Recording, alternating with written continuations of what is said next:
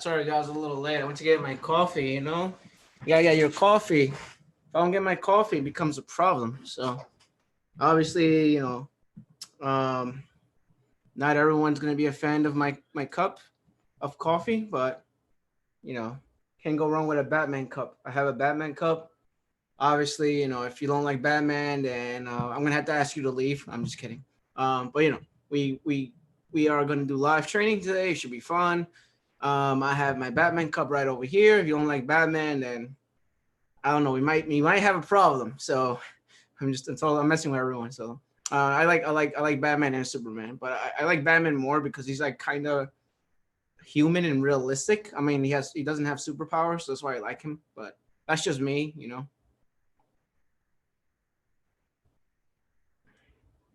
So let's wait for everyone to join. Hey Tim, where's my coffee, Batman? Yeah, so let's wait for everyone to join, and we'll get started with the show. We'll get started with the show if that makes sense with the training. So let everyone join. So I'm gonna do that. While I wait for that, I am gonna open up my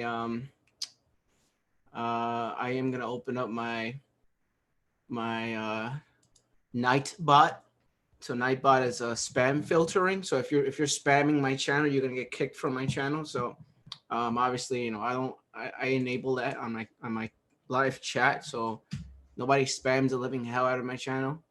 So we'll do that right now.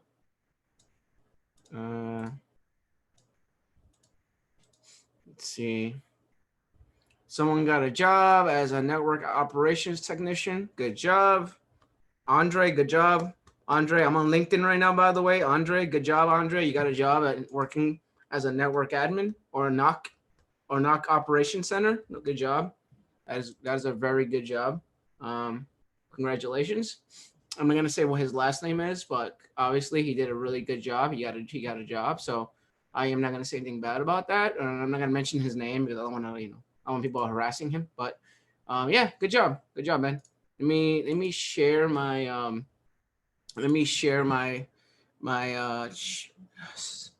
my Zoom meeting. Just give me a second. I am sweating, by the way, because of the coffee. Obviously when you have coffee, you're gonna sweat. So I am sweating. Let's see what the password. I'm trying to get the password over here. 0023512. 0235112. Okay. 02023. Okay, that looks right. Hello. Yeah, I'm sending the invite right now. Steven, just bear with me. I'm sending it to everyone. Do do do do. Do do do do do do do. Do do do do. Just bear with me, guys. I had to, so I have to invite everyone on I have to invite everyone on LinkedIn first because those guys are always asking me when I go live, so I have to send it to them first. Then after that, I'll send it to you guys. Just bear with me. So that's this one. That's this. Just bear with me. Let's see. Anyone else wants to join? Is that everyone on my? Yeah, it is everyone on my list. All right, good. All right, just bear with me. Still waiting for more people to join. Hey, starting with my A+ right now, it's pretty easy. Yeah, A+ is not so bad. Some of it could be a little difficult and challenging, but it shouldn't be that difficult. All right, let's see who else is gonna. All right. So if you guys want to join and hop on my Zoom meeting, you definitely can. This is the password. And then this is the link. So that's the link. This is the link. And then this is the password. 023512 0025. Yeah, that's the right password. All right, cool. So that's the password. Good afternoon, everyone. Good afternoon, Playboy. Hey, George, how you doing? How long should I stay for Network Plus? I just became Network Plus. I can't answer that question, George, because I don't know how good you are at obtaining information. So everyone's way of learning is different. if you're really good at obtaining information, then it shouldn't take you that long. But if you're really bad at studying, like some people are good with hands-on, and then some people are not good with hands-on. Some people are good with actually reading a book.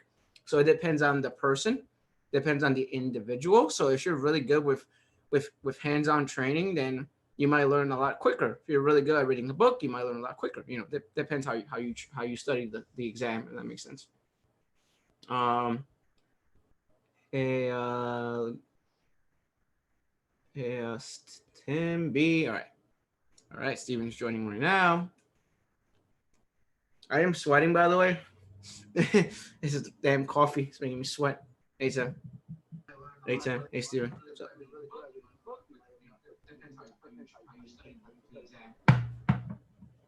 How you doing?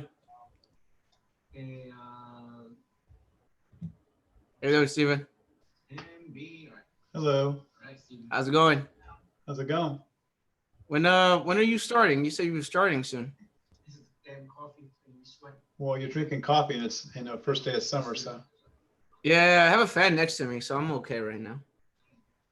How you doing? All right, yourself? Okay. How you doing, Steven? All right, can you hear me? Hello. How's it going? All right. Is there like do you have like YouTube running in the background? Yeah, hold on. I gotta get off my YouTube. Hold on. Oh, I was seeing you up on the big screen.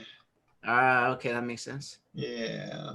So somebody wants to know. Somebody wants you to explain one of your videos. It said, "Can you explain what a host record is?" The host record. Yeah. Yeah, it was something that was used back years ago before the DNS. Can you explain host A record, please? That's what it said. Oh, the host A record. Yes. On DNS. Well, yes. That's basically houses your IP address, and right, it works in DNS, so it houses the IP address. So it's 192.168.1.2. That is your host A record, which gets put into DNS. So then when you can, so it does the DNS. So it does the IP address to the host name. Does it do both or just the IP address? I think it just does the IP address. Does IP address? It just does the IP for the address. I might remember it. And without that in there, if you would ping the machine 192.168.1.blank whatever, if you ping it and if it doesn't respond, then that host A record is not within DNS. So then maybe you won't be able to get to it through the IP address. Correct? No, you're on point. You're absolutely right. You're like that's the same thing as we do with if you can't ping the host name in the DNS. Like if you can't ping Kevtech, the computer name Kevtech, and you're like, well, hold on a second. Is it in DNS? If it's not in DNS, you're not going to be able to ping it. You're not going to be able to get to it. So then you got to do it by the IP address. So it's either one way or the other, but the host A record is usually the IP address associated in DNS. Just think of the A. I believe the A stands for address, but they don't really tell you that in books. It just says host A. They have A, host double A, host triple A, and then there's a host quad A, I guess. You know what I mean? I imagine they're all address records, but really the documentation doesn't say address, which is kind of weird. No, Danish is here. Danish is here. Wow. He's in the chat box. Is he back from the living? Yeah. Finished all the Professor Messer videos today for 1002. Gonna do some practice exams to get the A+. Good job, man. Good idea. Someone got a job, by the way, as a network operations center.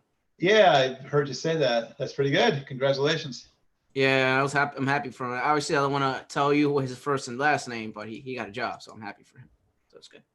Finally, Donna's got a job. No. Funny, man. That's all. I'm a huge Batman fan. So if you don't like Batman, and oh, there's your little mug, drinking that hot coffee. You can see steam rising from your head. Mine too, right? Yeah, I decided to take a day off today from exercise. I'm taking one day off. Well, there you go. First day of summer. You worked on the body. Now it's time to show it off to the world. going out there. Summertime now. It's time to just walk outside, start flexing the guns. I'm a fat kid, man. I'm a fat guy, man. Yeah. It's not the same when you're 200 pounds and you lose 50 pounds, just like me. You know, it's not the same. Wow. You gotta mold that shape, you know. Yeah. Otherwise, it doesn't look right.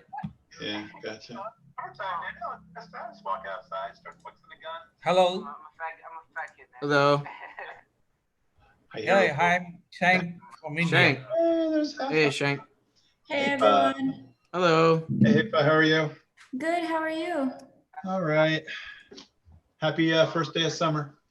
Is it today? Yes. It's raining here. Is it really? Yeah. God, it's beautiful. It's so gloomy. You gotta mold that shape, you know. And you're in Maryland, right? Yes. Yeah. I'm in Pennsylvania, so it's not raining here yet. Anyway, I mean, it's not. It's nice. I'm It's coming to Pennsylvania. It's been raining since yesterday. Oh, really? No, great. We're Yeah. nice then, huh? Dang. Yes. You can keep it out there. Hello. Wait, I don't know why I'm hearing the, hold I on. think it's Shank. Is Oh, okay. I thought it was me. in there.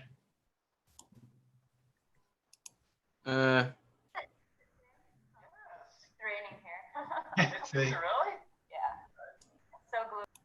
Hey Shank, do you have your YouTube on? Yeah, Shank's YouTube's open.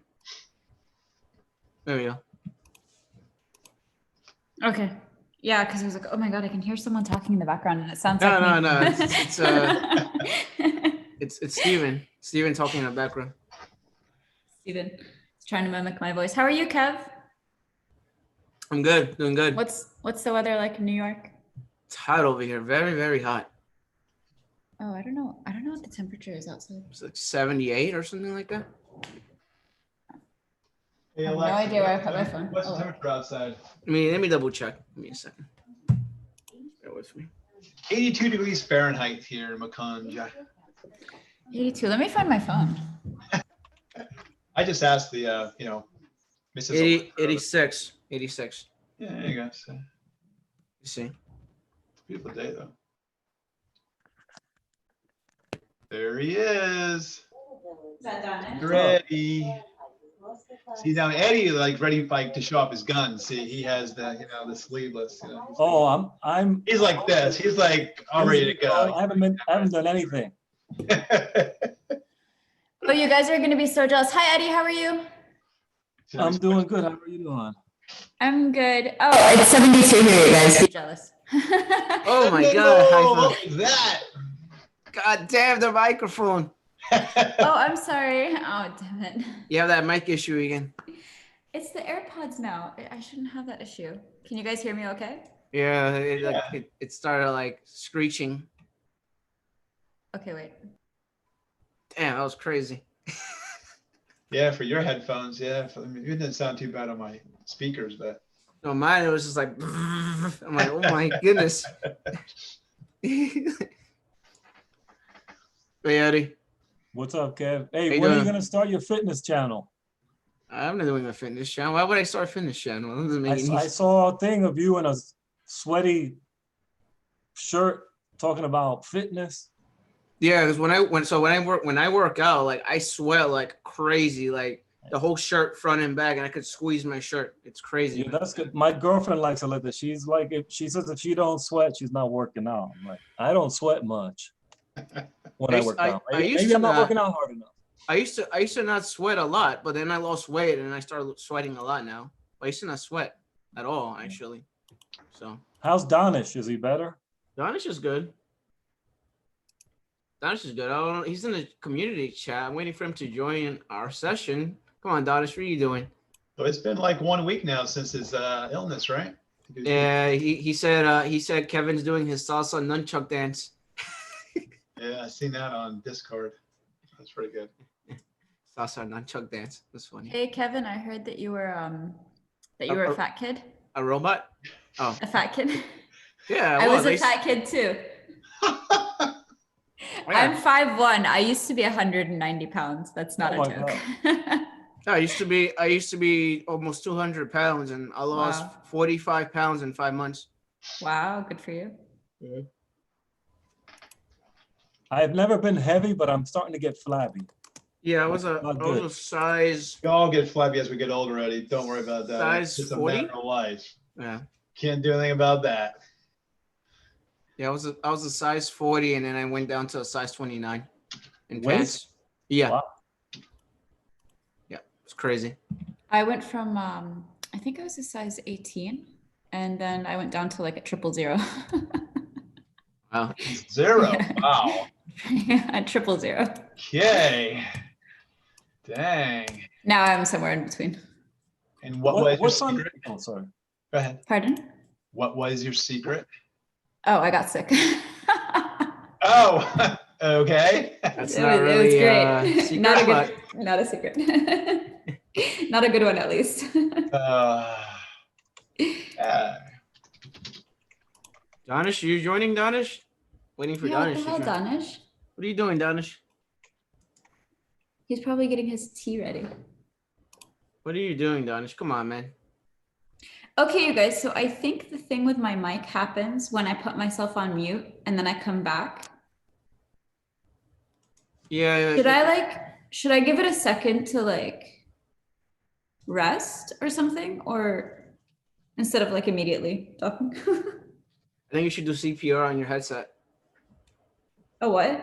I think you should do CPR on your headset. Oh, yeah. I don't know. I'm messing with you. I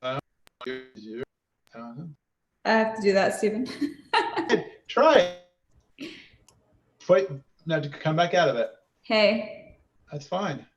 What the hell? Try it again. Try it like I'm waiting for what's up? Danish to show. Yeah, you sound okay right now. Yeah. Sounds good right now. So you fixed it. See that? All that learning you're doing, you're fixing it just by all the magic. by restarting, by restarting. Yes. See how amazing that works? Or just by Kev shirt. Yeah, right? Sure. Exactly. What does it say in there? Yeah. You should start turning it on, back off. I should fix it.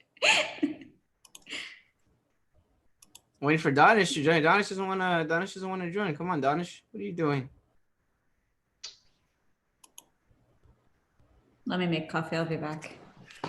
Do you have coffee, Kev? Yep, I'm drinking coffee right now. Okay, good. I'm not alone. I have a friend of mine. He has his A+, and his girlfriend is writing him killer cover letters. He's had 5 interviews. I've had none. I made a video today, Eddie. His girlfriend. Huh? I made a video today, Eddie. Did you see my video? The one before this? Yeah. What is it about? No, I didn't see it. I made a video on a resume. I put a video on a resume, on a solid resume that got 10,000 likes on LinkedIn. I'm gonna check it out there. Yeah. Hey, Eddie, is his girlfriend adopting? His girlfriend apparently works at a big hospital, and she's like an administrator. So apparently she's very good at writing letters. That's very good. Since I think she has a hand in hiring, she knows what to look for. Okay. So she should start a side hustle. It's funny because I don't really think he knows anything. He has his A+, but I don't think he knows about Active Directory. Not that you can't learn Active Directory in 3 minutes by watching a video. You know, you adding a user, that's 5 minutes. But I don't think he knows about Active Directory, server, any of that stuff. I've been trying to tell him to. Oh, actually, he may have came to a Zoom session when we first started these. He was a kind of a heavyset white dude, younger guy, and then he had to leave. He goes, I've been trying to get him to come into these, but he I don't know. He always says he's got something to do, or he doesn't. He said, well, I don't know what they're talking about. I said, exactly. Just sit here, listen, you'll pick it up. Because we don't always just sit here and talk, where sometimes, a lot of times they're sharing screens and showing you how to do stuff. But I don't know. Steven, see how people can feel intimidated. Sorry. Another question. Steven, someone has a question for you. What? Someone was asking, like, have you worked in WoW workstation on wheels or computer on wheels at his last hospital job? Yeah, the workstation on wheels. Yes, I did. Someone's asking. Yes, I have. I have. What's your experience with that? Basically, they're computers on wheels. Basically, they're like big stands like this. They're like the tower. I don't know what you call them. It's a wagon. It's a workstation on wheels. You have a place to hold the monitor, and then you have like a tray. All right. So in this tray, you have the flat, of course, PC. So we used to put out the actual Lenovo Minis. So we had the Minis in there with all the cables going to, and then you have the keyboard, you pull in and out, and then on the bottom is where you would plug it in. Like you had the battery on the bottom that would supply the power to the whole entire unit. The biggest thing with those workstation on wheels, or WOWs as they call them, they used to be called. Did you swap computers with them? Did you swap the whole thing? No, yes, you can, because actually the tray comes off, and then you can take out the actual mini, and then just put a brand new mini in there. So then you just plug everything back in, you start it back up, and then it just works as normal. It's just, and then people can push it around. They have like you can like put like a scanner on there, like a barcode, a scanner, like a gun on it. You can have that. And the biggest thing with those things that we found out working in the hospital is that the cords that go from the WOW into the wall, the actual power cords, those things actually burn out. It's very interesting. We got a lot of tickets in. We're like, here, Steve, go up to the second floor and see what this WOW isn't powering on. Now, sometimes they power it off. If they power it off, sometimes they don't have the key to open up the lid and press the power button and turn it back on. But sometimes they're like, well, yeah, we're actually plugging it into the wall and it's not powering up. So it's like, well, why isn't it powering up? And then even I was like shocked at that. I'm like, well, is the battery dead? And they're like, no, it shouldn't be. He goes, here, change the actual power cord. I'm like, well, what the heck? I mean, the power cord looks like it's like one of those curly power cords. It looks like a freaking beast. And I'm like, what's up with that? He goes, they actually burn out. I'm like, really? He goes, yes, we've seen that a lot. For some reason, they just burn out. The wires in there, they just go bad. So I went up there, changed a lot of the wires, and boom, they got the power back. The batteries, actually power back up because it has like a battery. So the battery will last for about 8-hour shifts. So then they got to plug it into the wall. Now, a lot of people do not plug it into the wall after they get done using them. So that was like a big thing too with the WOWs. But they were called cows at one point, but they were told to change them to WOWs.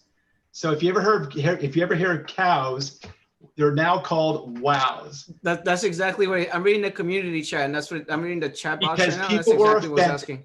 Because people were offended by the word cow in the hospitals, so they changed them to WOWs. Got it. And I was like, but they changed that about a couple of years ago when somebody complained, bitched and moaned about what the heck, why are you calling this thing a cow for? And people thought they were calling the patients cows. So someone got in trouble, and then they have made this big stink. Now they call them workstation on wheels. Hey everyone. Hey everyone, get on your best behavior. Donish is here. Hey, Donish, welcome back to the limit. Are you okay? I'm feeling good. I mean, I still need some time to gain my energy, but I'm almost recovered. I still can't talk a lot, or I can't eat heavy food because the moment I do something like that, my system is still weak inside. So but I'm definitely like 90 times better than day 1, day 2, day 3. Every day I'm getting better, getting stronger. So is this something that you can get over, or is this something that's going to hang with you for the rest of your life because you've had it? Good question. The first thing for new people, what is that? Diverticulitis. Yeah, so it's like there are 3 stages in there. There's number 1 is with O, ticulitis. That's the first one that everybody gets. Then when you eat and you feel painful and it goes away, right? Like it naturally goes away. The second stage is when that doesn't happen and it gets to an infection. That's the colitis, which I have, right? So it gets to the point where you have to go to the hospital in emergency, and they have to, put IV in you. They have to put medicine in you, and they have to do CT scans on you. So it has stages. So it depends on which body whose body is gonna react to. Everybody has a different way to react to it, right? Some people are weak, some people has strong immune systems and stuff like that. So it depends like that. So what happened is that with me, I was dehydrated even when I went to hospital. So this means I'm already not fighting enough this, right? And the reason for that is because I did in training before that, like 5 hours straight, and I was not drinking water at all. That was my problem, and that's something that I know that my problem is. I don't drink water at all, right? Like almost 1 cup, 2 cups. So I'm already messed up. This means, right? So I went to the hospital. The guy was like, "You're super dehydrated. So you're gonna, if you have something like that, of course you're gonna have a bad experience with it." But luckily, what the good thing is the third stage is when the pus gets created inside your infection, and that goes inside your skin or other places, and that becomes very deadly. Yep. Wow. And that is the last one that you have to, they have to cut it off and take whatever out. Really? Yeah, so your a lot of people don't know this, but your gut bio is super important. So that actually affects everything in your whole body, from your immune system to losing weight, to your thyroid, to your hormones, your testosterone. So everything your gut bio does almost everything. Even your immune system, it affects your immune system. But more than that, it was like the situations that happened to me in the hospital. Like when I was doing a CT scan. So the third time when they were doing the scan, I got choked in there, right? So there was some kind of fluid in me that was wanting to come out of my body, and I got choked for a few seconds, and I thought I was gonna die, right? So I'm like hitting my head to take it out. Somebody came in, they pushed me on the floor like this, and I don't know, it was just like a ridiculous situation. So I throw like the fluid out, not vomit. It was like a fluid straight come out of my mouth. Started breathing again. So first that scared the hell out of me because that never happened to me. Like, of course you don't, it's like your body is totally messed up at that. Then at nighttime I got passed out and no nurse showed up, right? I called them like for almost 30 minutes. I was like, are you guys gonna let me die over here? And I was like totally sweating in there, and I was so pissed off because something is more like, okay, you got a problem going on, but then there's more stress that's going on that you don't know, because I'm not a medical person. So I got more stressed out this mean, right? And then I called the doctors. Doctors came in. 2 doctors came in. I had made this huge complaint about them. Like, I was like, this is bullshit. I mean, you guys, I would have been dead by now if this was something serious. I mean, what kind of hospital is this, right? So I was like, I'm going to complain about this, blah, blah, blah. So they changed the whole nurses schedule for me. They changed the nurses for me. And after that, everything was good. But man, what a crappy situation. But the good thing, I'm back. Yeah. Eddie. We're glad you're okay. Wow. Eddie, someone has a question for you. I don't know if you saw the chat box. Eddie, you're muted. I'm looking at the chat box, but I don't see anything. I'm on Zoom. I'm not on. Eddie, what positions have you been applying for? That's what someone was asking. Oh, just like general, anything that looks like I can handle. I know you guys said apply to everybody, but if it says if they list I know it's a wish list. I don't apply. I haven't. I've been applying to I'm on Indeed, and they've been every now and then I'll see, every day they send me an email with 5 or 6 different things, sometimes 10. So I've been avoiding MSPs. I think I've been avoiding MSPs. I don't need the stress. What do you think, Donish? MSPs too? I think Femi had a question too. Femi was raising hand. I mean, there's one thing I want to apologize today, that I won't be answering too many questions. It's just that I still have a pain going on. So yeah, let Donish rest. Yeah, so I'll be listening to you guys. But if I feel like there's something strong about it, I may just quickly say that. So if you're not applying for MSP, you already know about the stress level that it's going to give you, then it's a good decision. Don't apply, because you don't know what MSP. Doesn't matter how good they are. The MSP, doesn't matter how friendly their environment is. They're still working for businesses. So it cannot be a normal nonprofit type of IT person, right?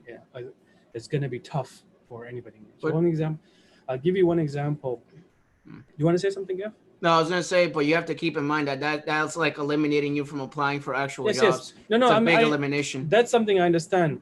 This is for the people who already make that decision from them like themselves, like I'm not gonna go through. I already made that decision that I am cutting down some jobs for myself, right?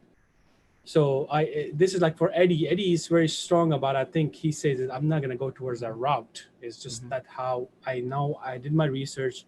I know that this is gonna cut me out from some of the jobs. Yeah. Fine, you made that decision, right? Uh, I'll give you an example. Gustavo Gustavo, I was going to mention him. Yeah. is one of our a member who came from a customer service. He was working with the Armani store. He became an IT professional, and he got a job with a smaller MSP. Okay, and suddenly he realized that after 4 months, that is so much work, it's so much stress in his life that he think that it's not good for his health. You get to that point, and as soon as you get to that point, health is more important than anything, right? So you're not gonna go and stress yourself to the point where you become so stressful that it start hitting you, and you feel like your job is more important, your career is more important than your health. Then leave that. And if you feel like as a new person, you think that that's gonna be the reality for MSPs, then you go and try somewhere else, but even more aggressive now. So if you were gonna apply, like let's say 50 times to other places, make it 100 times now. You see, you're also creating a barrier for yourself, but you can also change the game a little bit by just going so hard on other areas that you can make it possible, right? Yeah.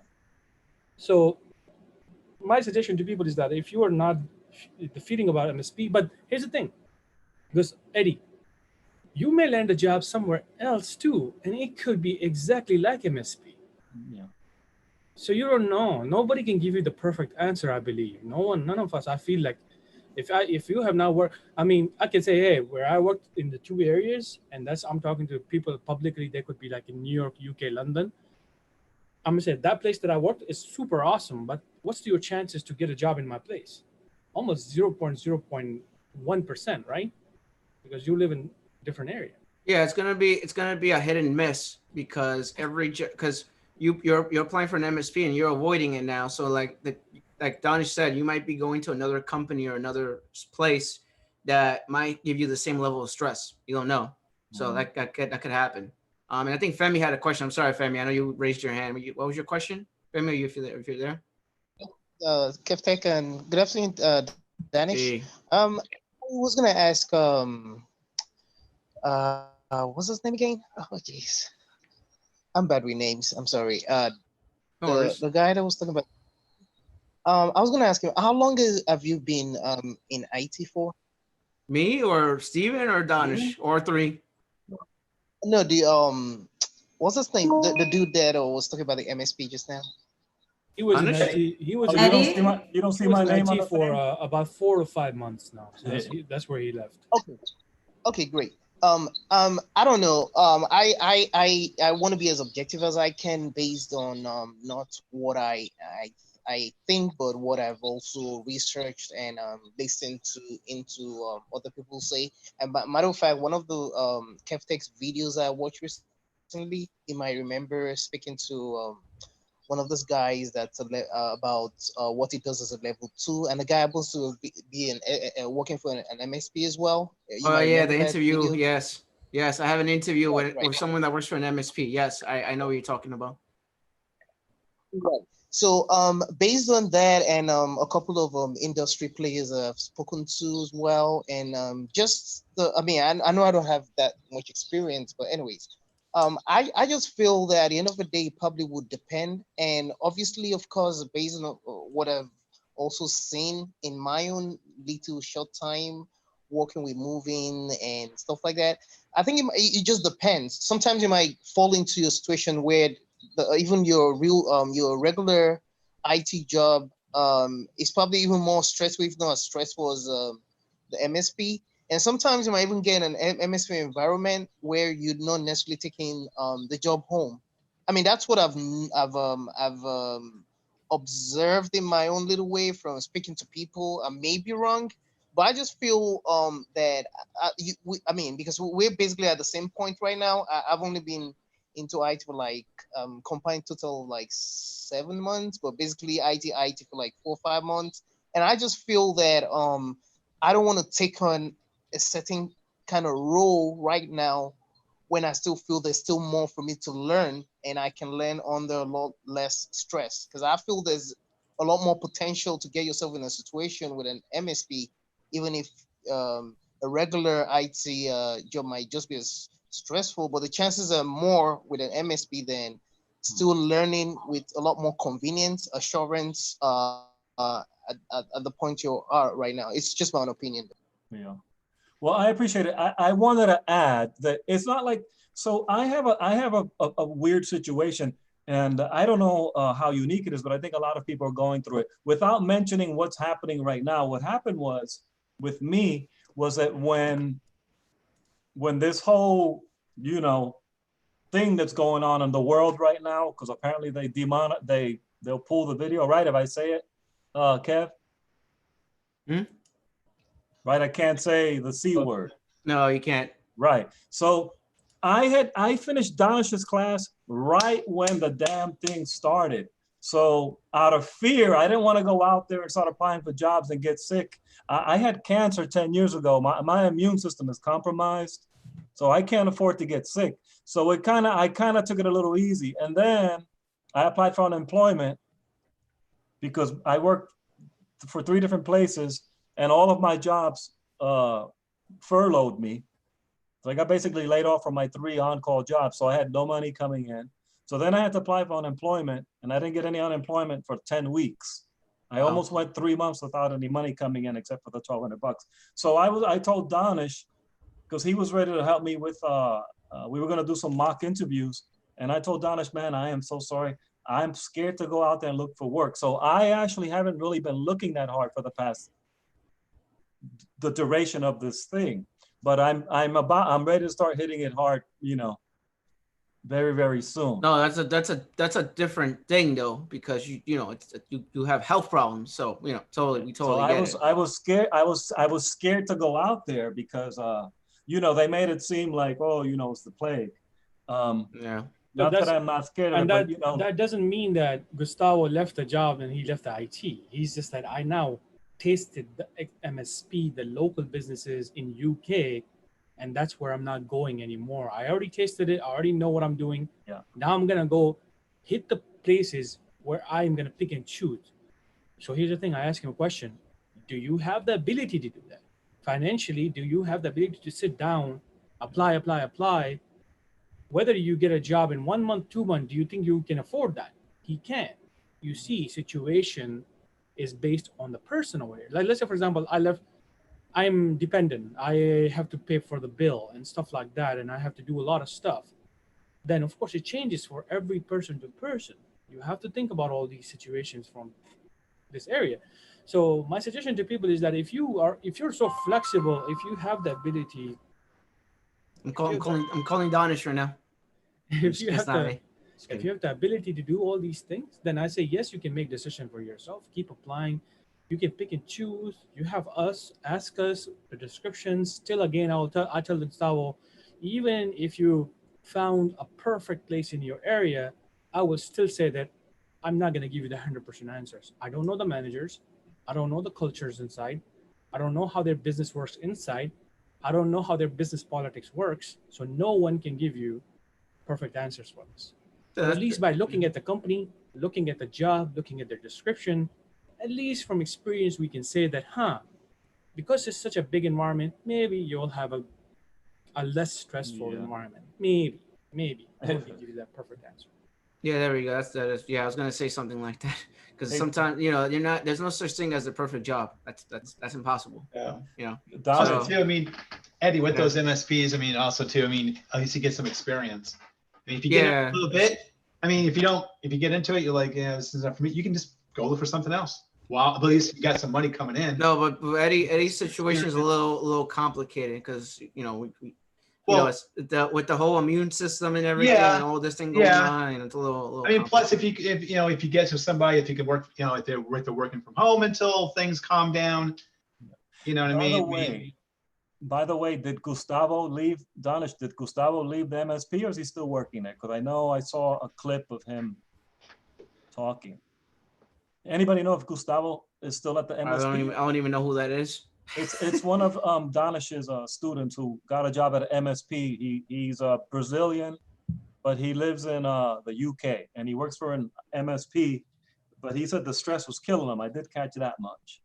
So what my experience with MSP, because I worked in an MSP, is I was working a 9 to 5 job, but also at the same time, like if I had to do long hours, I had to do long hours. Like it's not like I had to. It's not like I worked 9 to 5 and went home. It doesn't work that way with me. So when I worked in an MSP environment, the stress level was extremely high because we would literally buy or get new companies because you're providing technology to new companies, and I will literally rack and stack and set up a Cisco router and WAPs, like the wireless access points in the office, and I would stay there from anywhere from 5 p.m. till 1, 2 in the morning, working nonstop, and I wouldn't get any sleep. And then the next day, I had to be back at 7 in the morning, and I had no sleep at all. And I would literally do that nonstop for a whole week, and then make sure that the infrastructure is set up for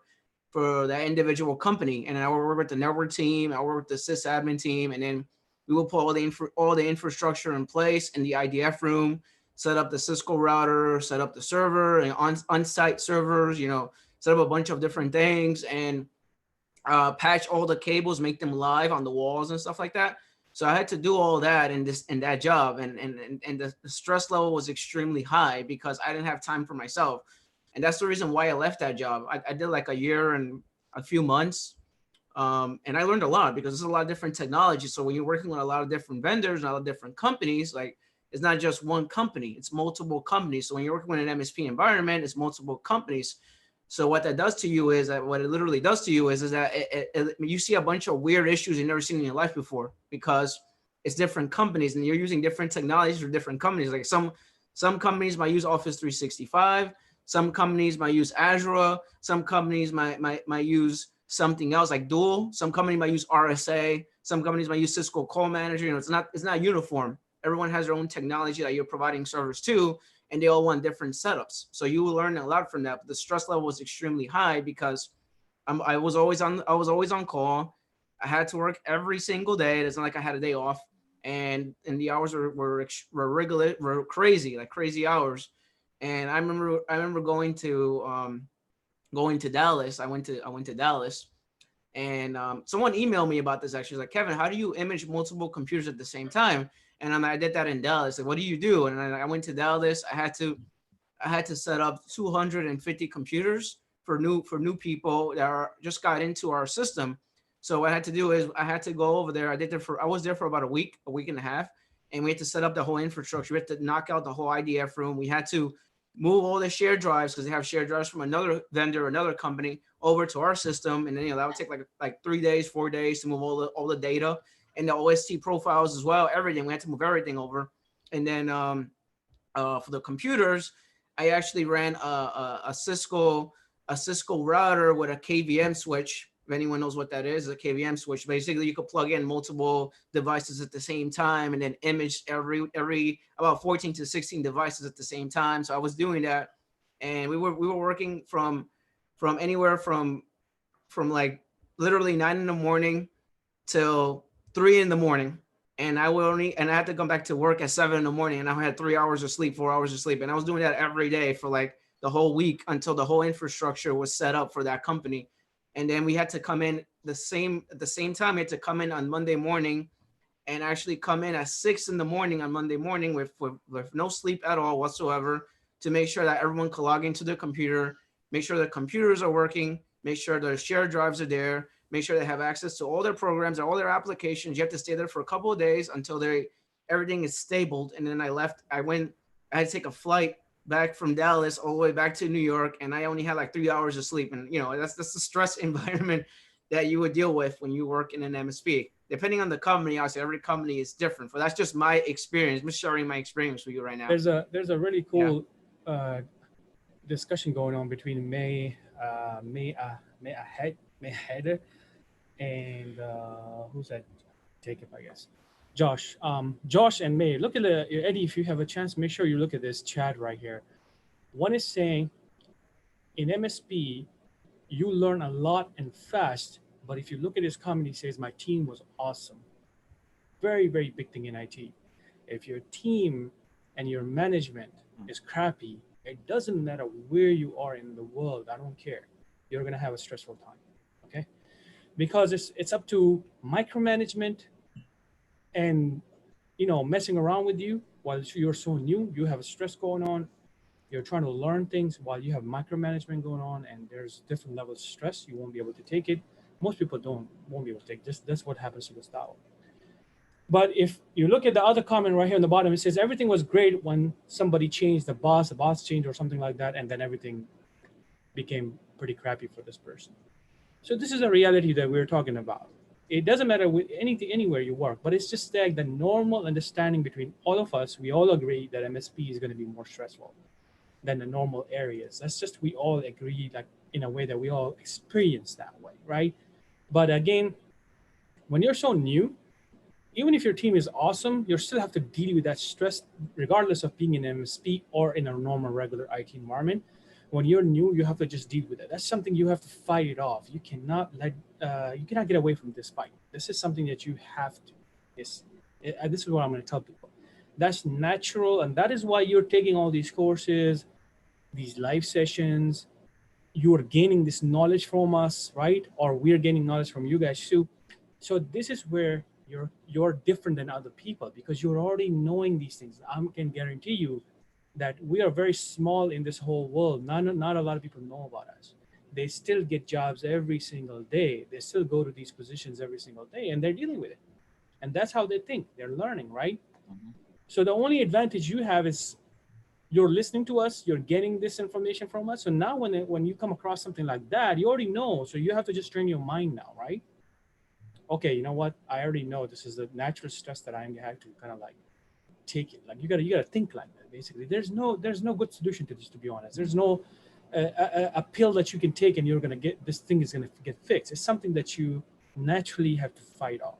Like if you're brand new, you don't know about, let's say, too much about deployments. Hey, what do you gotta do? You gotta go and search deployments, and you gotta learn to understand deployments, how it works.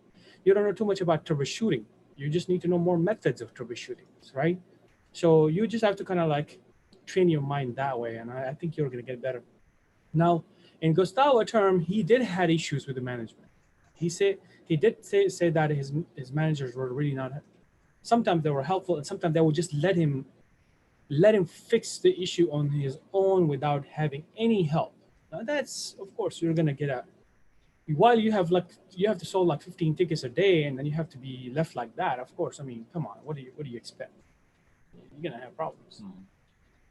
Did he stay on the job or did he leave? No, he left, and now he's looking for better opportunities. He's still in IT, by the way. He's not leaving the IT career. He already tasted the kind of like okay, I can get into IT. He got in because the first challenge was that, how do I get into IT, right? Which most of you who have not gotten the job, is the first challenge is that, right? Then when they get into the job, the next challenge is skills, and that's what I've spent all of my 9 years on this area right here. That first challenge is to get into IT. The second challenge is you don't know yet, and that's why I say that this community is so powerful, that we are sharing something that not a lot of people do. A lot of people, what they do is that in the beginning, which I did the same thing. How to get into IT? How to get into IT? A+, A+, A+, A+, A+. Do this, get into IT, and then let you go. And then the next time you see me that you're so angry, IT sucks, man. What did you got me in? What's the next thing? I'm stuck here. So there are phases and stages in IT, which is everywhere, by the way. But this is our career. We're talking about this specific area. Like you say that, okay, you wanna, you know how like a normal, natural human being, like for example, when I was single, I was having a different stage going on. I got married, I'm having a different stage going on. I have different issues going on, right? I'm getting older, I have different things going on. So in IT, exactly, that's how it works. You just have to be a little stronger mentally too. That's what I'm gonna say, because mental is a big thing over here. Being strong mentally is a very big thing. Danish, I was gonna ask. Someone's asking a question. Sandra was asking, how do you deal with coworkers that don't want to share knowledge? Working as sysadmin and they don't want to share knowledge.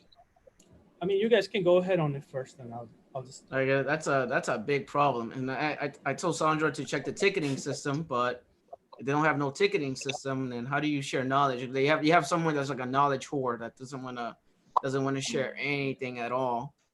They just want to secure their job, if that makes sense. That's not Yeah. good. yeah. Can, Go can ahead, I go ahead, can I guys. Eh? do you mind if I comment on that? So it turns out, first of all, I want to and I'm in answering this question my own way. I want to allude to something Danish just mentioned about. And you see, I keep referring to the fact that I am a realist versus a sentimentalist, and a lot of people, especially nowadays, seem to gravitate more towards people that would rather tell them what they want to hear rather than the way it is. And I think last weekend I had two guys because I've suddenly become a mentor to a lot of people, even though I'm still relatively new, which in a way it's a good thing because, of course, I do come from a background of tutoring people and teaching people. But anyways, so the stage Danish specifically mentioned about, which I know a lot of people, even life itself wasn't meant to be easy. Maybe sometimes it is, but it's not as easy as it comes like that. Anyways, so the mental aspect was key for me because here I am coming from a position of someone that practically actually taught himself, and like I think it was you that alluded to that fact as well. 50% of what you learn and come here, I mean, 50% of what you get to do on the job, um, Comte A probably only gives you 50%. And the rest of it, you figure it out yourself or you learn on the job and all of that. It turns out that my first real job where I'm at right now, I was told, oh, you're probably going to get people that you're going to shadow, blah, blah, blah. Um, and it turned out that I'm going to be honest with you. In the last 4 or 5 months, most of which I've worked from home, like 80% of 85% of all of those months. But even the times that I was at work, I literally had to learn everything myself. Like, of course, you also have to at some point you'd have to figure out who you could actually assess because it has to be a really really bad place for you not to be able to like get with someone amongst the other guys that you work with. It has to be really, I mean, I can't even imagine it. So I had to figure out who I could go to that was always willing. Cause I mean, it can't be that bad that, I mean, in my opinion, that you'll be in that environment where you can't really find someone you can always go to. And with time, what I also did, okay, ticketing systems do help, but apparently what the person that asked that question, because I think I tried to look at it, was telling you she was mentioning something about the fact that there's no ticketing system. I mean, that's bad enough already in itself because that should serve as part of your knowledge base. But what I've also done, and which I'll also advise the person, we're lucky to have videos on YouTube from Kevtech, from Cobbleman, I mean, and a lot more like that. Because, for example, recently I've been doing a lot of PowerShell, teaching myself a lot of PowerShell. And I would just say this in summary that as much as you want to like, yes, you're gonna need a lot of help from people that are there on the jobs. I mean, sometimes it also comes down to the individual. How much do you want to go out there yourself as well to look for resources, even outside of the job, that will still be useful for you on the job? That's the way I look at it because it's helped me a lot, and I just feel with that. you I mean, know, it's something that I just mentioned. let me add something with this. I mean, isn't this an issue? Are we not discussing the issue right now that somebody says, how do you learn on your own? And if a coworker is not teaching you, if a coworker is not sharing skills, man, okay, if a coworker is not sharing Sorry, skills Danish, I gotta with you, stop calling you. Sorry, Danish. if a coworker is not sharing knowledge with you, then what is that? Basically, when people say a coworker is not sharing knowledge with me, what is that? Is that some type of theoretical learning? Is that some type of college learning? First of all, define that to me. What is that? That's a job skills right there, right? I'm not talking about job skills share right here, right? I'm talking about job skills, job experience. The person has seen some of the things or done some of the things in their way on the job that they are not willing to share because they just don't feel like it. Is there anything you can do about it?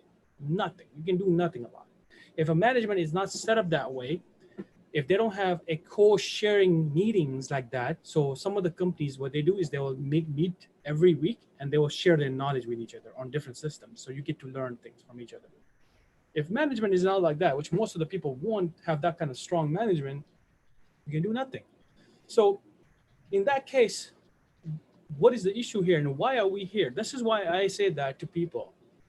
Looking at Kevtech videos, looking at Kubernetes videos, looking at my videos, what are the differences between these videos and other A+ type of training? And I'm not saying bad about none of these training, by the way. They're important, and that's why we even share that in our training.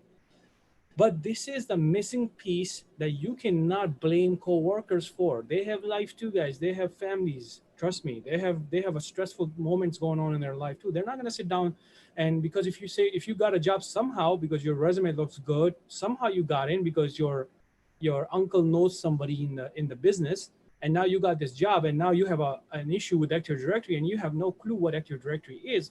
A person will be like, "Wow, you don't even know such a core thing that we heavily rely on.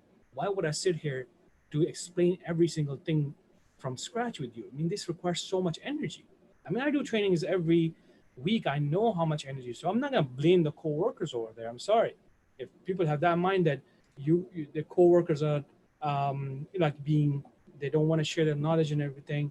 I won't do that because this is 2020 right now. In 2020, what happened in the last 5 years?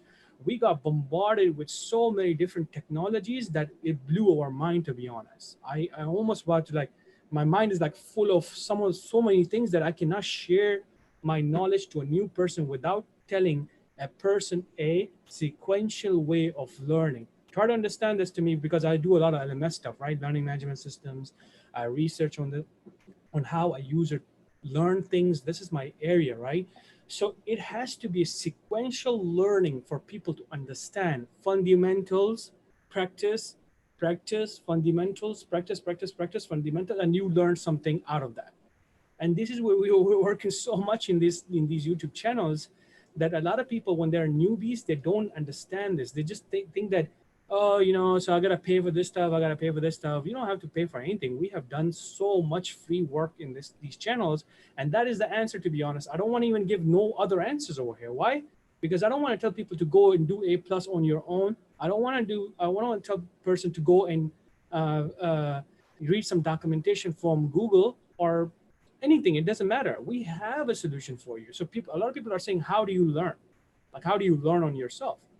We have that stuff for you. We have almost over 200 hours of content collaboratively, me and Kevtech. If you combine our content, it's more than 200 hours of content sequentially given to you. So I'm going to share that link with you. So that should just totally give the answer to people who are saying people are not sharing skills with me. So what are we doing over here? That is what we're covering right here. That is the answer that I want to give people right here. Danish, the irony, just to add to what you said, the irony is in recent times, a lot of guys I actually met at my job who I thought were like, man, these guys are geniuses and stuff. You'll be shocked at the level to which I get asked questions now that I have to solve for them. And I'll be like, I was sharing this with some of the guys I said I spoke to last week. I was like, sometimes I look at myself like, really? So I think it's something that also has to do with the individual going all the way out, because I got a lot of wrong impressions as well. And I'm the kind of person that never likes to just believe things until I'm convinced. I got information from people before I started about how, just apply when you get there, you're going to shadow, blah, blah, blah. Think about it. If I never had done my own background work before I started this job, I'm telling you, there are times they just throw things at me and tell me, go figure it out. And I had to fall back on my own residual knowledge, and then maybe with a little help with Google, but then you still needed to have had that foundation of sorts, because you do not know what environment you're going to find yourself in. And that's what I tell a lot of the guys. Even right now, one of my friends keeps telling me, oh, you need to go apply for that other $30 per hour job. And I'm like, if you know me, I'm this kind of organized person that I want the money, but I want to build a base. I don't just want to jump somewhere else and then I might get found one thing. If you understand what I'm saying, that's just the way I think. I'm just. I mean, there are you either go to a company that they will train you and teach you, and they will help you out, or you go to a company where they won't do anything for you, and then basically you have to learn on your own. You know, it depends on the company. You know, it depends on where you work, who you're working with, who are your coworkers, who's your manager, everything. Like me, I in this job where I work right now, I only got 2 days of training, and then the guy left. He's like, "Okay, you get to go. Bye." And I'm like, "Okay."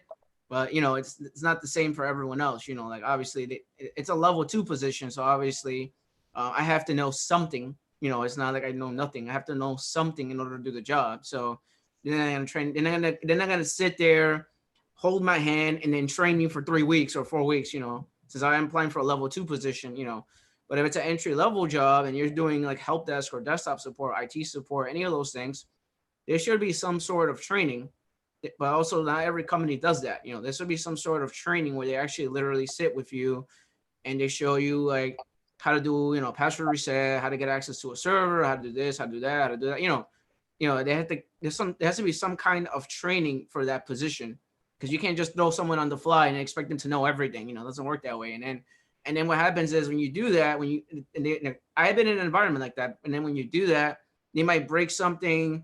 They might mess with a customer. They might do something bad. You don't know because they're not properly trained. So like, oh, did anyone train you on this? You know, like, why are you doing this? Did anyone train you on this? You know, that becomes a question. Like it happened to me yesterday with, we literally got a new company, and I'm working with a new company, and they have their own IT company, but they're part of our company now, and they have different share drives and everything. It's a different company, different technology. Our technology is managed. We manage their technology now, and I don't know anything about the share drives. And the guy's like, the guy's like, have you been trained on this? Do you know where the share drives are and stuff like that? I'm like, I don't know where it is, but I know if I go to Active Directory and go to security groups and see what groups you're associated with, I could tell what share drives you need access to. So, you know, so it depends on the company. But also, I agree with you though. There are companies out there, they will not train you at all. Like they will just, you know, throw you to the lions, and then, you know, have to deal with all the people, and you have to pick the phones and everything, and actually physically be with the person. You know, there are companies that do that. Unfortunately, not every company is going to train you and hold your hand and expect you to, you know, expect to train you one-on-one and stuff like that. Doesn't happen in every company. So I don't know if anyone wants to add anything to that, Eddie, Femi, or Steven, or But whatever. then sometimes, Kev, that's good though. I mean, yeah, you may not get the darn train, but sometimes that's good and bad. But sometimes that could be good. And you're like, all right, well, if I can't do this ticket or I can't figure out this problem, you know, what's the excuse going to be? Well, because, you know, nobody really showed me this, so I have to learn this. So the ramp up time may be a little bit slower, but you may get with somebody who may teach you, and he may suck. You're like this guy doesn't know anything. Like, yeah, he knows a little bit, but what in the world is this guy doing? You could take your knowledge and go, and wait a minute, I know how to do this a lot better. I'm going to apply this because this will make me solve the ticket a lot quicker than what this other Yahoo is doing, or he or she, whoever it is. It's like, sometimes it's good and sometimes it's bad. I mean, you may learn from a very person that doesn't know any darn thing. You're like, wow, you really don't know much about that stuff, or you haven't been around, or maybe you're trained in one way, you know? So sometimes it's good and bad. So keep that in mind too. Like when you go to these places, maybe get with somebody that knows a little bit stuff differently than what you do, then you can kind of apply your system into it, because you're going to use your system. You're not going to use her or his system. You're going to use your knowledge, you're going to apply it to that ticket to solve the ticket. As long as the ticket gets solved, that's all they care about at the end of the day. They don't care about, well, you did it his way. Oh no, nobody's going to care about that. They care about solving the ticket, getting that guy or he or she back up to work. That is what your job is, to get them back up to work as soon as possible.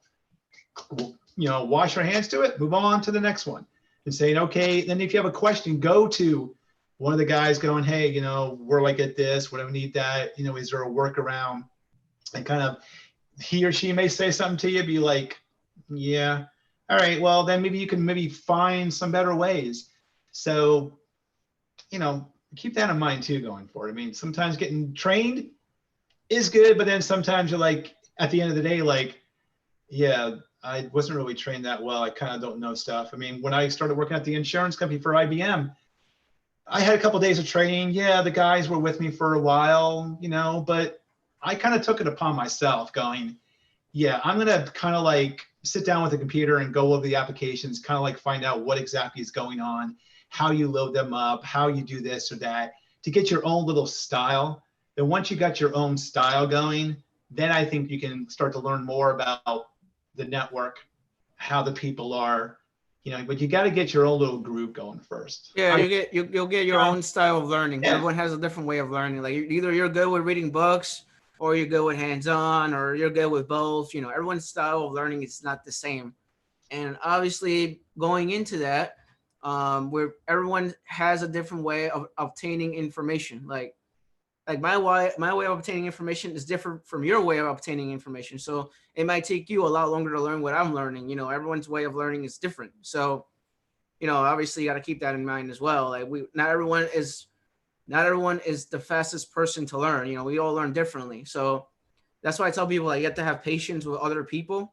Like even people that are not tech savvy, you gotta have patience with people, because patience is very important, because like some people are just not, they don't get it. They don't understand it. They just don't get it. So you have to keep repeating it over and over again until they actually get it. You know, like not everyone learns the same way, you know? You know, over at the hospital, I mean, we had a guy there that was working in the IT department for over 20 years.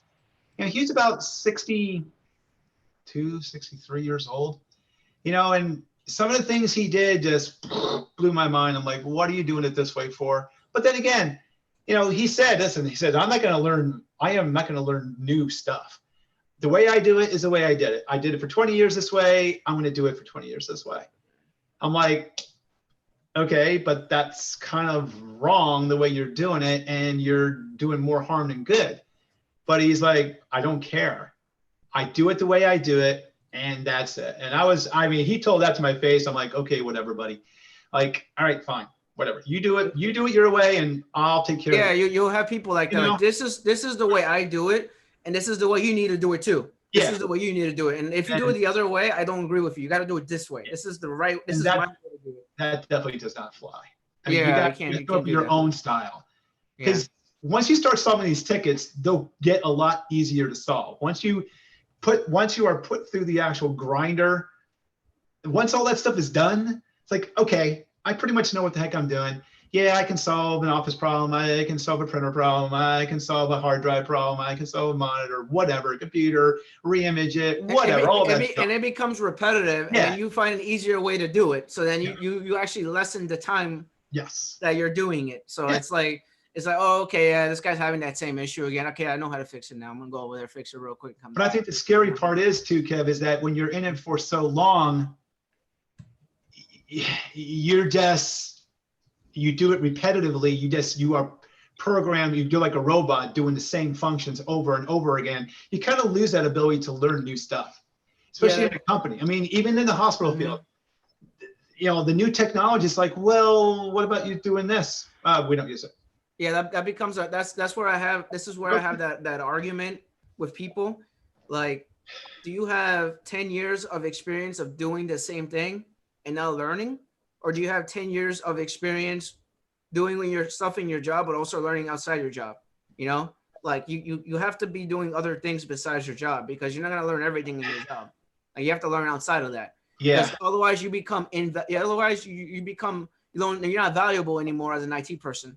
So when you go apply for another job, you're out of date with experience. So that's the reason why I tell people to always keep up to date. That's always scary, make though. labs at home and do things like that. Isn't that scary though, Kev? I mean, just think of it in like your like situation, what you're doing now. Yes, you want to go to be a manager, but if you keep on doing this stuff for a while, you're going to be like, I know all this darn stuff. I mean, what is next? All right, a manager. Okay, well, I can then get away from the desktop support. Will you start to lose some of that ability when you go into management position? Yes, you will. I mean, it's because you're not doing it over and over again. It's not coming in your mind. So you're gonna rely on your other pieces that you're gonna hire, going, all right, this is what I used to know. Do you know this stuff? Okay, kind of like you do. Hopefully you're gonna do maybe what I kind of learn, and my team will grow on from there. So that thing about sharing the knowledge and everything like that, if you get with some people, they don't want to share knowledge, it's tough. You can share all your knowledge and just hope they don't turn it around and stab you in the darn back. Because they're like, well, oh, Steven told me to do this. And, and all of a sudden then it becomes politics. It's like, so they don't want to give their job away because you may take over their job one day. So you got to remember that too. I mean, you're there, but you may actually move into a position where you may become higher than him or take over his position or whatever the company has in mind. So the playing the game of sharing, I think, is a good thing. But you always keep something in your back pocket. Never show your hand like in poker. You never want to show your hand. You never want to tip off your hand. You always keep something going. Yeah, I'm gonna keep that one for a rainy day. That will be my, hey, look what I did kind of thing. And then the other guy will go, oh wow, I never knew that, But yeah, that happened to me. That happened to me with a few things at work. Like how the hell do you know how to fix it? And it's because like what happens with me is, Steve, I'm just sharing my experience. What me is that when you do help desk or IT support, you get tickets, right? So sometimes you get these tickets with some weird error messages that you've never seen in your life before. And then what happens is that people are scared to take those tickets because they don't know how to fix it. So then what they do is they leave the ticket in the queue. And then I look at it, I'm like, oh, this is an opportunity for me to learn. So then I grab the ticket and I fix the problem. And they're like, Kevin, how the hell did you fix that? That's a weird ass issue. How the hell did you fix that problem? And I'm like, you guys didn't want to take the ticket, so I'm gonna take it and I'm gonna learn how to fix it. Yeah. It happens sometimes. I've seen that a lot too. Mm-hmm. People are scared. People are scared to grab tickets they've never seen in their life before, and they don't want to fix it, and they don't know what to do with it. Ones. It's like, well, anybody can do the freaking easy ones. Yeah, anyone can do the easy ones, but then there's the ones that you got to take 2-3 hours to fix it. And it's just one ticket. The worst that can happen. You have to re-image the darn machine after you monkeyed around with it or something like that. Yeah. Big whoopee ding dong. You know what I mean? Okay, re-image the darn machine. That'll take like an hour. Put the information back on. Give it to them about 2 hours, 3 hours. The ticket's all done and closed. Who cares? But at least you tried to learn something new with a different error message, which I'm sure the other guys in your group never seen before. Google it, kind of see what's out there, read some of the postings going, yeah, okay, I can maybe there was a registry tweak or something like that you can do. And maybe you can just go in there in the background, hey, try that. Hey, did it work? No, all right. Maybe we'll add in this key, take out this key, change a 1 to a 0, change a D word, whatever you got to do, try it. I mean, what's the worst that can happen? Maybe then back up his information going, hey, I have a backup of your information. Let's just try some of this stuff. It's not working. Okay, well, yeah, all right. That happens to me, man. That happens, like, literally, I'm not even joking about that. Happens to me. Like, people are scared to pick the complicated tickets. Yeah. Like, literally, people are scared to pick the complicated tickets. And then what happens is the manager assigns it to me. Like, Kevin, I know I don't want to assign it to you, but I'm gonna give it to you because these guys, no one wants to do them. Can you look at it? I'm like, all right, whatever, I'll take care of it. They get like SQL issues, Visio issues, Microsoft Office OST error messages. Someone's trying to run Apache. Someone's trying to run Anaconda. Someone's trying to run some sort of PowerShell command, and they're getting a bunch of weird error messages, and it doesn't work. Things like that. Like, I'm like, oh, whatever, I'll take the ticket. I don't care what the hell it is. I'll figure it out. So, Femi, you wanted to say something? Yeah, it was just instructive when you and Stevie mentioned about those kind of tickets that people seemingly try to ignore. I didn't know it was this widespread because it kind of happens a lot at my job as well.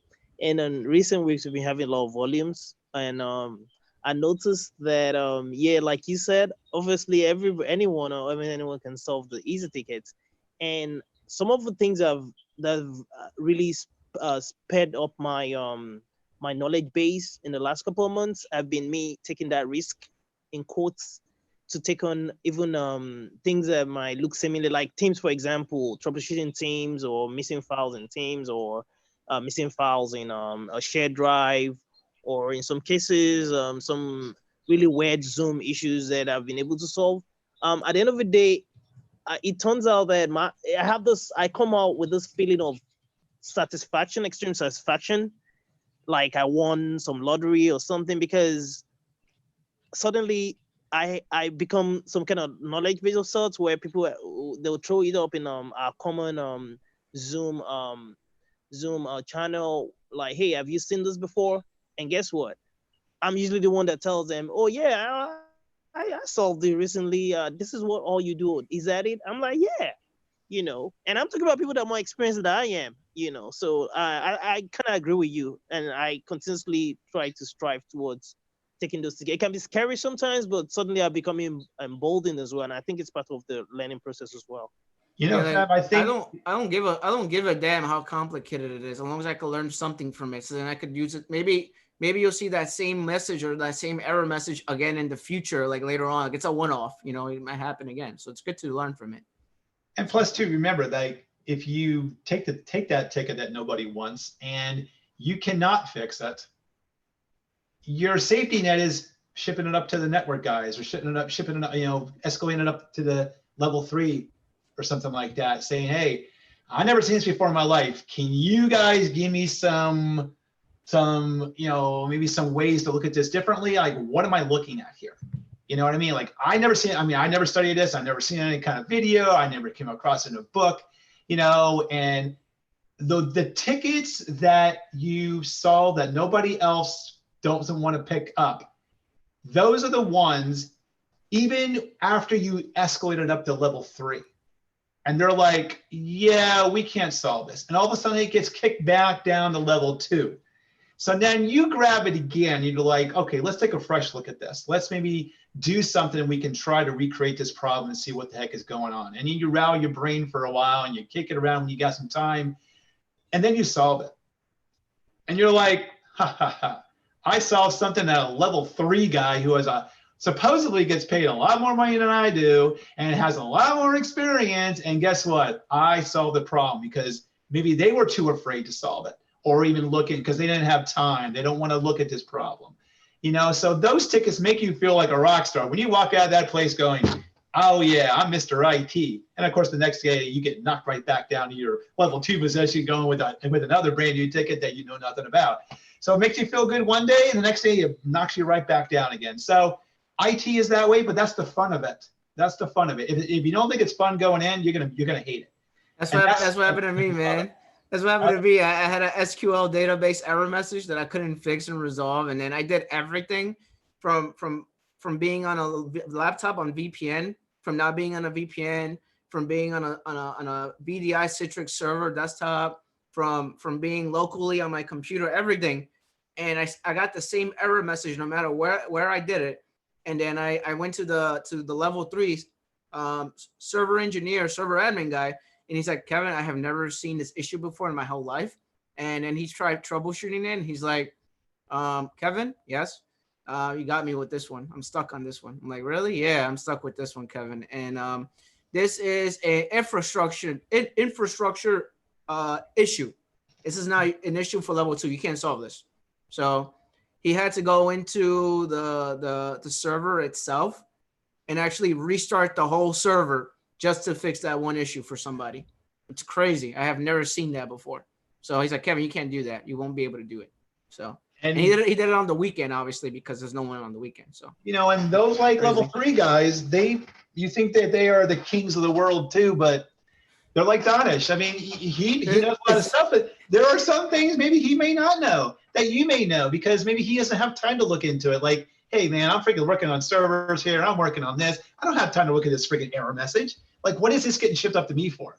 And they'll kick those tickets right back. Right. No, it was funny though. It was funny because like I gave it to him and he fixed it, but then everyone in IT support level 2, they're like, wait a minute, that lazy bastard work, man. You're making him work for his money because he's a server admin. He's getting more money than you. Way to make him work. I'm like, I don't care how much he makes, he's helping me. I'm not gonna get mad about it. And I had to work together with him, and then because he's not really a team player. He's not really good with people. He doesn't work well with other people because there are people that are server admins. They're not really good with talking to people, and he's not a sociable kind of guy. But he actually likes me. The reason why he likes me is because he's from a different state, and I went to that state, and I actually had a drink with him. So that's why he likes me, because of that. Besides that, otherwise I would have issues with him because he's not the type of guy that will literally work together with you to resolve an issue that's level 3. He won't do that. But we fixed it, and it was a server issue. So, but there are people that do server admin, but then they forget the the help desk stuff. So then you get a bunch of weird error messages and a bunch of things you've never seen. There's in a your life lot before, of that going on. At level 1, level okay. 2 stuff, they don't do that anymore, so they forget it, you know, and then they see Or- like, Or they just don't want to deal with it. mhm. It's not their problem. That's not our problem. We deal with what we got to deal with, and that's it. I mean, you would then get that down, but just kick that right back down to us, to level 2 guys or level 1. Let them like deal with it. And you see a lot of that with these guys that think they're on their high horse. And it's like, dude, it's like, well, aren't you supposed to know this stuff? Like, you're supposed to know everything. No, not really. No, That's not my job to do that. That is your job. That's level 2. That's your job. Yeah, exactly. And you see that a lot, and it makes you feel like, all right, whatever, dude. Like, I'll kick it around, and then guess what? The ticket will go up to my manager, and then maybe we'll find somebody in your department that might actually know this problem. Yeah, that's what happened to me. Like they kept kicking the ticket back to me, and then I'm like, I did this, I did this, I did this, I did this. I did like 7 different things. I'm like, I did all this already. So obviously this is a server admin issue. So you need to look at it now. Because they kept kicking it back to me. The customer's getting pissed. Mm-hmm. So you're like, okay, the customer's mad. So we're going to keep this customer mad because we don't want to do any extra work to find out exactly what this error code is. Something I can't find on Google, or maybe you might have to look into more deeper with a vendor or something like that. Mm-hmm. I mean, well, and then it says, all right, whatever, fine, whatever. I have that issue too, where I have this issue too, where I don't know, Steven, if you have this issue. I don't know if Femi has this issue too, where basically you work with a customer or a client, and someone has had the same issue for over 5 months now, and they don't tell anyone about it, but they said that someone else tried to fix their problem already, and they never resolved the problem. So the tech that was working on it before never fixed the problem. So they have that same problem that has been ongoing for 5 months, and no one has actually sat down and taken the time to fix that for that user or the client. So every time they run this application like Outlook or anything, and they get that weird error message, and no one has never fixed it for them. So they have to wait 5-10 minutes just for that application to work, because that error message was never resolved or fixed. Mm-hmm. Because that person that worked prior to what you're doing now, they never actually fixed it. So they as a workaround, they'll do this, it's a workaround, do this, and it should fix it. Like they didn't actually sat down with the user or the client, and they're pissed off because they have the same issue for 5 months, and there's no communication with you, all the people, other help desk or IT support, and they have never resolved that issue. And then and then they tell me about it, and it becomes a problem, because if you tell me something that you're having an issue where you can't do your job and you have to wait 10 minutes for this to work, it becomes a problem with me. Like if you have an IT issue that another person did not resolve for you, then it becomes a problem. I have to resolve it for you. So I fixed the problem. It was a stupid issue. I fixed it, and I'm like, who was the person that worked with you that couldn't fix this problem? Let me know who it is. I want to find out who it is. And I had to go talk to him. And that's not good when I have to go talk to somebody. So I'm not sure that ever happened to you, but usually there are people that do that. They don't fix the problem, and then it's handed over to you, and then you don't know why the hell they're having this issue. So. Yeah. So if you will, I had a specific issue like that had to do with, and this is where I get I wouldn't say mad. I'll be upset with the way people document, because outside of IT, naturally to document properly with all kind of evidences attached as well, just to help me and also to help someone else that might run into that issue, because there's never too much when it comes to documentation, as far as I know now. What happens is a lot of times, even when they do pass these tickets to you, even after they've been the user's been the ticket has been fulfilled, it turns out that a lot of it has to do with bad documentation as well. So you don't even know exactly what the heck they're talking about that done on the ticket, and then you have already the client, the customer is mad. Has been mad with this ticket that's been lying around for as long, like you said, and then they transfer that passive aggression to you as well. Not to you, but you know what I mean. And what happened was it was actually an SAP issue, but what the previous guy had been doing, and apparently he didn't realize it, was that one of the VPN that selection that was supposed to be made was supposed to be to our Plano office for the person's SAP app to be able to install properly from SCCM. But then because initially when we went on the COVID-19 lockdown thing, work from home thing, a lot of people were logging into VPN using alternate servers outside of the plain one, which is fine until you're trying to access certain applications from the plain one. So it turned out the simple fix for the SAP to be installed was to switch to the Plano. No, Femi. So my problem is different. My problem is when someone has an IT issue that hasn't been resolved in 5 months, and they can't do their work because of it, and no one tells them anything about it. Yeah, this was exactly what happened as well. Initially, it was like the guy that the ticket that got dumped at me, the guy, I'll say claimed to have tried and then closed the ticket. And keep in mind, as far as I'm concerned, if you close a ticket and it's not resolved, then it's not resolved. You just decide to close it for whatever reason. So, because when I read through the transcript, I realized how far back the user had been having that issue, and nobody noticed that it was closed without being resolved. So by the time it got to me and I did my research, and then on top of it, this client was getting too pissed off, and then I resolved it. I actually did. Of course, I'm not a manager or anything, but I go with the guy that I think I go with the guy that works in ticket, and I made him understand that you can't be doing this. I tried to be nice because, of course, I'm not a manager, like I said. I'm like, you can't be doing this, because what's gonna happen is that you might even get someone else in trouble. That's just the way I spoke to him about it. Yeah. Well, with my issue was I work more closely with management, and I work with all the important people. So it's like the person's like, no, the person, what happened was the person had an Outlook issue, right? And they can't go into their emails, and they have to wait 15 minutes for Outlook to open, because they get this weird error message every time they open Outlook. And then what really bothers me like crazy is when they said, what they said to me? They said this issue can. I spoke with the other IT person that was trying to fix this for me, and they never fixed it. And they said this issue cannot be fixed. There's no way to fix it. And that's what they told me. There's no way to fix this issue. Like if you tell me something like that, and they tell me there's no way to fix the issue, there's no way to fix the issue, and I can't fix it for you, and it's gonna have to work. It's gonna have to work that way.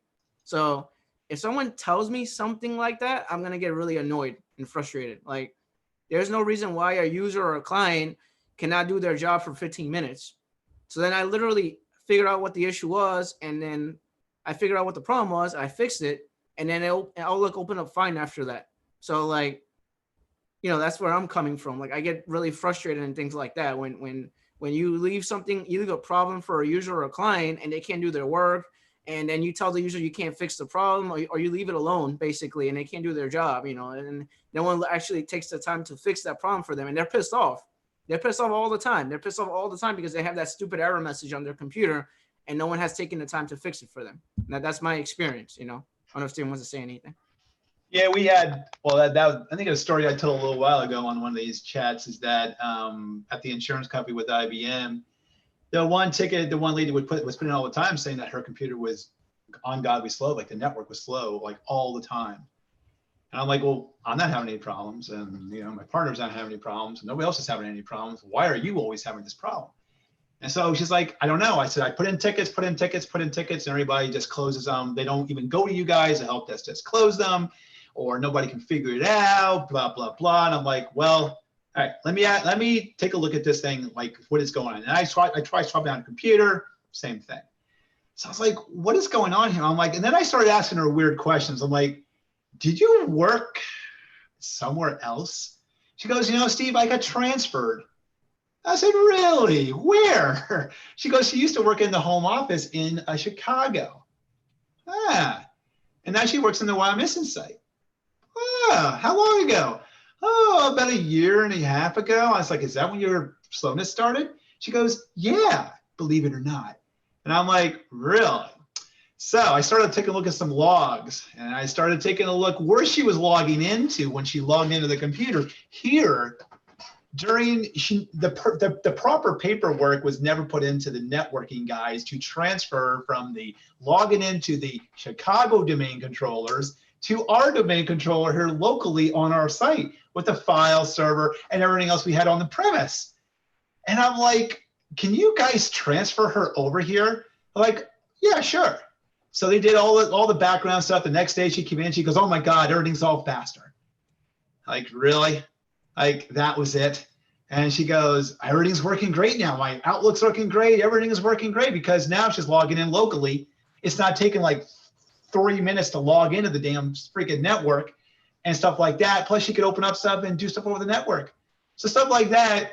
And I was like, she goes, Steve, nobody could solve this for months. Thank God you looked into this a little deeper and you finally got the right person on the phone. They made some switches in Active Directory and they moved her on to over to us, and voila, it started working. Yeah, with me, with me is the Outlook issue. Like I told you, like a 15 minutes to open Outlook. That's like really dumb and annoying.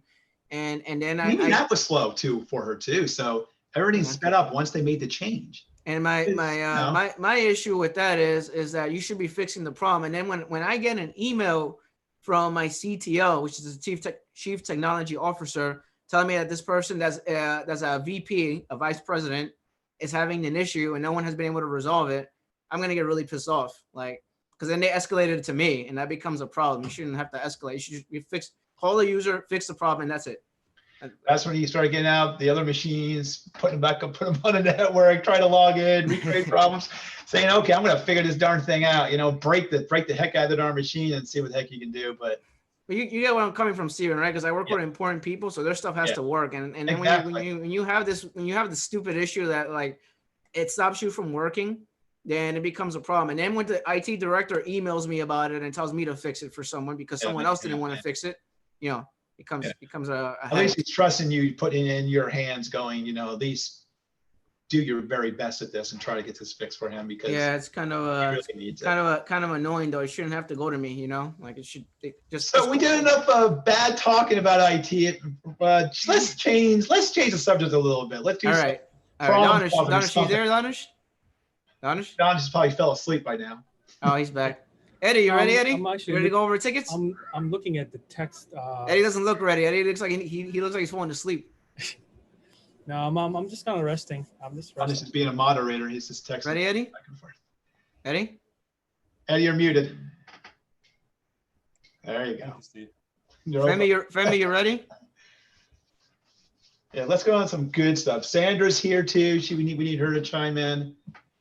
All right. So let me share my screen. Someone's asking me to. I was just typing something. Someone's asking me to dance. I am not dancing today. I'm sorry. All right. So let me share my screen real quick. You guys are ready? It's gonna be interesting. All right. So I always tell people that the most important thing in IT when you're doing help desk or desktop support and you have a ticket, right? You have a ticketing system. Always prioritize your tickets. So any ticket that is urgent or important, that would be the first one that I would aim for. You have to know how to prioritize your tickets. It's super duper important. So if you look at all my tickets here, you notice that there's one that says urgent on it.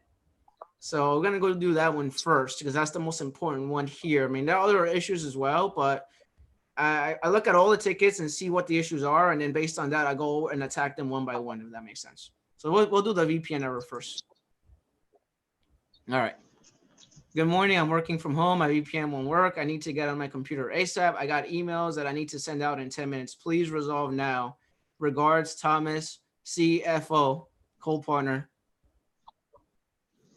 What do you guys think this is? Is that he put that graphic, Cisco? Yep. What do you think this is? Oh, okay. I'm trying to read through this. I wasn't paying attention. What do you think? Is it a router issue? It says the gateway. Why do I not say this properly?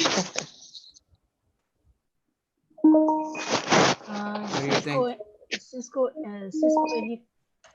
any connect is corrupted. Maybe Yeah. So we can we can install that again on his. I can see that. Maybe it's corrupted. You think that Cisco Any Connect is corrupted? The app itself? Yes. on the laptop. Oh yeah. So what do you recommend doing? So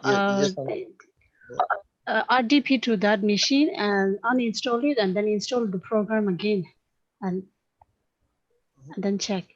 Think that would fix the problem? Yeah. This is for a CFO, by the way. The clock is ticking. Yeah. So what do you think, Eddie? Well, I thought what she said sounded good. I mean, I don't know nothing about the Cisco AnyConnect. I'm just looking at the error message saying that there's a problem with the secure gateway. So I don't know if it's going to the wrong IP address. So this is an issue I encountered in my job, by the way. I'm not making this. This is an issue I had an issue with this, and it has nothing to do with uninstalling and reinstalling the app. Okay. Okay. I think first we need to check if she has internet or not. Check the gate. Do the IP config all, and then check the default gateway. Okay. What do you think, Eddie? That's what I said, right? I said the router IP address default gateway. Plus, I didn't say default gateway. This issue has nothing to do with the VPN being corrupted. So they're working from home. Maybe and, Femi, sorry. Yeah, maybe in addition to what has been said, maybe to also check to see what the proxy settings look like, because it's an issue I've dealt with, but not exactly this one. But it was something that came down to also checking the proxy settings as well, and the firewall settings. We had to turn off, because we use Semantic. We had to turn off this stuff they call the WSS. In Semantic, and then uncheck the proxy box and the proxy settings, and then was able to the user was able to get through. But it was quite different from this, but I just thought to mention that might help as well. And then to maybe also check the settings for the user's network adapter, the status, the signal strength, stuff like that. Or restart the machine and try. Yeah, I was gonna say that too. Yeah, you could do that. That will fix this problem. Restart will fix the problem. Yes. But here's the thing: we need to also verify whoever gives the right answer. Sandra gave the really good answer. Why gateway? Remember, restart is the first thing. That's just the basic troubleshooting you need to do. But if your Cisco, like, first thing you need to be checking, a person will call you that my Cisco can't connect. You do need to tell the person, can you get to certain websites, or can you even get to the internet? And I can tell you, yes, it can be dealing with proxy.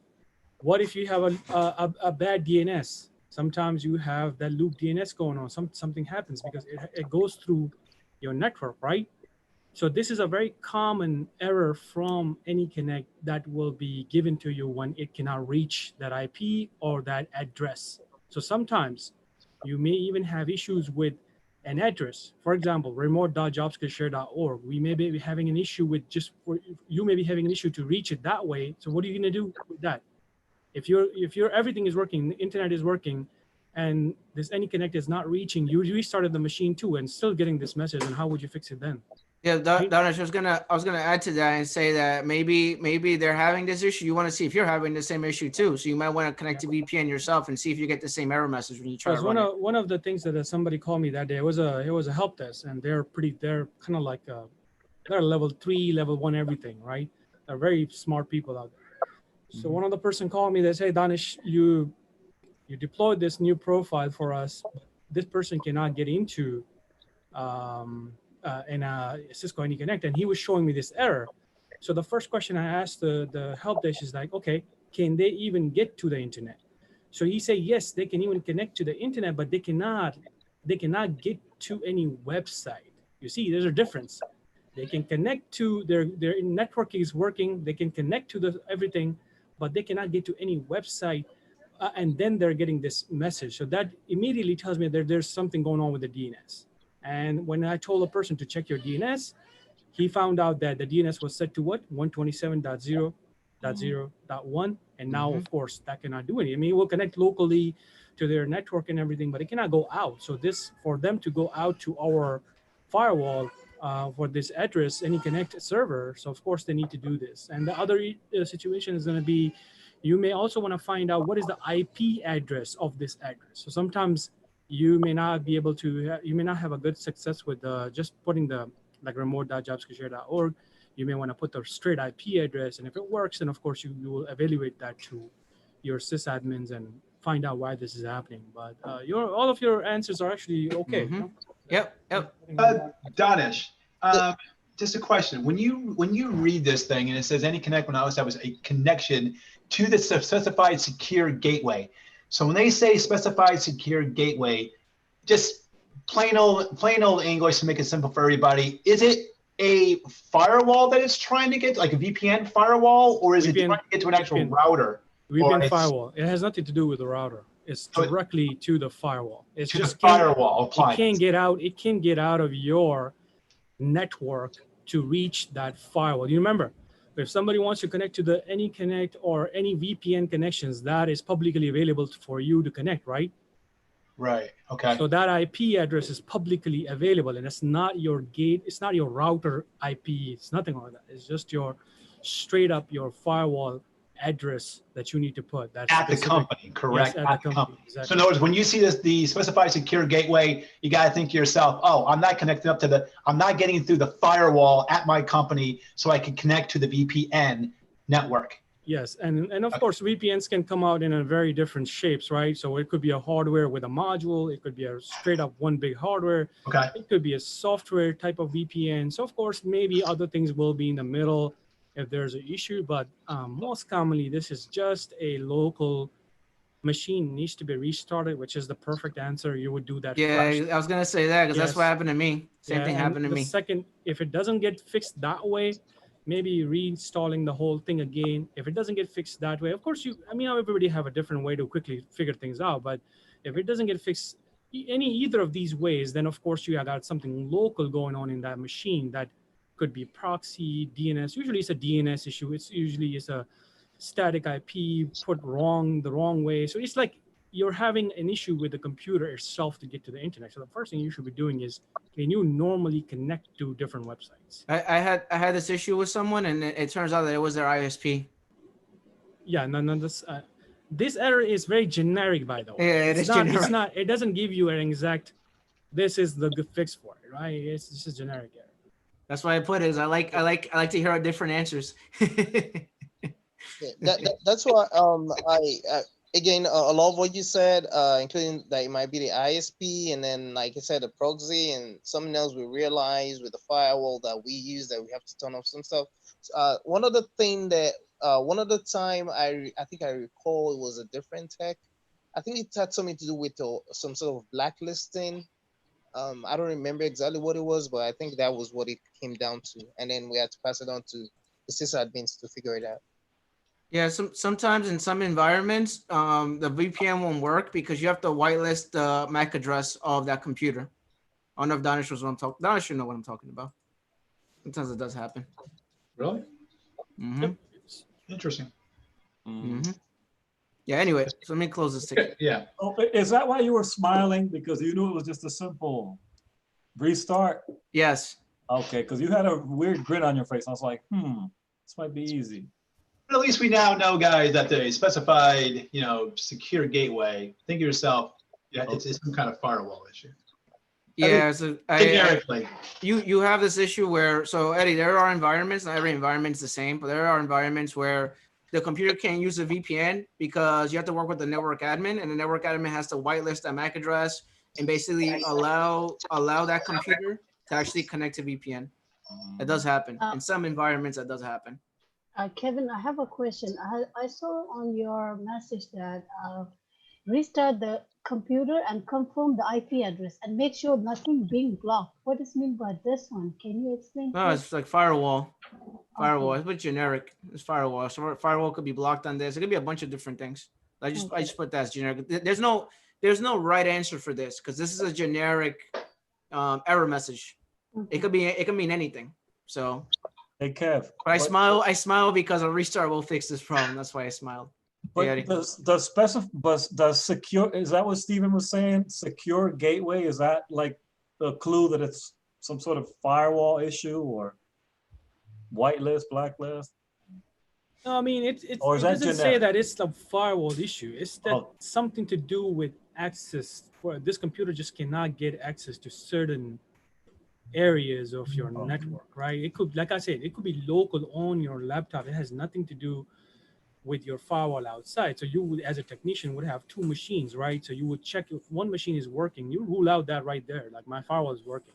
You may get more tickets like that. Okay, you know, a lot of people are sending me tickets, so maybe that would be another ruling out things. So in this case, you just need to make sure you open the laptop, you tell the user, can you get to the internet? Because a lot of times users try to open their laptop, directly go to the VPN, and boom, they got an issue. Most of the time they will say, I forgot to connect to my Wi-Fi. Sorry about that. And I'm connected, so I'm good. Or they may just say that it's straight up, it's not working for them. So there could be many issues on local level before you even come to the point where it's a real firewall issue, right? You wanna start with the basics first. Don't just assume everything, you know? Just Yeah, start but, with the basics. You know, another thing I'll throw in before you go to the next one, just to make sure when you guys do this, that if you guys are on the internal network, the Cisco AnyConnect client will not even hook up. You need to be on an outside network, like a guest network and in some kind of external network. Like a lot of times I have people who I fixed the Cisco AnyConnect client. I'm like, okay, we really can't test it inside our office here. Go on down to like a McDonald's. Log in from there and see if you can get logged in at like lunchtime or something like that, and before you take it home, type of thing, to see if it even works. You know, so but 9 times out of 10, if you have a guest network at work, get them off the internal network, off the enterprise network, get them on the guest network, go through the whole entire process, make sure they can connect up to VPN, and then get their laptop and then go home. If they're sitting at home and they're having this issue, it becomes another set of, you know, weird, you know, circumstances. So you want to make sure that it works before that people take it home. You put it on, you get the laptop, Eddie. So you do is, if it's for a CEO or whoever, you get the laptop, you put it on mobile hotspot on a Wi-Fi that it's outside the office, and then you test the VPN, make sure it works, and then open up Outlook, open up the share drives, make sure the share drives are working, open up a bunch of stuff that has to do with the network, test everything, and then you give them the laptop. Here you go, good to go, it works. And then you know it works. And then when they go home and they have these weird error messages, obviously, you know, you have to troubleshoot that. And if worse comes to worse, if you can't do it, get your cell phone, get it tethered up. At least it's an outside network with a cellular network, and see if it actually works. Something you got to do, you just got to do with your own stuff. Who cares? Whatever you got to do, as long as whenever your data is good, you know, you're only going to test it for a couple seconds. You know what I mean? Just to make sure that they're good before they go home. Because if they go all the way home, they have a problem. You're going to get a phone call late at night going, what is going on? And then you got to go back into the office or do something really drastic kind of thing. That's why it's super important you test everything before you give a computer to someone while they're in the office, because then the computer doesn't work, and then you get these late phone calls, and then the computer's just a brick, basically. They can't do any of their work. So you want to avoid all that. So you want to test everything beforehand, so then they don't have 1,000 issues when they're at home, if that makes sense. So let me go to the next ticket. Next ticket. Yep. Excel files when open. Good morning. My Excel files when open, it keeps asking for more memory. Regards, Jack, Senior Litigation Manager. Excel cannot complete this task with available resources. Choose less data or close other applications. What the hell is this? Anyone? Should we restart it? I mean, restart what? Get out of this, turn the computer. Yeah, restart the computer. That's the first thing. That's the first thing you're gonna do is restart the computer when you have an Excel issue.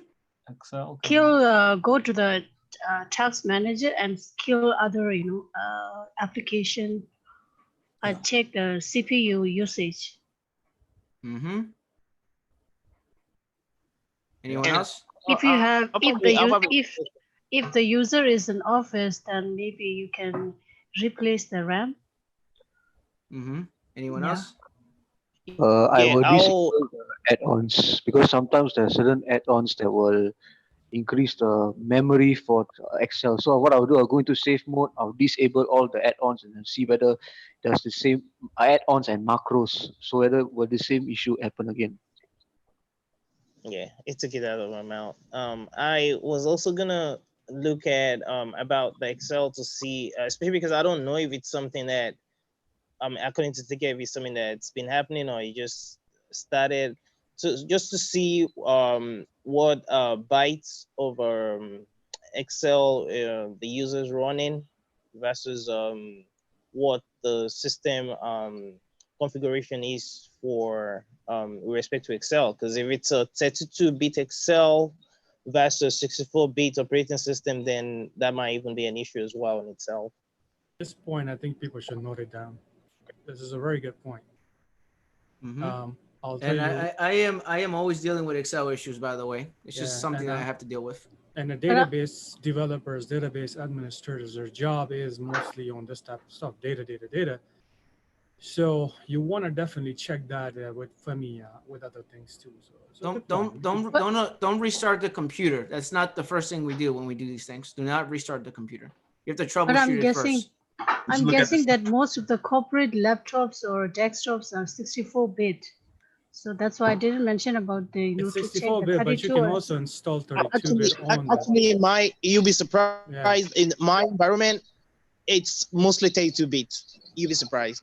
So I'll tell you a history behind this. So when 64-bit came out with Microsoft, I don't know how many years ago, but I'm talking about the bit application side of it, 64-bit, 32-bit. Microsoft had a official statement to use 32-bit on 64-bit machines, Sandra.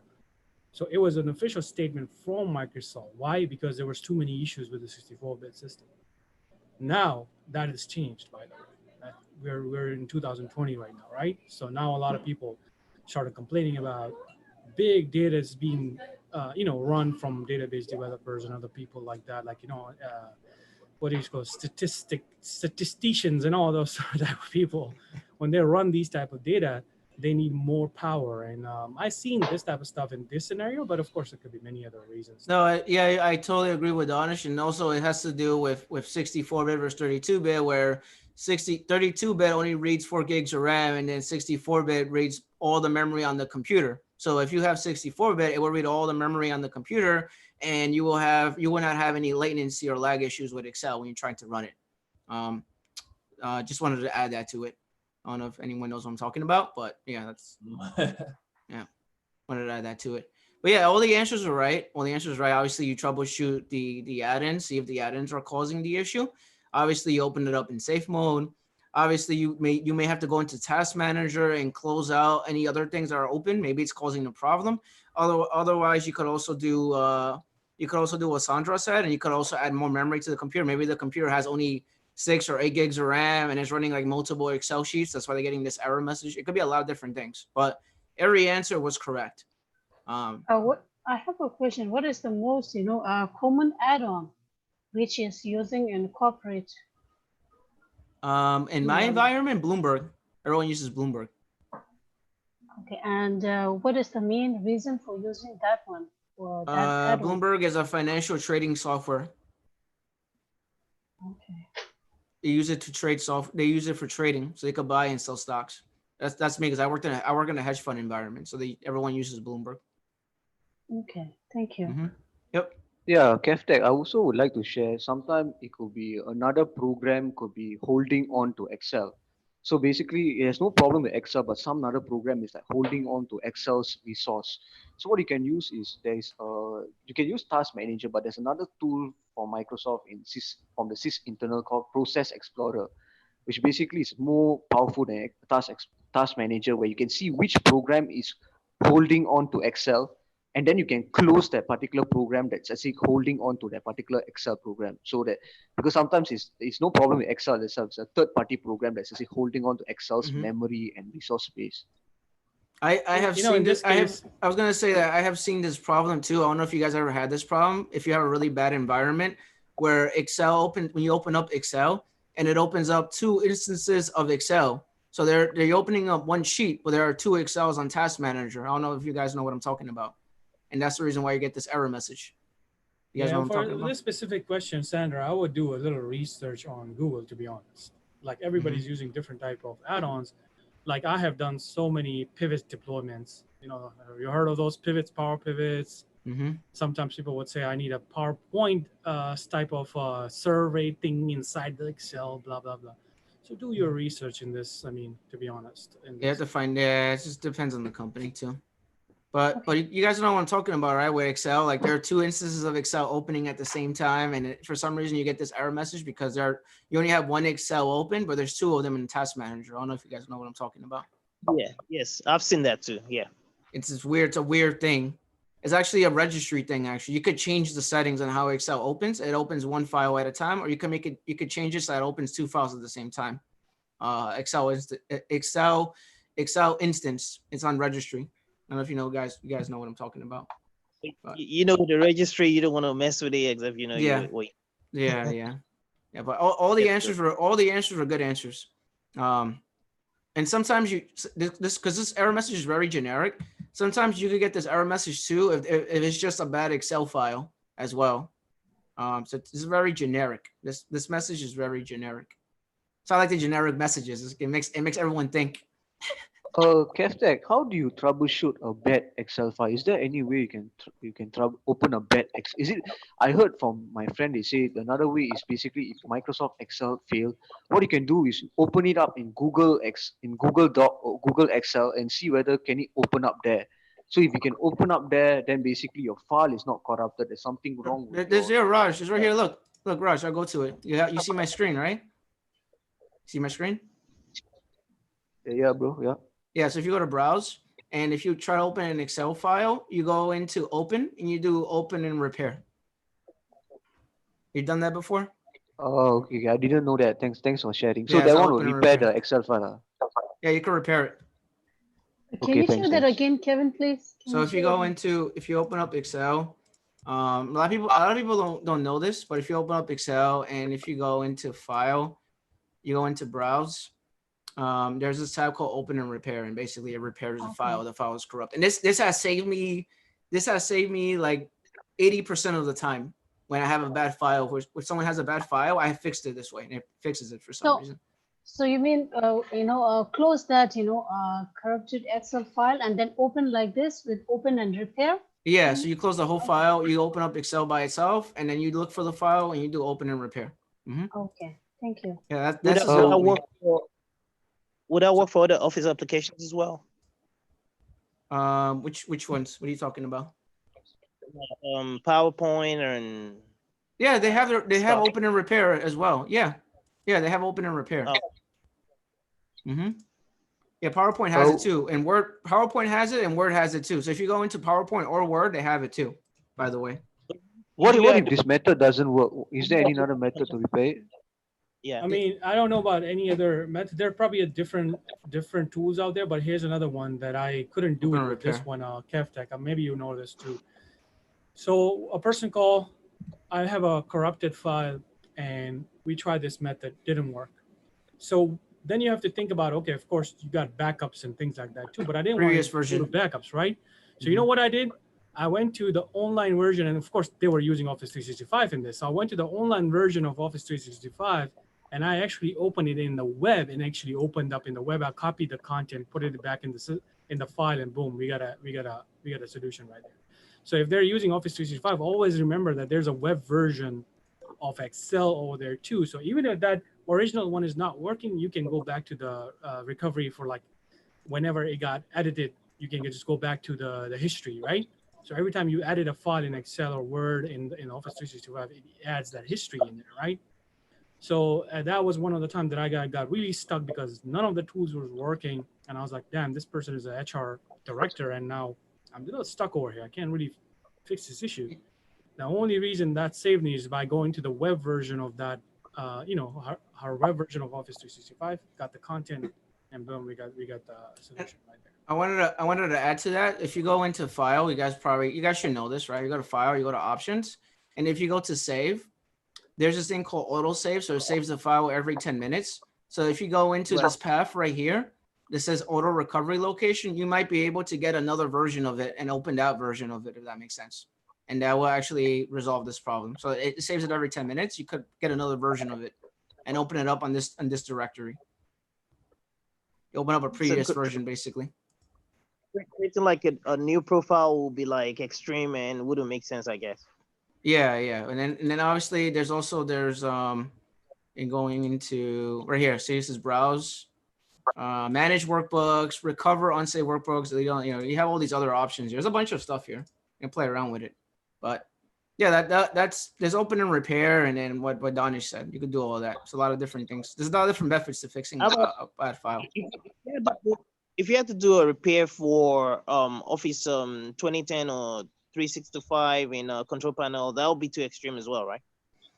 Yeah, you wouldn't want to do that first. You want to troubleshoot it first on the level 1 first. Like basically, if it's a bad file, it's a bad file. It's not obviously not the whole thing is bad, So everything else is working. It's just one file that's corrupted. You have to troubleshoot that file. You're not gonna run a repair on the whole computer. Kevtech, I have a question. What about if a file is on a previous, you save it on a previous version of Excel, like for example, Microsoft Word 2007, and then you open it up in like 2010 or 2013. Is there any way you can open it up in like compatibility mode or something like that? Yeah, they're different. So they're different. I don't want to get in depth with this for this video, but there are different versions of there are different types of Excel. So like, you have to change the format of the file of Excel, how it's associated with the computer. So if you go into browse, let me do save as to show you what I'm talking about. So if you do save as, there are different versions of it. See what I'm talking about? The different types of Excel files. There's XLX, then there's XLXS. There's different versions of it. So different types. Does that make sense? Oh, so did you get into any situation before when a person wants to open up a file, but this is in a very old version of Excel, but cannot open up, or maybe he save it in a new version of Excel, but cannot open up in the old version of Excel? Yeah, you could change the file association. So if you go into the file, you could change the file association and change the way it opens to a different version. You could do that, Raj. Oh, okay. Thanks, man. Thanks. Yeah, you could do that. I don't want to go over that in this video. I have a video on that, by the way. But yeah. All right, let's go back to the ticket. So we're just gonna close out the ticket. But all the answers were good answers, by the way. Everyone had a good answer. So, except for my answer, I told the users to just kick their computer. But, that's just me. But anyway, let's get right into this and close this. All right, Outlook not opening. What the hell is this? Good morning. My Outlook went open for some reason. I click on it and it keeps giving me this error message. Megan, HR, cannot start Microsoft Outlook, cannot open the Outlook window. The set of folders cannot be opened. You must connect to the Microsoft Exchange with the current profile before you can synchronize your folders with your Outlook OST profile. Anyone? Would you first check to see if it's open multiple times on Task Manager? Mm-hmm. So it's a weird message, right? Anyone wants to add to it? Anyone?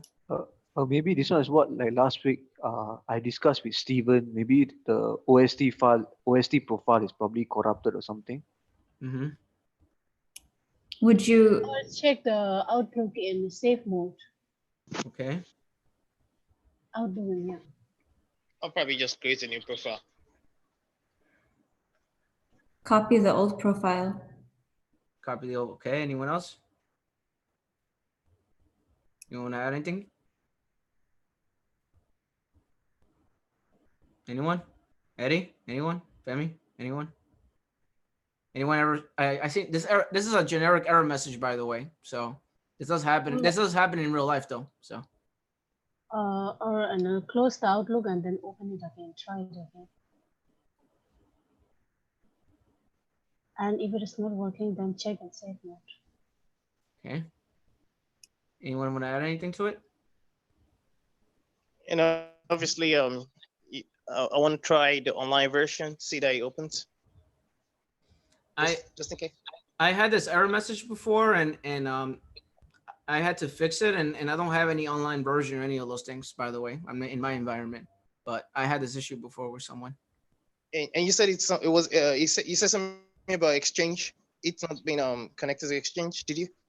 It says you must connect to Microsoft Exchange with the current profile before you synchronize your folders with your Outlook OST profile. That's what it says there. That's the error message. maybe ping to the Exchange server, see whether your Exchange server can be contacted or not. Because if the Exchange server cannot be contacted, then maybe you cannot pull the email or something like that. But I suspect this is a profile issue rather than the Exchange problem. But even if Exchange is not contacted, it will still open it because it's going to show you the cached version of email, right? Not gonna give you error. If Exchange is down, that doesn't mean that you're just going to get a straight up red error, right? In Outlook. Mm-hmm.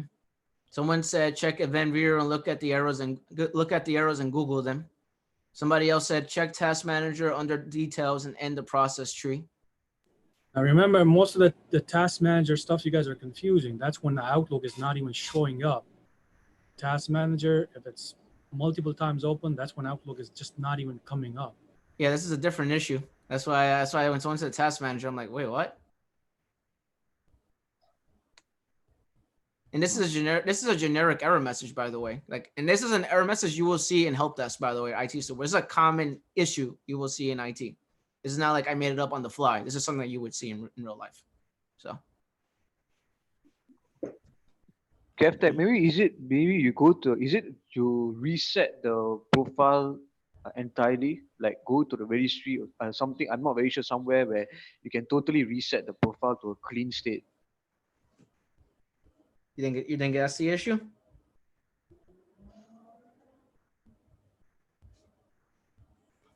Anyone want to add anything?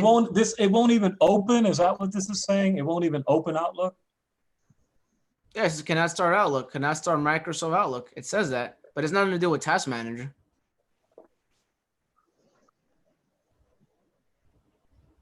You look confused, Eddie.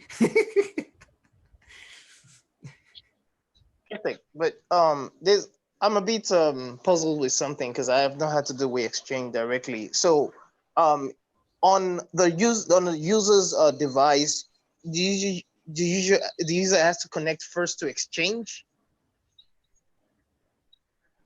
This error message, you could get it while being in the office, and you could get it while being on VPN, by the way. Hopefully that answers your question. Yeah, I was because sometimes when you're VPN from home, it messes with the Outlook. I don't know if you've noticed that in your environment.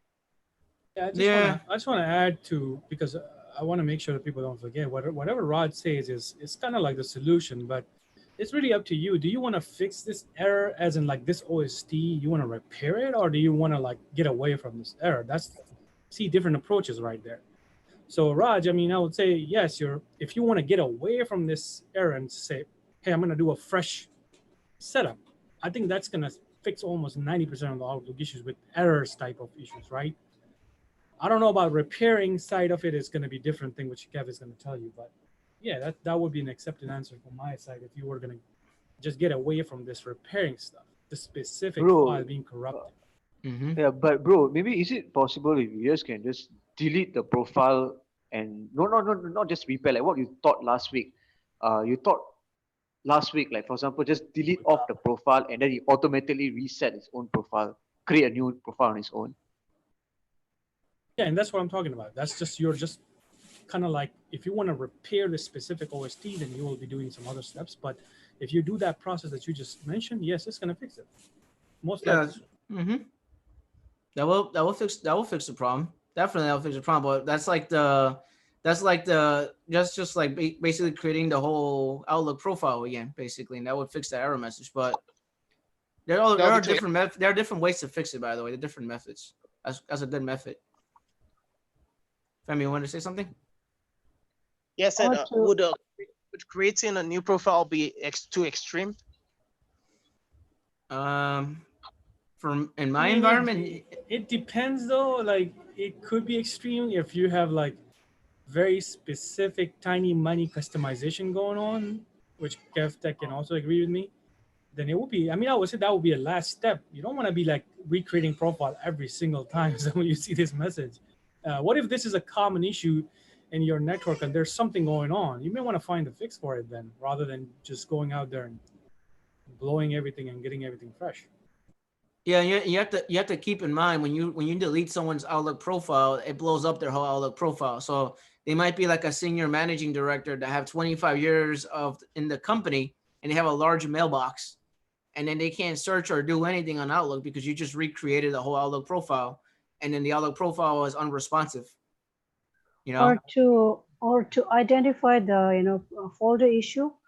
Maybe I will just, if it is not very important folder, I will tell the user to send it to my email address, then I can check whether it's showing up or not. I'm getting a same message or not. Same error message, I mean. So when in my job I had this error message, I had to close out Outlook. Outlook was open, I closed out Outlook, and Outlook works together with Skype. So I had to close out Skype as well, and I reopened Outlook, and Outlook worked for me. That's how I fixed this problem. This is an error message I got in my job, and that's how I fixed the problem. I closed Outlook and Skype, and I reopened it, and it worked fine for me afterwards. I didn't recreate any Outlook profile or anything. Yeah, Kev, when you talk about the profile, what does the profile do? Is it just stores the settings, or the email will be still put from the Exchange server, but the only thing the profile does is just store the settings.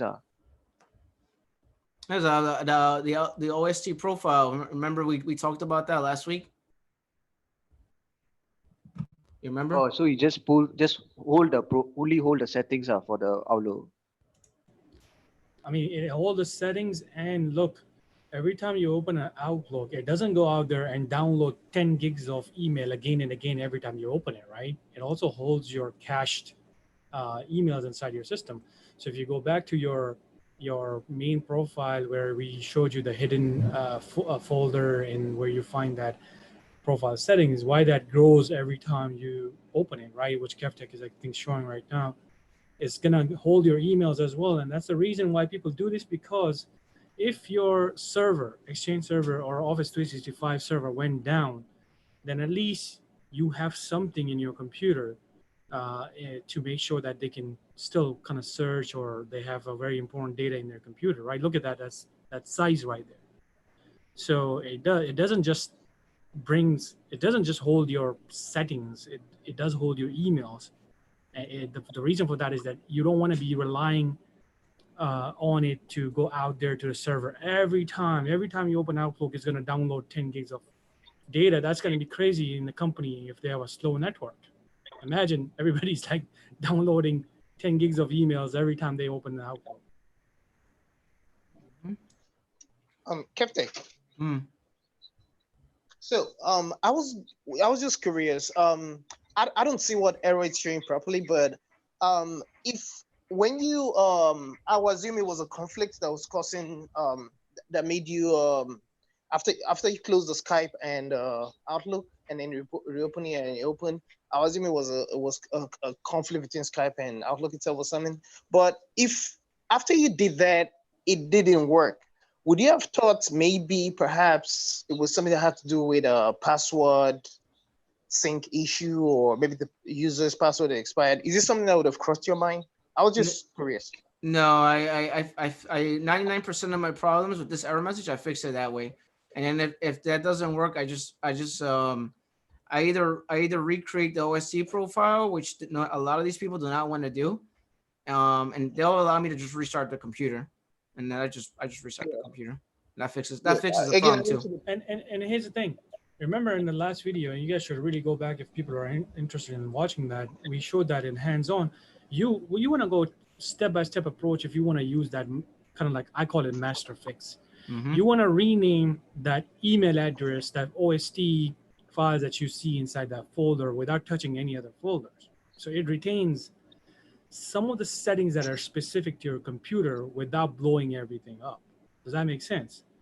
And then if that doesn't fix anything, if you're still going to have issues, then you may want to remove that whole Outlook folder from that hidden folder, app data folder, and it will get recreated as soon as you open the Outlook. That would be my last fix, to be honest. Yeah, that's the last fix. You wouldn't want to delete the whole thing. That becomes a problem for someone, because you don't know how long the person's been with the company, and they have 1,000 emails, and then you have to re-download everything, and then they have to download all the folders. They have like subfolders, and then their Outlook is slow. They can't send and receive emails. They can't search anything. the Outlook's unresponsive because they have a giant mailbox. You don't know what could happen. So I personally, I would not want to delete the whole Outlook profile because that causes a bunch of other problems for the user. They're gonna get pissed off if you do that. That's my personal opinion on it. So like what Danish said, like the ultimate fix is, just copy and paste and just put the file in there and you're good to go. But I would never blow up someone's Outlook profile because they might have a bunch of other issues. You don't know. It's gonna create a bunch of issues. So I don't know if Danish wants to add anything to that. No, I mean, if you're brand new, ask somebody in your company. To be honest, I can guarantee you somebody have already fixed this issue before you. So if this is the best way, why? Because they may be using a specific version that we may not have experienced in our job, or we may have we may have worked on it for a little while to 16, 19, depend 32-bit, 64-bit, whatever it is, right?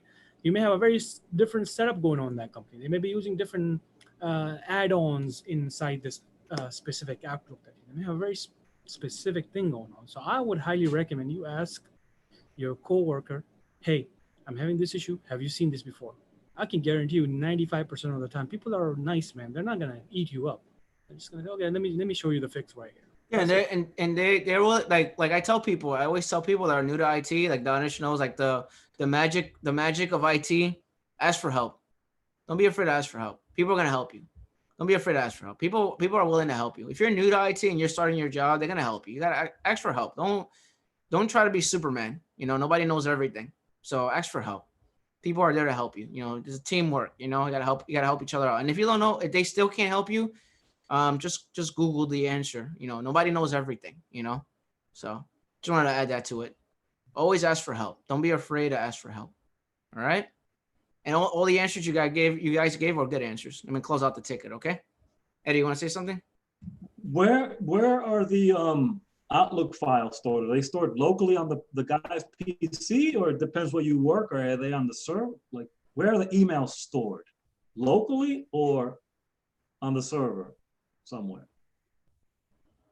Like if I had 1,000 emails, where are they at? Are they on my computer's hard drive, or are they on the network somewhere? They get downloaded the first time on your computer, and you may want to go back to one of our videos to see that path, and it's cached. It doesn't get downloaded again, and then it's like a sync going on between you and the server. Server also have it. In case your computer blow up, somebody mess around with it, you always go back to a different computer or a new computer. You just download from server, but it's always on the server. Mr. Eddie, you asked that question last week. Remember the OST file and the PST file? Remember you asked me that question? Yeah, I said, Eddie. I'm asking about the offline storage table and the personal storage table. Do you remember those questions? And we kind of remember Eddie. I say that ask your coworkers. We're your coworkers right here, but we're gonna also burn you down too, right? Because if you gotta ask this question, which don't take anything personally. If you're gonna ask this question after your training, after all this live training, and of course now the normal reaction to you on the job is gonna be like, man, this guy's like, God, I showed him 3 times, right? So we also have to be critical in this area too, while we're teaching people that we have to give you the reality, the taste of reality too. When you go to the real world, they're not gonna be your teachers, they're not gonna be your trainers, they're gonna give you straight up attitude, right? So just keep that note that this is a very basic thing. And in many of our videos, we have covered this. I will recommend people to please watch our videos regarding Outlook, stuff like that. Go back to your trainings. Go back to you are a premium member, by the way. You have Outlook lab access. This means you have a whole Outlook hands-on access. You may want to go to that lab. Yeah, the people that work in IT, they're gonna get frustrated and annoyed by you if you're asking the same question 3 times, 4 times, 5 times. Like we're willing to help, but people that work in IT that are in the same environment as you or is working in the same company as you, they're gonna get annoyed and frustrated. By the way, I want to add this. This is nothing personal, Eddie. This is only for you or anybody. Oh yeah, nothing. So No. it's a part of our team, community. We're gonna be critical where we're gonna think that you're gonna come across this and it's gonna hit you in a more of a negative way because you are not used to this. So get used to it with us because we're going to teach you at the same time. We're going to be putting a point out there, right? This was a point actually for many people out there. It's a point for everyone because some people are not willing to teach you. And some people will teach you one time. Like this is like, I'll teach you this one time. After this, you're on your own. So, you know, people do that. So there are people that are going to get very impatient and annoyed and frustrated by you. And then they're going to teach you one time only. And then they're not going to repeat it again. It's just not going to happen. I'm just letting you know. So there's some people that do that. So, You know, and this one last thing with this, I mean, just Eddie, think of it this way, the OST file, it's offline. Think of it that way. So if it's offline, it's got to be stored somewhere, right? So it's offline storage table. Just think of it, offline hard drive, PST, personal storage table.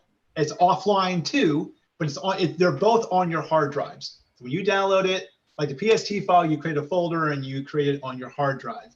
The OST is on the hard drive and it's on the Exchange server. They're in 2 spots. All right, and you can just use that CAS Exchange mode and set it up that way where it will you drop down that OST file. So this keep it simple, you know. But just remember, everything is downloaded, everything is cached on the hard drive. So if that hard drive goes belly up, well, who cares about the OST file? It's already there's like another copy you can get from the actual Exchange server. Who cares? It can fail 1,000 times. Who cares? You know. But the PST files, that's where they get kind of tricky, especially if they're not on the cloud.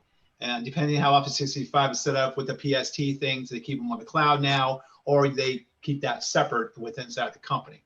Just keep if the PST files go, then you may have some problems with the archive files. But let's talk about that on a later day. Okay.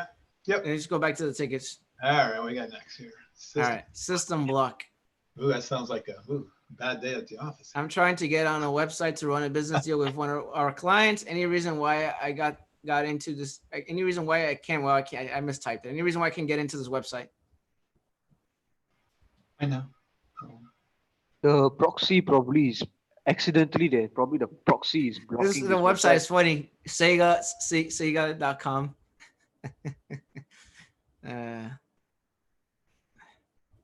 What do you guys think? Maybe the proxy blocked the website accidentally. The system admin accidentally put this website on the list as a blocking website. Maybe check other website if any other website is working. And then second step is flush the DNS and then check. And again, I don't see what you have there properly, but I've had issues where it's also possible that it's a website that's blocked from being accessed by the sysadmin end of things. Yeah, so it says web page block. It says user. Here's the IP address, URL, and it says category block sites. So it's very common, actually. It's a common issue. Yeah. And you see something like this. This is just typical use. This is a custom message. Look at it that way too, right? It's not something that a Windows will throw or something like that. So you already get the point right there. This is coming from somebody, right? Web page blocked. So it's going to go to your security team or any other, whoever is managing this stuff, right? It's a very specific thing. It tells you right there what category too. We had an issue when we first started working from home where there was this lady, she was going errands about, I think she was trying to get to Nostrum on our work computer. Keep in mind, technically, I don't know how it is with you, or you might disagree with me, but my thinking is for the most part, they're not expecting you to do something outside of work related issues on your personal, on the work device. This was our ticket. She calls in and she's telling us that, hey, I'm trying to shop for a dress on Nostrum, blah, blah, blah. It's not letting me get there. And we laughed over it in a way. I'm not gonna lie to you, but eventually, when the person that attended to her asked her if she was able to get on that side, because she was making so much big deal out of it to the point where I was like, if I was the one that dealt with this ticket, I was gonna write it down as part of as my task. Like, she's trying to get on Nostrum. So we asked her if she's able to get on that site on our personal device, and she said yes. And the guy suggested to her, like, okay, why don't you just use your own personal device? Like, why does it have to be? And our personal device is right beside her. You know, people that sometimes are different, but basically, I just thought to share that. And let me tell you that this can become tricky, by the way. What if you go to the website and it's working, but certain parts of that website is not working. And how would you know that? It won't give you this message, by the way. Then what would you do? Yeah, Danish is right. It's not going to give you a nice, sweet message that this specific part of this website is blocked because of blah, blah, blah. It won't give you that. Right.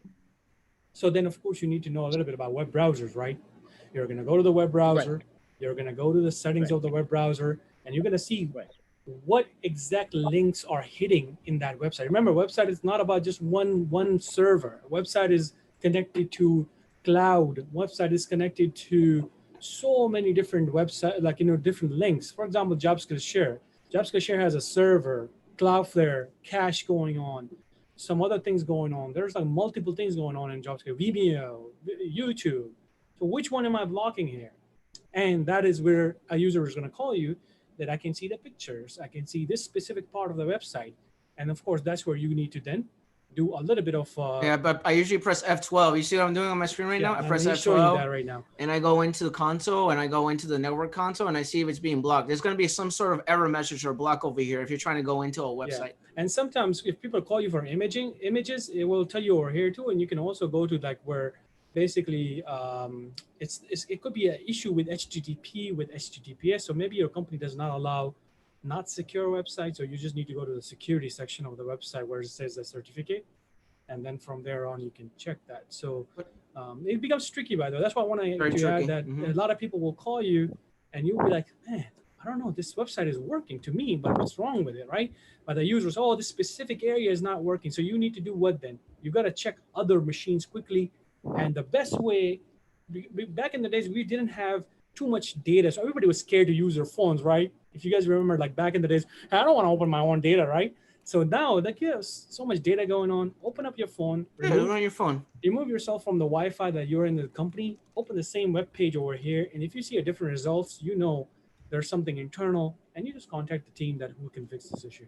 Yeah, exactly. You know, one thing I'll throw into this about being like either whitelisted or blacklisted as far as these websites when they get blocked. One thing you do have to make sure of, guys, all you new guys out there, if you could get a contract job or something like that to go and do some PFE refreshes, and you walk into like a gym, like for the hospital, we had to go into a gym as far as the physical stuff there, physical therapy, stuff like that, and they use some kind of software where people paid, some kind of like POS software. It wasn't a POS software, but it was software that ran on Windows 7. Well, we had to upgrade the computers to Windows 10, and in that process, in the Windows 7, it was already on those computers, like 4 or 5 computers that were there, that the website to use the software was whitelisted. So what happens is that we swapped out one of the computers, and they're like, "Yeah, this isn't going to work." I'm like, "Well, what do you mean?" So because you just swapped out our computer, and now we need this website whitelisted again for the new computer, because they need to get into the browser to whitelist it. And sometimes you don't have access, which I'm sure maybe Kevtech can show you, in there where you can't go in there and add this website to the list of trusted sites. So now you need to put another ticket in to get with the networking guys going, "Can you please log into this computer with access to get whitelisted on these brand new laptops or desktops, whatever you're rolling out to people." So keep that in mind too. Like, you will see, like in there was all grayed out for us too. It's like, oh, we can't add this. So then we had to take everything back down, the Windows 7 machines back, and then fight with the networking guys to go in here and whitelist. So something like that, I'll just throw in there. You may run into this doing like PC refresh projects. Hopefully that's all been thought out. Don't plan on the thought out process. Kind of go in there going, ask them, do you use any weird software? Do you have any weird websites you need to go to that need to be whitelisted or whatever? And you'll learn that. We kind of learned that the hard way, and it was really bad. So, and we got yelled at for it because we didn't do our due diligence, but we don't know. You don't know what you're walking into. So ask the manager, what kind of software, did they do anything weird last time to your machine, so you can go back and ask the correct people. So That's all I'm going to say about it. But just keep that in mind if you do any kind of refresh, PC migrations, going from Windows 7 to Windows 10, whatever is the next latest and greatest out there. Just keep that in mind, guys. So, all right. Yeah, I agree with Stephen and also with Danish. For example, even like what Danish just now say, firstly see whether what error is it? Is it the operating system telling you the error, or is it a third-party software? It could be probably the Windows firewall, or it could be probably Windows Defender. Nowadays, Windows Defender are quite active. You see, they have a feature called I forgot what's the name of the feature, where basically if you suspect that the website is a fraud website or a scam website, it will basically tell you. So look at the error message, you see whether it's a third-party software or whether is it Windows built-in problem.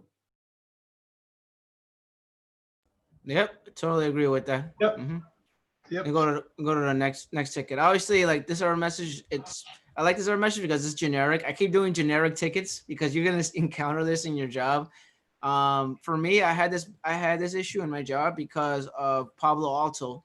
So it was a program called Palo Alto, and it was a block the firewall basically. It's a third-party application that allows traffic that goes in and out, and I had to whitelist it on my system, and I had to whitelist it for the entire company, for it to work.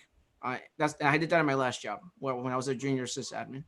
I worked with networking and stuff like that. So I'm gonna close this out. All right, next ticket. You guys are ready? Yep. All right. System error. Good morning. I mistype it again or whatever. I can no longer send and receive emails on Outlook. I need my computer to work ASAP. Also, I keep getting this strange error message on my computer. Is this a virus? Low disk space. You're running very low on disk space on the local C drive. Click here to free up some space on the drive. I love these level 1 issues. It's funny. A bunch of weird issues. I would check to see if Outlook is connected. What? Why would you say that for? Because doesn't it say, doesn't it say I can no longer send and receive emails? Check the make space in C drive. Check what it's saying. Look at the details over here. Oh, I didn't see. Clean up the C drive. So it says I can no longer send and receive emails on Outlook. I need my computer to work ASAP. Also, I keep getting this strange error message on my computer. Is this a virus? I would probably delete off the temporary files. I think Windows have a lot of temporary files on there, so it takes a lot of space. I'll delete off. Hey, so guys, why are you guys jumping into straight to the fix right there? What would you do right here? I mean, your low disk space, is this the virus or not? So the first question is that you need to verify, is it really virus or not? Because what if it is, right? So first thing you need to check. So what would you guys do to check it? Would you click on this specific message over here that is telling you to do whatever, like there's a little settings right there, or would you go somewhere to make sure verify it the way you know things without, okay, somebody says yes. What if it is a virus? You just clicked on it, you just encrypted the whole network. Right? No, I would go to the antivirus software or however the company checks. Nope. I mean, where would you find C drive? It says C drive. Where would you find C drive? You just go to your My PC and just check it there. This is a very simple thing, right? Yeah. Oh, okay. Check it the way people don't want you, or what? Let's assume this is a virus message, and it makes you do something. If I test you on this right now, to be honest, I'll fail all of you. Why? Because I say I'm gonna give you this message and click on this to fix it. You clicked on it, you encrypted the whole network right there, right? Yeah. So the first thing is you need to verify. Tell the person this is not a virus. This is an actual. You're losing the space on C drive. Let me go and fix it for you. Right? Yeah, you gotta analytical thinking, but also attention to detail. I always tell people that attention to detail. You gotta slow it down. Take your time. It's not a race. Read the error message and verify what the issue is. Don't just randomly click on stuff. Does that make sense? And so after you, sorry. Yeah, go ahead. You go ahead. I was gonna say after you verify that it's not a virus, would you delete the temporary files and try to make space on the C drive? Yeah, you can definitely do that, but here's the thing. Most of the time, this type of issues, I deal with this in a sysadmin world, by the way, because we have so many logs that we have to deal with. But in the help desk side of world, you still have to use some type of tool or some way to get in and actually check where the problem is. Yes, it could be just temporary files, but how much can you delete from a temporary files, to be honest? How much? Like, it's not going to be like gigs or anything. Something like this could be either, yes, somebody's losing a space. So I'll tell you one reason. A lot of people back in the days were bringing their iPads and iPhones. They'll connect their iPads and iPhones. So what will happen? Their iTunes will get connected to their laptops. iTunes has its own special folder. Then it will grab all those videos, whatever they have, cats, dogs, and everything. Bonjour, I think it is. Bonjour, yeah, something like that. I don't know what that is, but Bonjour, they will like eat up the whole space. And people were not buying computers like this back in the days, right? They were not like, it was not like they were gonna buy 500 gigs of. They were just 120, 125, something like that. But you need to rely on some type of tools out there. Now I actually showed some of the videos in Discord. I just actually showed one of another sysadmin. Not everybody knows, of course, different techniques. I'm not going to promote tools over here, but if it's available to you in your company, then you may want to rely on a tool that can quickly scan your drives and tell you exactly where the problem is. And it will basically scan and give you a map of where the problem is and tell you, oh, in this folder, this specific folder, subfolder, there's logs that are getting built up and you don't even know about it. Yeah, So even if you delete temporary files, it's not going to do much good to you. I had this issue with someone, by the way. This is just my story. I'm going to share a story with you. I had this issue with someone on their computer, and I went on their computer, and what it turns out is that they had two OST profiles. They had two Outlook profiles. So someone recreated their Outlook profile that was 25 gigs of space that I could have just deleted and get rid of it. So I deleted the old one, and I left the new one there, and I had them just use Outlook, and it worked fine after that. That happened to me. I'm just sharing a story that happened to me. So literally someone had two Outlook profiles on their computer, and the old one was taking up a lot of space on the computer, and I cleared that out. And then on top of that, because a lot of people, so what a lot of people is they put all their files on when they download stuff, they put a lot of files in the downloads folder. So I went and I deleted her downloads folder. On top of that, anything that she had on her My Documents, I put out on the share drive because a lot of these companies have shared drives. They have personal drives that they use for the users or the clients. So I moved everything over to her personal drive and deleted everything else locally on the computer. And I cleared up some space doing that as well. So I just wanted to add that. Donish, I'm not sure if that's what your experience is, but that's what I did. Yeah, you're right. Would you also clear that? Does that add anything significant in terms of clearing up more space as well? So here's let me quickly share my screen just for a second, okay? I'm not gonna do anything fancy here, but I just want to just add one thing. Are you gonna dance? Yeah. Give me 1 second, guys. I'm gonna open this second screen. You want me to stop sharing? Oh, you got it. All right, yeah. cool. Yeah. Okay. So Right, can you guys see my screen? Yeah. We see it. Yep. Okay, so this video I just shared in the chat. Now here's the thing. First of all, I do not promote tools in any area because you gotta really ask your coworkers. They may be using tools that already in the company, so you may ask them. So do you guys see this screen in front of you? This is a link that I shared. Look at this. I'm having an issue with a file, but I cannot find it very quickly by using the normal Windows tools, right? Normal Windows features. Now Windows 10 is getting faster and smarter, so maybe you should look into what Windows already provided before relying on a tool. But here, look, you see this, how this tool is mapping everything for me? Can you guys see that? So this is in the C drive. It's telling me which is my biggest files in a very quick way, like seconds, like it takes me seconds. And this is recently when one of another sysadmin, it was a security admin, not a sysadmin, by the way. A security admin, hold on, let me actually, not this one. Let me open this right here. Another security admin basically had this issue where he said that he's running out of space. And you guys see this right here? I don't know why I'm losing so much space over here. I have 250 GB Windows. It takes a blah, blah, blah, blah, blah, blah, blah. So I was like, let me take a look at it. And then I showed him that, okay, I found an issue. The issue is basically in this specific program files, syslogd, logs. You have 199 GB logs here, 199 GB. The person couldn't find it because he was using normal techniques, right?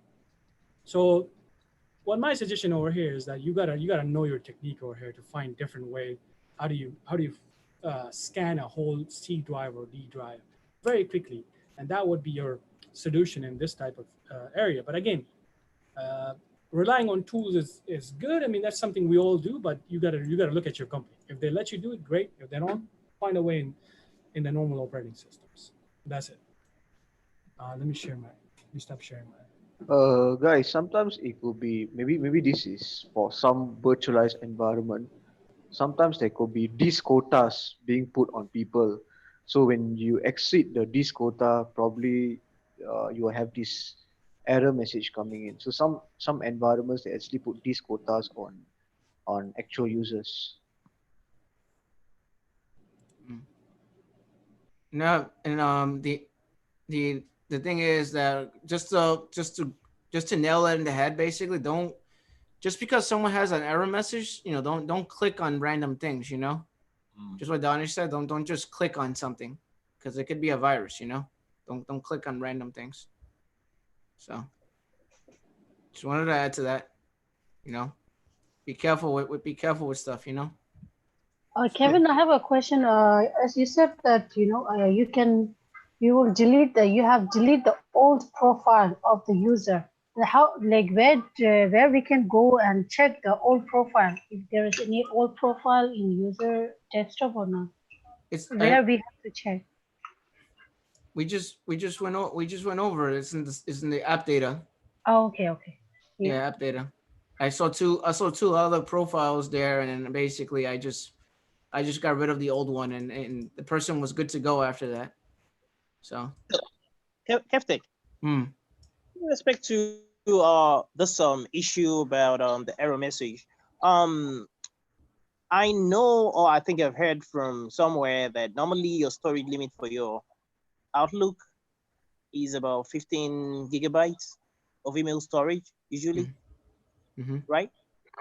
So and I know there's something about some kind of quota that usually comes, I think, from the sysadmin end, that you about if your Outlook account has exceeded that limit, and let you know that your mailbox is full and all those kind of stuff. Isn't there a way usually they could actually be the ones to like increase that quota that you have in that situation?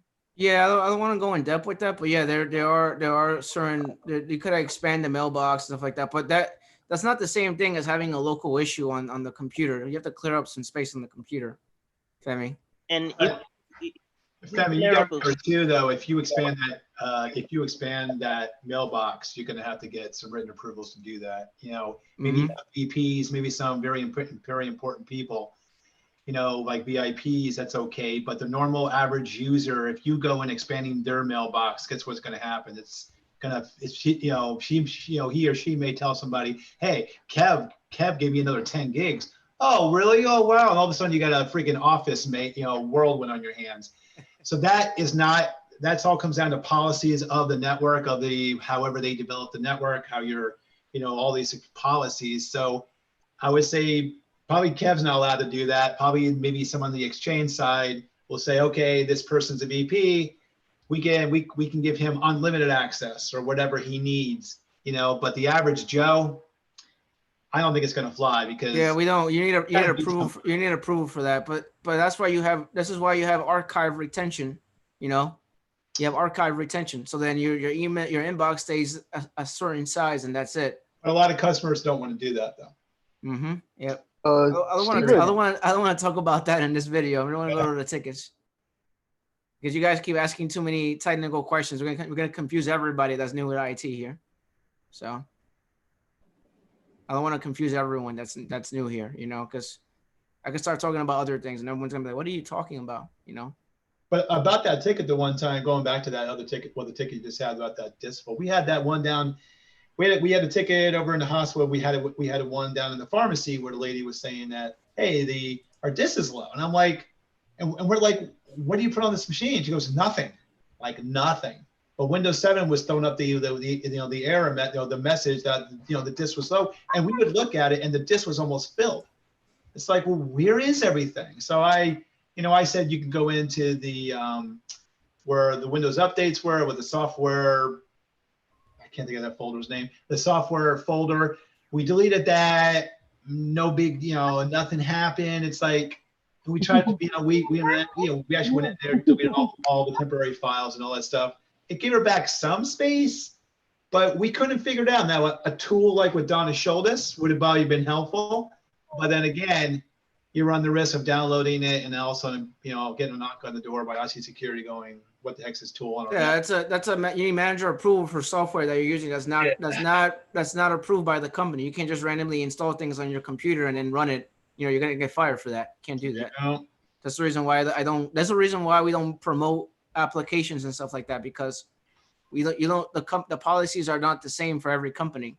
So you get fired or in trouble for downloading something that's not IT related or something that you because we said it, you're gonna start using it. It doesn't work that way. You need to get approval from your manager, from compliance, from a bunch of different things. You cannot just run these programs. I'm just like blaming on Donna, saying Donna said that we could use it.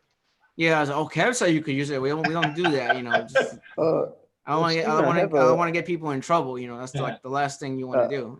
So. Yeah, Steven, I have a quick question. You talk about the quotas just now. Is the quotas, is it placed on the Exchange server or on the computer? Say that one more time. You talk about the quotas just now. Yeah, quotas, is it placed on the Exchange server itself, or do you place it on the workstation computer? No, it's an Exchange. Oh, okay. I didn't get the first thing what he said. It's about the quota of it. The quota on the quota. profile. Yeah, like I'm sure probably Kevtech could probably show you a picture of the quota. Maybe not if he's not. Not on the server right now, but it's on the server. It's not locally. Yeah, that actually comes from the Exchange server, and you can cap that off at however size your mailboxes would be. I mean, overall, but once it hits a certain limit, you're not going to get any kind of send and receive. And also too, if your hard drive runs out of space, well, think about it. It's the same thing as probably going over that quota on your Outlook. So it's not going to send it because it can't hold them anywhere. So I imagine it probably ties into both things, right, Kev? I would imagine, right? Would it feed into that or not? It's a setting on the Outlook Exchange server. Basically, I know, but the error message you got for the hard drive, would that kind of like work? Would that cut off the Outlook from sending and receiving because the main hard drive can't store any more information, even though you're not at the quota on the email out on your inbox for sending and receiving? Do you know what I mean? Would that cut it off? Let's just say it will cut it off. I've seen that before. It will. You have to make some space. The email will literally just stop working on someone's computer if they have no space anymore on their computer. Literally, it will stop working. Literally, that would happen, and that's a common problem, and that's a common issue in IT. We have to clear space for people. But let's go back to the next ticket. All right, system error. I keep putting these generic errors, So this one, you close that out. All right, we got one more ticket to go. One more ticket. You guys ready? Yeah. All right. Good morning. Can someone please tell me why I keep getting a bounce back? Regards, Mitchell. Delivery is delayed to these recipients or groups. johndoe@email.com. Bounce backs. Here we go. Weird error messages. I love my weird error messages. I'm gonna bring some SQL error messages next time. Watch. Bounce back error message. Anyone? Check whether the delivery group is set properly. What do you mean by that? Can you be more detailed about that? What are you talking about? Probably look at the rules settings to see if there's some rules that are set up in a way that's causing the bounce back. Rules? What? Yeah, like the way you could go into the rules in Outlook, for example, in Outlook to just to see that there are no rules that are set up in a way that's causing that bounce back to happen. Anyone else?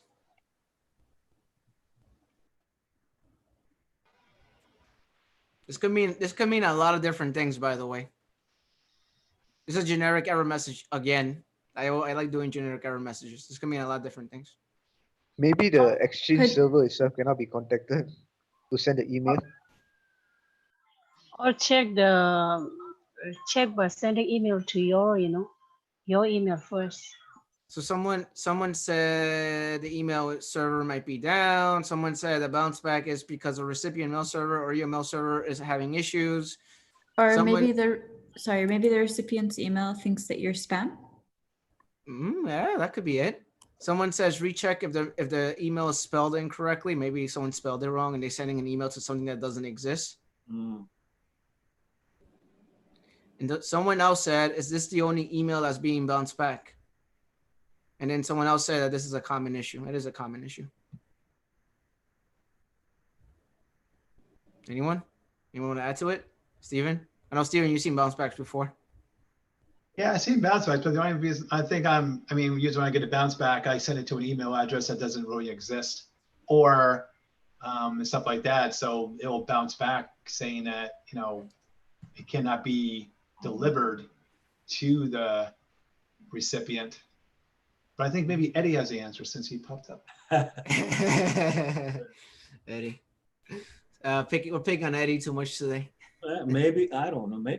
Maybe he spelled it like someone, I think someone said it earlier, maybe they misspelled the email address. Has anyone ever seen this issue because of autocomplete list? You know what I'm talking about? When you type, the autocomplete thing, when you type in the first two letters and it does the rest of it. Yes. Anyone see that issue before? You get a bounce back because of that too. Oh shit. Anyone know what I'm talking about? Yes. Yeah, but why would that be the case? I know what you're talking about. Why would that be the case? Like, would it be because it's incorrect? Yeah, it's because it's incorrect. Mm-hmm. Okay.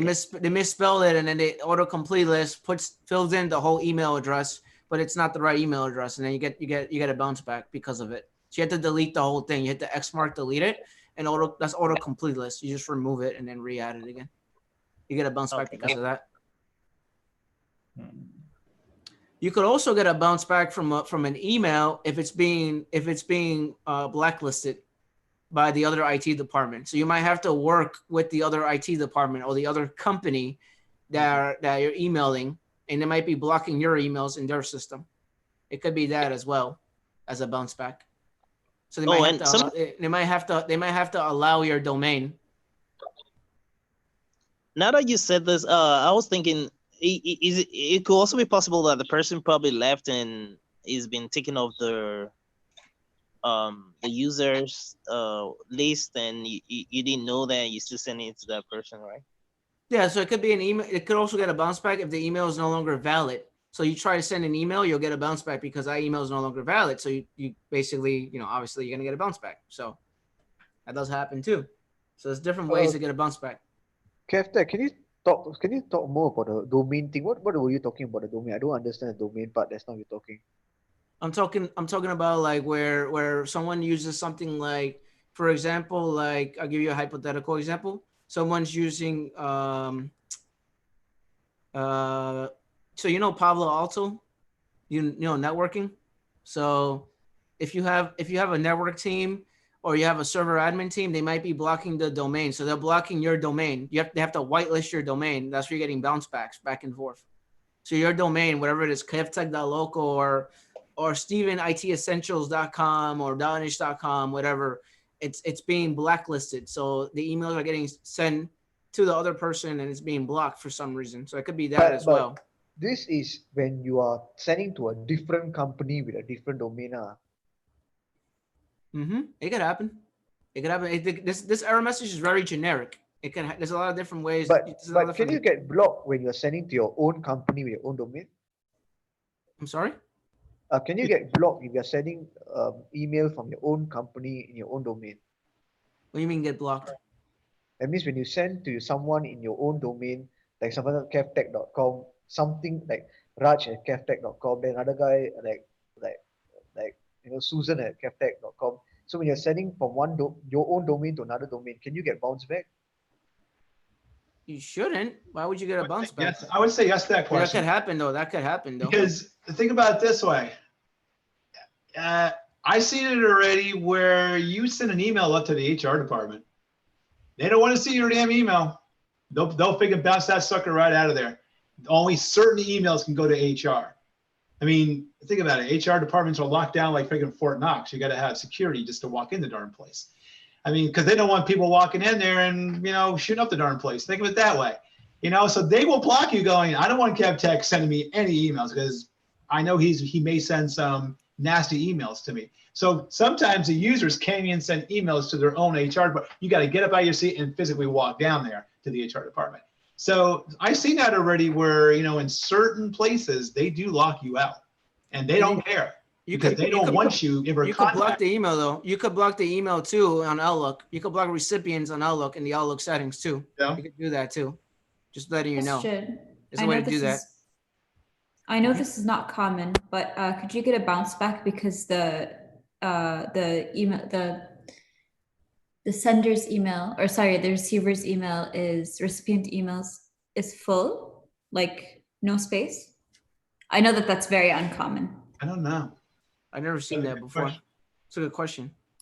You know, I wouldn't think so because you would send it, it would get to their Exchange server, and it would sit there waiting for the client to download it to your email client on your computer. So I'd say, unless it's being blocked at the Exchange server end, I would say no, unless I'm wrong with that, Donish. I'm sure you could maybe say something to that, but I would think once you send it, would, you know, you would send it from your client to the Exchange server. It would sit there until, you know, Haifa kind of like gets her client working or clears some stuff off so I can send it on down to her. You know what I mean? I don't think it would bounce back after a certain period of time. You'll get a bounce back too. Just letting you know, if you guys know, you'll get a bounce back too if the email, or if it's a not this email, if it's like a distribution group, right? And you don't allow the distribution group to receive emails outside your organization. You get a bounce back for that too. I'm not sure if you know that.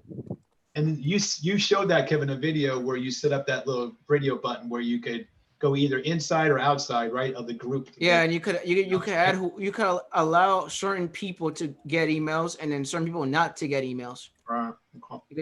That's on the Exchange. How about Steven? Oh yeah, sorry. No, go ahead. Go ahead, Raj. Yeah, is it maybe, Steven, is it maybe you never configured your MX record in your DNS server properly so you can get a bounce back? That I do not know. That's a question maybe for Donish. I do not know. Donish. Good question. I do not know that. That's beyond my pay scale. But it could like I said, it could be auto. It could be a lot of different issues. This is generic. It's a generic email bounce back. It could be a lot of auto. And you got to remember too, when something does bounce back, you can read the email. You can go inside and read the body of the. I mean, there's a whole bunch of stuff there. Now you got to figure out. Oh, there's a whole bunch of stuff like why did it? Oh, this one line says something that maybe you can Google it and go and oh, is that why it's, you know, because sometimes it's spelled out, but sometimes it's not spelled out. You got to read between the lines of the bounce back email because there's a lot of information in their IP addresses and stuff like that. You know, the actual path it took. So, you know, but the bounce back email does tell you a lot, and maybe you can go on from there and put that in the ticket. Maybe copy and paste that, put that email in the ticket going, hey guys, this is the bounce back email. Send it up there to the Exchange team if you have one. Can you guys figure this out? Why this user can't do it? And maybe, you know, those guys seen this a million times and they can say, oh yeah, we have to do this, something like that. So like this thing, see where it says delivery management? So there's someone's in a distribution group, and the distribution group, some companies have it sent to only inside my organization. So if you put the send inside and outside my organization, then you'll stop getting that bounce back. If it's a distribution group, I've seen that happen before. If there's a distribution group and basically it's not allowed, you know. And you could have which is the more popular radio button to press on there? Have like you seen going in your time? Which one do you do more of? Which one, the only senders, or is that up to the person creating the group? Like senders inside and outside my organization is usually set up for every distribution group that we create. So that's usually what you go by default. And if someone wants a Pacific, then you start. Yeah. Down. Okay. Yeah, I usually do it that way because I have access to do it, so I do it for everyone. Okay. In my job, but usually it's set up this way for it. Will somebody make a request if they want it only inside the organization like that to you, or to change that option? Yeah, they would let me know, but normally we don't do that. Normally it's supposed to be in and outside because they want me to add contact users in here as well. They have me start adding contact users in here and people that are not part of the organization. Okay. Part of in the distribution group. All right. Mm-hmm. But yeah, usually you get a bounce back too if this is not set up correctly. So that depends. The bounce back is very generic because it could happen differently, for different organizations. So, and you wanna get that bounce back as an attachment, and then send it to your sysadmin team or network team, and they can look at it and see why you're getting a bounce back. Hey Kev, can you find on the browser there any kind of bounce back message so you can show the guys what they look like if anybody's never seen one before? I mean, as far as maybe he can find one on the internet just to show us, just to show you guys what it actually looks like. Then at least you have some idea that oh yeah, I've seen one, but never really seen one in real life, but maybe he can find like a picture or one and maybe you can scroll through it and just so you guys can see what it is. Yeah, this one right there. Yeah. Kevtech on Steven, is it the same way you deal with what if you have to like give some information to external email address to be added to distribution groups? Is it the same way you deal with it for Teams, for example, Microsoft Teams as well? I have not used Teams. Yeah, that's a good question. Yeah, it's good. That's a good question too. Again, Donish. I think he's invisible. I think maybe he fell asleep. I think he said he was gonna go eat or something. Yeah, I have not used Teams, and I plan on making a video on it because I like touching different things, different technologies. So I definitely do plan on making a video on Teams. So I'm gonna stop sharing. But yeah, that's pretty much it for all the tickets for today. I know there's a bunch of weird tickets, but I like having weird tickets. Sorry, Steven, someone's asking you something in the chat. It says on Zoom? YouTube. I think it says from Postmaster. Postmaster. What's he saying? Can someone tell me? I can't see. He says from Postmaster at Steven. That's what he said. Okay, what's he saying? That's all he said. He said from That's Postmaster. it. Oh, okay. Gotcha. Anybody have any questions? Eddie? Anyone? Were those tickets helpful? They're good people. Yes. Yeah. Actually, I already asked in the message the difference between the ARP poisoning and the spoofing. I think one of our friend, he explained that, but I just want to know I know a little bit about both of them, but what is the exactly difference between these two, spoofing and poisoning? Yeah, these two. I read on the Google, but both of them are looking, it looks same. Yeah, so can you explain on that, please? Donish, where are you? I think Femi answered the question. Femi wrote something in chat. You want me to clarify it again for you? What? Yeah. Yeah, initially, what your question was ARP poisoning and ARP spoofing, which technically is the same thing. So there's no even comparison. But then that's why I redirected you to, okay, did you mean like DNS spoofing versus ARP poisoning? And then when you came back with, okay, just spoofing versus ARP poisoning, that's why I tried to simplify it as much as I could, because basically what spoofing, max spoofing, for example, is which is basically the basic kind of spoofing with respect to your question, is how is a way of, because basically the is it the NIC cards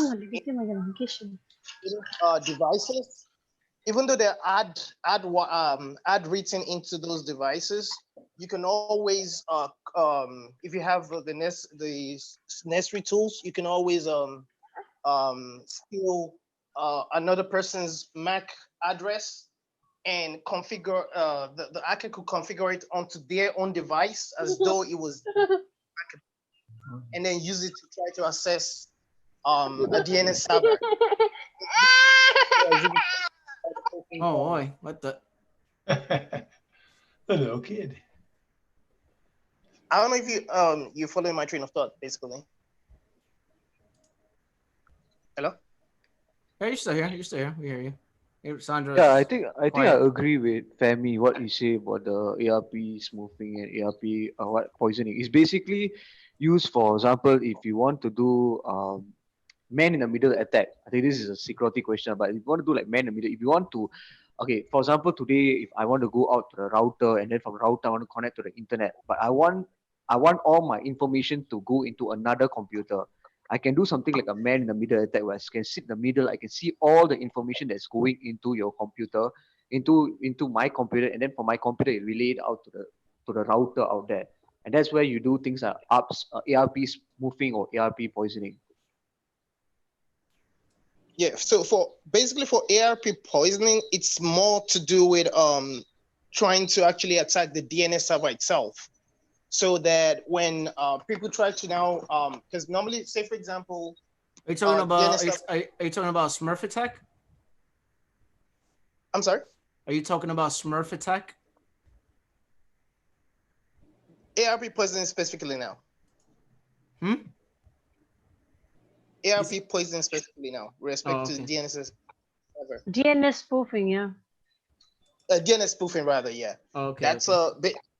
That's basically when the same hacker tries to trick a DNS server and manages to get into the DNS server to the point where it makes the DNS server now starts sending out wrong IP addresses to whoever's trying to access that DNS server, and then that it's almost like you're trying to access Google, but someone's able to hack into a Google DNS server, and then it redirects whatever alternate DNS IP website they might have created. Basically, it's a way of just pushing you away from the real server to a fake server, basically, that they've created. That's with respect to DNS.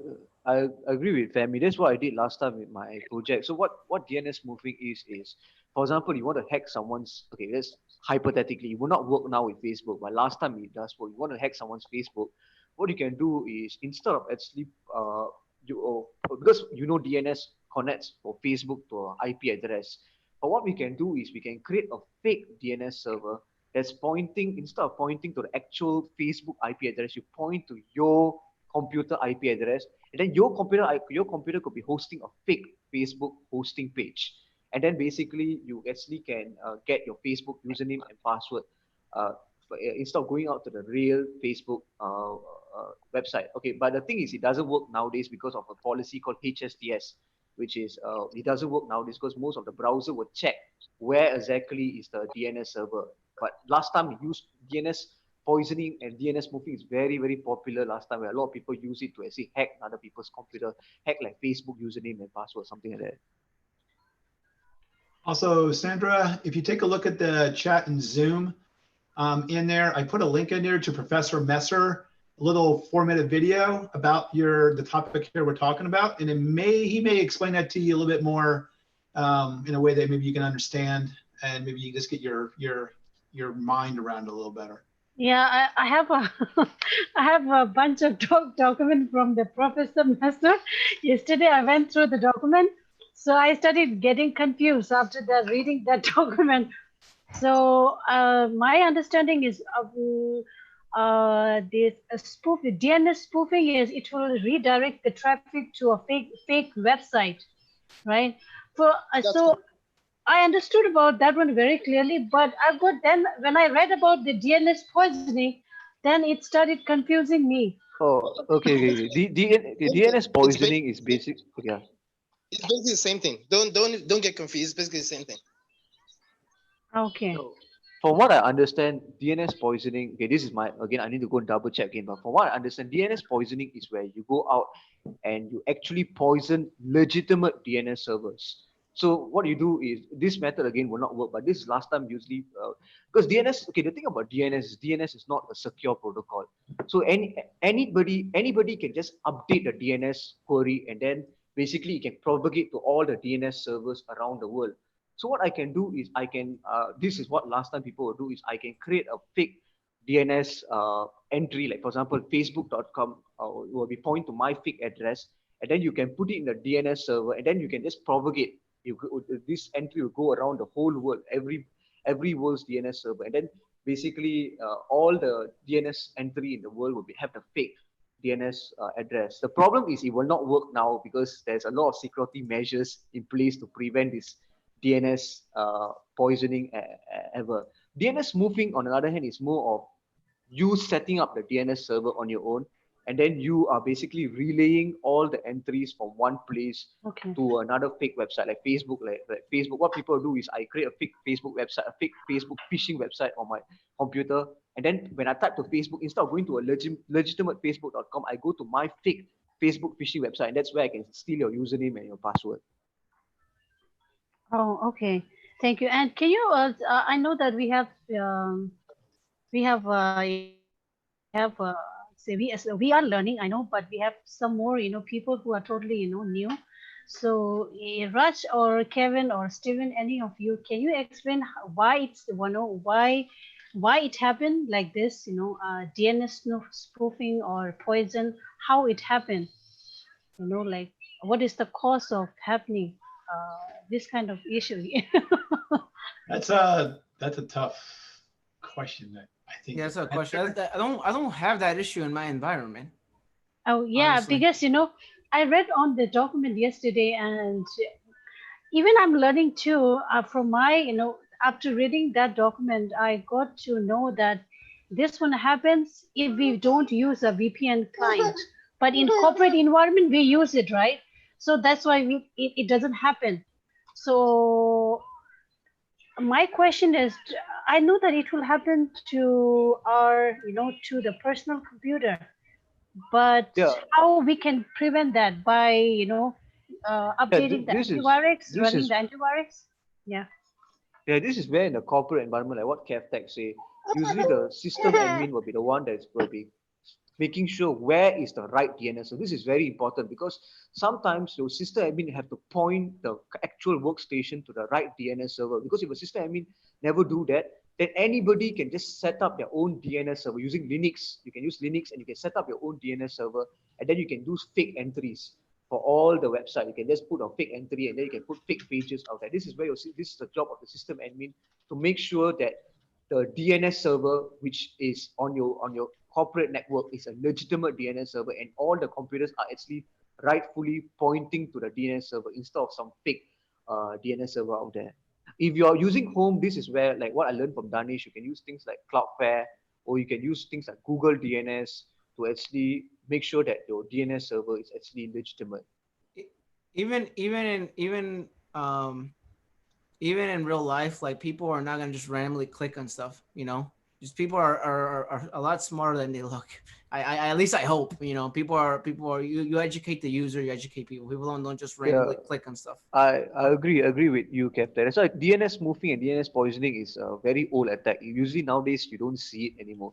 It's those early 2000, before 2010, it was very popular. Now not so popular anymore because most browsers also know how to mitigate these issues very well. All right. Can someone answer someone else's question? Yeah, hold on before you go on to the next one. Hold on. I'm going to share out my screen quick, Kev. Can I? It says here you disabled it. Let me in. No, I got you. This host is disabled.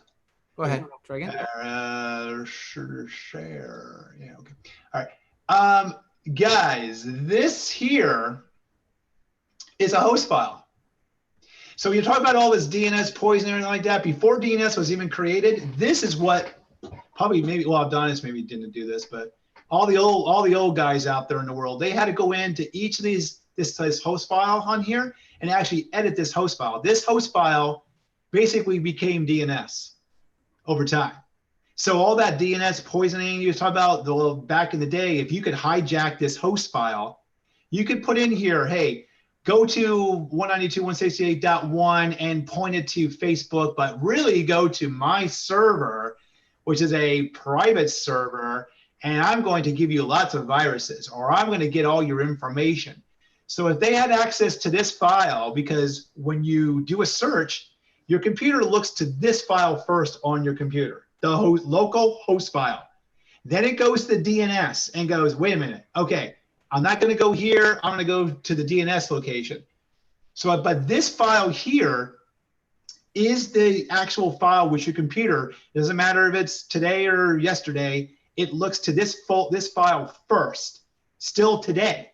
And I forgot who created this, Kev. Was it Lori Crep, something like that? Mm-hmm. Some woman actually created this file. Mm-hmm. And she said, this is how computers are going to go from point A to point B. And for them to make like a change to a server, they would have to go into each and every computer in their corporation and edit this host file, because there was no other way to do it. But back then, I think it was Lori Karp, something like that. Lori Karp or something. Mm-hmm. But she was the creator of this. You guys should look her up. Apparently she was a pretty smart woman that thought this thing up, but all it was is a simple text file. That's all it is. It's a Microsoft. It is a simple text file, and you open it up in an actual notepad to get to it. But this is where it all started, and then from this, DNS was created. So think about it. This little text file created what DNS is today, because someone said there had to be some kind of easier way, and all the smart people in the world came up with DNS. But this was DNS before DNS. Yeah, I agree with you, Steve. I miss those days where you actually go to the host file and you go and hack the website, and then you point it to actually some fake website. Yes. You have been hacked, or you have been doing something like that. Those are the exactly. good old times. But the thing is, it doesn't work anymore now. Yes, it does. Yes, it does. Try it. So, it will work today yet.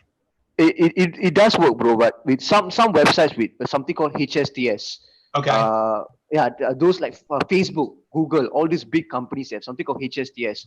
What they do is they put it in the browser, that the browser itself have a copy of where the DNS points to. So even you go to the host file and edit it here, so it will not work at all. Because I tried it before, I think last year or something like that. I just wanted, because the nostalgia, I wanted to try and see does it work.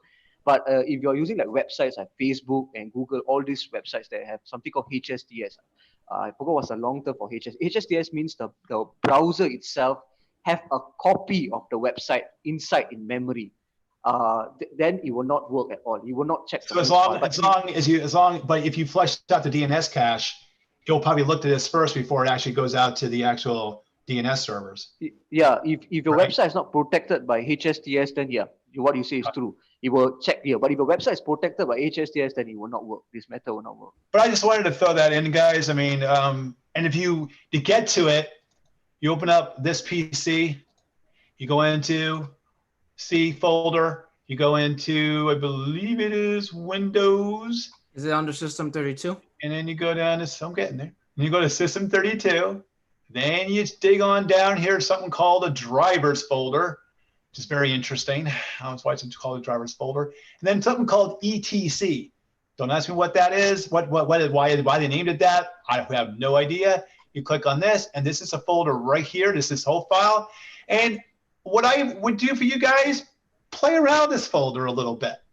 Look it up on Google a little bit. Do a Facebook redirection, and you have to open up with Notepad.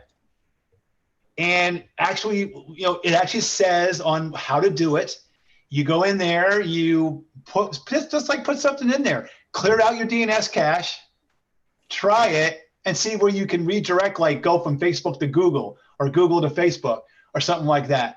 It does actually work. So, but this is where it all started from. So Sandra, this file here was maybe years ago was poisoned, where they get hacked. People would get access to this file and they would just go nuts on it, and you'd be clicking around, and all of a sudden you get all kinds of stuff. But this is where it all starts from. So I throw that in there.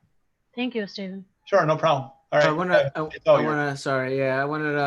Someone's been asking this question, and they spammed that question on Discord, but also on chat box. So, like, can you guys help me arrange the order of connections? This was an interview question. DCP, IP, DNS, IPv4, NIC, DHCP, router, switch. This was my only technical question I had on my interview last Monday. What's he trying to do? What's he trying to put them in order? Yeah. What do you mean put them in order? Put them in order from start to beginning. That was a technical question. I'll put it in the chat right over here. You guys could see it, the question in the chat. Arrange in order the connection to the computer. TCP, IP, DNS, IPv4, NIC, DHCP, router, and switch. That was an interview question. Like, what goes first? What goes in the middle? What goes last? If you were to be asked this question, what would be the order of it, basically? Someone said OSI layers. Everything starts at the NIC. So it has to go from the NIC to the switch. I was gonna say that too, Nick. First. Yeah, the NIC to the switch, which gives you the DHCP, which then in turn would give you the IP4 address, but then it has TCP/IP. So I guess TCP/IP would be next, and then you would hit the router, and then go to DNS. DNS and then the router. Well, the DNS is in. That's a hard question, right? Hell yeah. That's kind of goofy. Who the heck would ask that? No, that was a technical question. I mean, then you talk about the OSI layer. Then maybe they're. What do you think, guys? Chime in. What do you think? I stopped at the NIC. Well, you got the NIC, right? So you got the NIC. Mm-hmm. So it goes from the NIC through the wire back to the switch. Mm-hmm. From the switch, it's going to ask DHCP for an IP address. Yeah, hi, I'm here, DHCP. Mm-hmm. So then you get an IP4 address or an IP or whatever 6 address. You get a request, yep. And now the next one, well, you're using TCP/IP though to do it from the NIC. I thought there was a router included as well, right? Yeah, it says router switch. The router would be last if you want to go outside the network, or you go router to the DNS servers. Higher range. WP said, think about the OSI model, guys. Come on. Right. Yeah, come on, my butt. Hold on a second.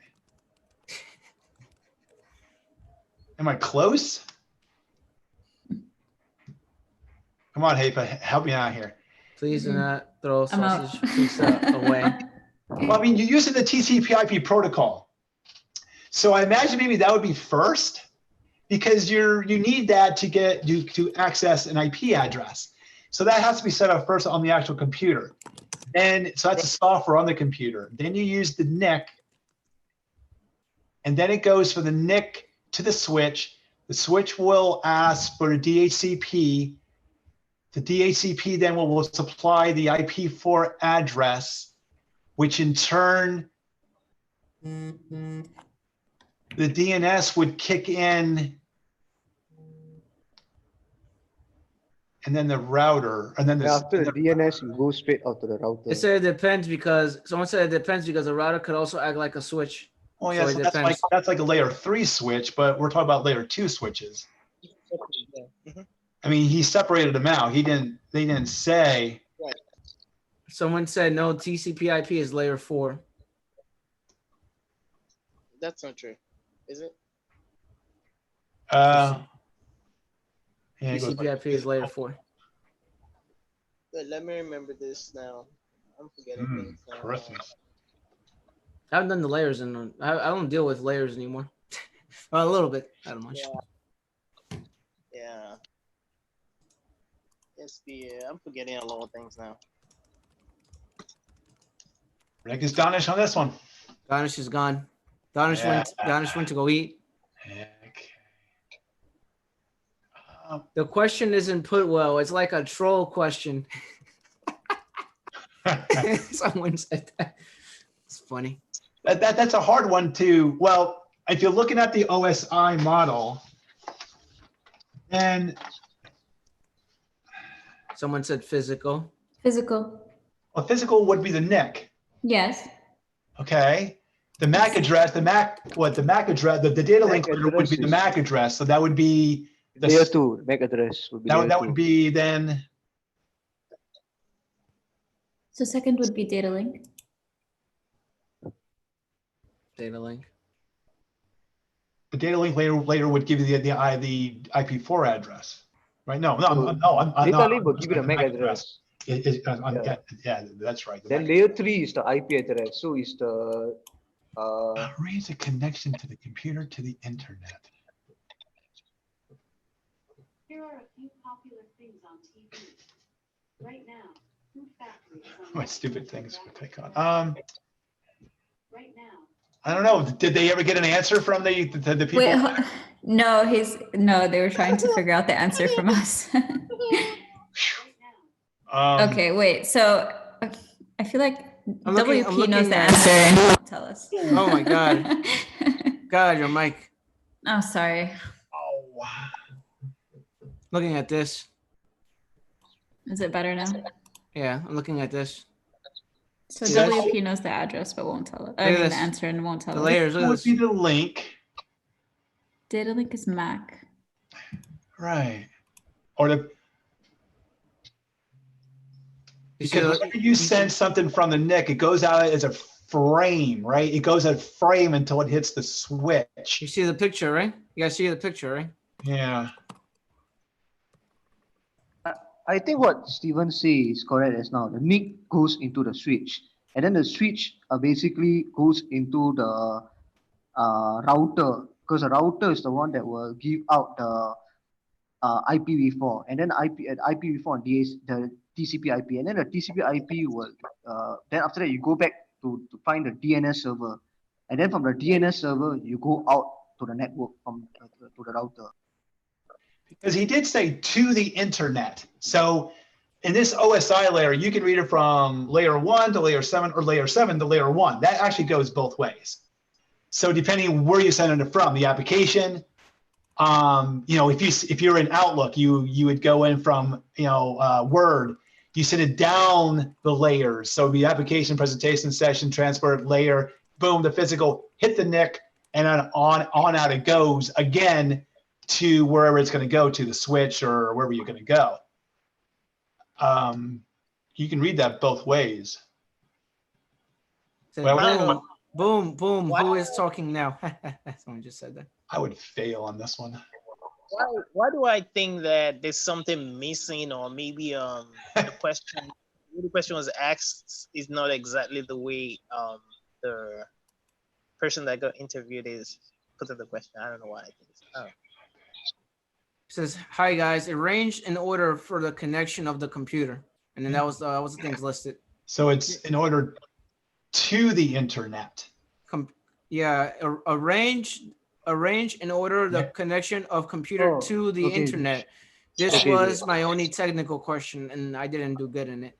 I think, okay, this is how I see it. The NIC is layer 1, the switch is layer 2, the router is layer 3, the IPv4 is layer 4, TCP/IP is layer 5, and then DNS is layer 7, application layer. I think this is how I look at it. Interesting. Yes. That could be. Maybe that's what they were. Because wait a minute, are there 7 things on here? 1, 2, 3, 4, 5. 7. There are 7. He just wanted to know about the OSI layer. If he knew what the OSI layer was and what each protocol worked.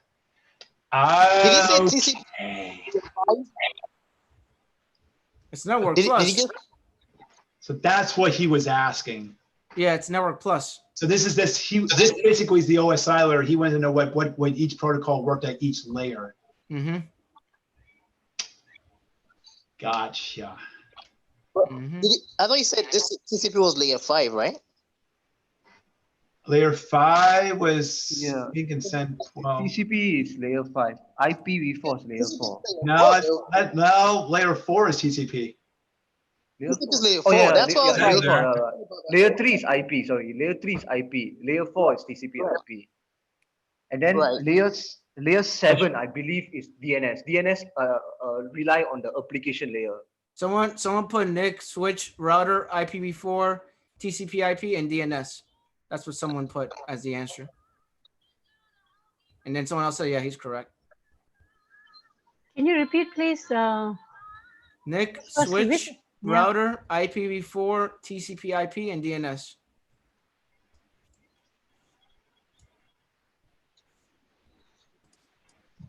It's a good question though. Yeah, it's a very interesting question. My Wait, thinking is there's a right there's a Nestle the interviewer probably was looking at how the person's going to present his answer. Mm-hmm. I mean, Wait, what was the? I'm sorry. What was the final and correct answer? I just put it in chat on Zoom chat. Oh, you put it in Zoom chat. Okay, thanks. NIC, switch, router, 34, TCP IP. So network. That's why Network Plus is important. If you have Network You're Plus, missing one, aren't you? 1, 2, 3, 4, 5, 6. You only got 6 layers there. Where's the 7th? Yeah, I think they're putting IP and TCP together, but they're not supposed to be together. No. No, the IP layer is still the transport layer, isn't it? I think it's worked at the transport. Right. No, I think it's Mhm. the layer 6 and layer 7 is combined together for DNS. I think so. There's because there's 7 layers, Oh, but you there's 6 guys- objects. So there's the last two. The layer 6 and layer 7 is DNS combined together. But IP is usually separate from TCP on the OSI layer. Yeah, they're separate. One is layer 3, another one is layer 4. IP is layer 3, TCP is layer 4. That means you're putting together with is it the switch or the router? The one that's missing is DHCP. Okay. Yeah, correct. The one is the DHCP is the one that combined at the end. No, it's a good IT question. That was a good technical question. I like the question. God, Kevin's gonna ask this at the next goddamn. Oh man. Jesus Christmas. Poor guy's not gonna get the freaking job and feed his family because of not knowing the OSI letter, which I'm sure he's not asked every day of his life in the IT world. I mean, it is nice to know it. If you're gonna break down an issue, yes. Does it help? Yes. If you can understand it and ingrate it in your brain, you can knock out a lot of, troubleshooting steps that way. I like the question though. I really like the question. It's a good question. Yeah, you got Kevin, is Danish doing the live stream tomorrow or in the interview? He hasn't said anything yet. He's tired. You gotta remember he's sick. Oh yeah, I You gotta understand. remember. You gotta let him rest, man. Let him rest. He's not 100% yet. So there's a good question. have- This is a very good IT question. Me, I don't do technical questions. I do personality questions, and everyone Yep. fails the personality questions. Stephen and Kevin, if you don't mind, can you answer a non-technical question like how do you actually how do you negotiate breakdance? How do you negotiate for salary in a company? I'm gonna make a video. I'm gonna make a video on that. Don't worry. Okay, nice. Yeah, you beg. I'm making a video on that tomorrow. How to negotiate your salary. You offer him candy. I have a video on Yeah. that too, by the way, Raj. Yeah, because it's a particular skill, because you don't know how much your self-worth, and then if the company try to low-key, especially now the recession, right? It's so bad, everybody's getting As retrenched. their budget is. If their budget is $1, you're worth 50 cents. The guy gets paid first. That's how it works. It all comes down to money. How much is in the budget? It doesn't matter how much you're good to work So, you do. because the thing about it is sometimes in the outside world, I don't know whether it's in your company the same. They always say the IT department doesn't generate much money, so they're like useless. A lot of times this rhetoric is being pulled always in every company, like, oh, the IT department doesn't generate much money, so why waste money on them? Like, I don't know, man. That's why sometimes you walk in the comm room and you start pulling out network cables just a little bit each one. Just like a lot of people have told me, and I see for myself now. When you work in IT, you're the forgotten one until something breaks down, and then they remember you exist. Yeah, that's true. I mean, we don't directly generate money, but we indirectly generate money to the company. I don't know why companies don't understand such basic stuff at all. Because they're cheap. Companies are cheap. They don't want to spend any money on IT. They want to spend as little as possible. And they don't care about us. They care about working and making the company money and getting their products out. When it comes to IT, as long as we get the computers running, that's all they care about. The IT department is the last department in the whole damn company to get paid. And they got wobble and just to get PC. That's why you walk into some of these companies, the PCs are like 10 years old. Raj, I don't want to spend any money. Raj, I have a video on that. I have a video on how I went from $9 an hour to $22 an hour in 1 year. I don't know if you saw that video. I have a video. Wow, $9 to 22 hours. That's quite a lot of improvement, man. What are you showing? Then I initiated the same process, and I went from $22 an hour to $35 an hour in a year. So you have to know how to negotiate your salary. Is it because you have experience, so you use your experience to negotiate the salary? No, nothing to do with that. Nope. Oh, okay. You gotta know how to negotiate your salary.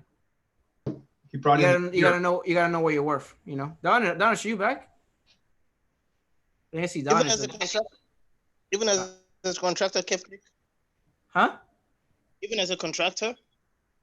Yes, you make a lot of money, man. Contractors get more money. If you're a consultant, you're able to get more money. There's a way to do it. So, I'm not gonna talk about that in this video. I'll probably make a video on it, but there's a way to negotiate. And then I actually helped somebody. I helped someone double their salary.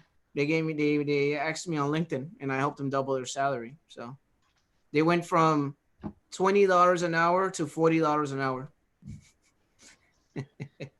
You better like share that video out soon. You know what I mean? We are waiting for that video. You have to know how to market yourself. A lot of it is how to market yourself. So a lot of it's how to market yourself. I'm just reading the comments right now. It's like we're being paid peanuts in IT. That's funny. Depends where you live. Depends where you live. It's all about location. Same thing with houses. It's all about location. Like depends where you live. New York, you're gonna make a whole bunch of money. In Pennsylvania, not so much. Maryland, I don't know how that is. I don't know where Fem is. You know what I mean? I don't know where Sandra is. It's all about the cost of living, but you can't expect to make $40 an hour here in Pennsylvania. That's not going to happen. There's no way. Take a look at Kev, just pull up some Indeed and take a look at those salaries. They'll probably roll your eyes over like, what? But it's just the way it is. I mean, it's what the market, I was kind of weird. I talked to a what do I call it? A promoter or a guy who calls you on the phone for a job, a actual recruiter this past week. And I said, why in the world are the jobs are they coming in low? He goes, yeah, it's a very good question. And he says, because of what's going on right now in the world, he says, companies are doing this. And I'm like, why? Because first of all, they can get away with it. And he said, second, he says, Steve, you have a lot of experience, but they want to pay you like, $19 an hour for a job. And this was like a contractor thing. I was just, and I'm like, there's no way. And he goes, that's like top what they're offering. And I said, with all the experience, they said they don't care. They don't care. These companies just want cheap people to come on in and do it. Yeah, it depends on the company. But you got to know how to market yourself. That's the problem with people. People they're like, oh, I'm gonna give you $16 an hour. Okay, that's fine with me. You gotta know how to negotiate. Well, yeah, you can negotiate up to a certain point, Kev, but they have their limit too. Yeah, of course. Of course, every company has a set budget of money that it could only give people. There's a set budget, but it really depends on how you market yourself. if you're working with a job recruiting firm, they're gonna low blow you. See, they the more money you make, the more money they make. Bro, yeah. You're working with a recruiting company, so Well, less money. you gotta know how to negotiate. You know, it's all about negotiating. You know, there was a job this past week where the recruiter was calling a whole bunch of people. This must have been the hot job of the darn week because I got like 10 emails about it. But this was for actual UPS, working as a desktop support. It was an 18-month contract, right? They were willing to spend, I don't know where they come up with this freaking number, $21.35.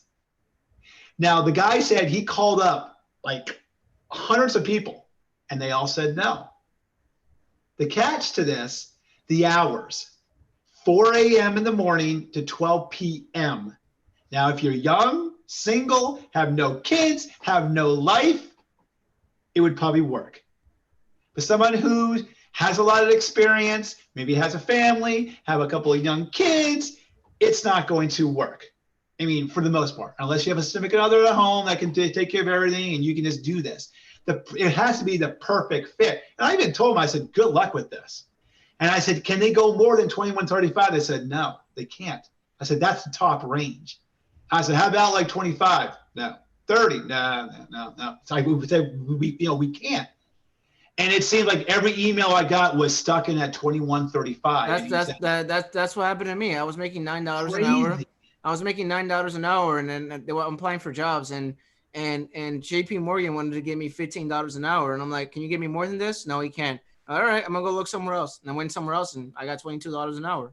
So I went from $9 to $22 an hour. Yeah, I mean, now if they raise the minimum wage up to $15 an hour, it's gonna be very interesting to see what companies do. Yeah, so like with me, it's just like how you market yourself. You gotta know what you're worth. You get what you're worth. You know, if you know you're worth more than that, then get what you're worth. So don't be happy with that salary. You get more than that. Figure a way to get more than that. You know, and I know a lot of people there. They say money's not important, but money is kind of important for people. You know, you have bills to pay. You have things you have to take care of. You know, so you need to understand that money is very important when it comes to dealing with personal stuff and bills and stuff like that. So yeah, but still, I mean, again, Kev, you're in New York.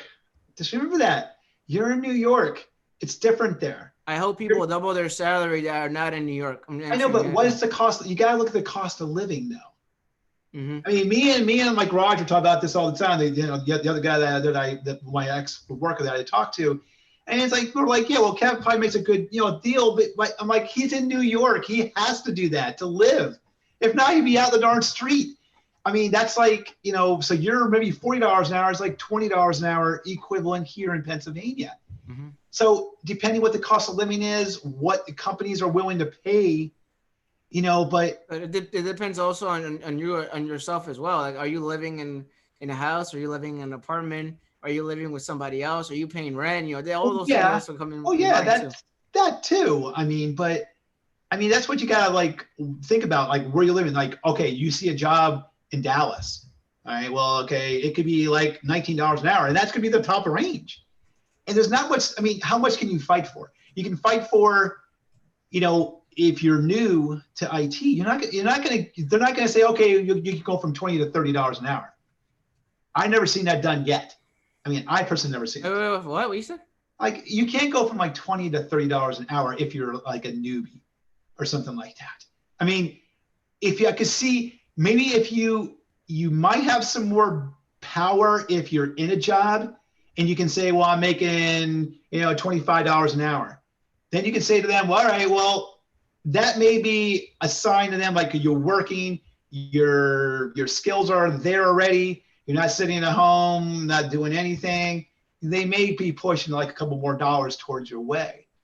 But I mean, again, it's all relative. I mean, I oblige you, Kev, pull up Indeed and check out Allentown, Pennsylvania.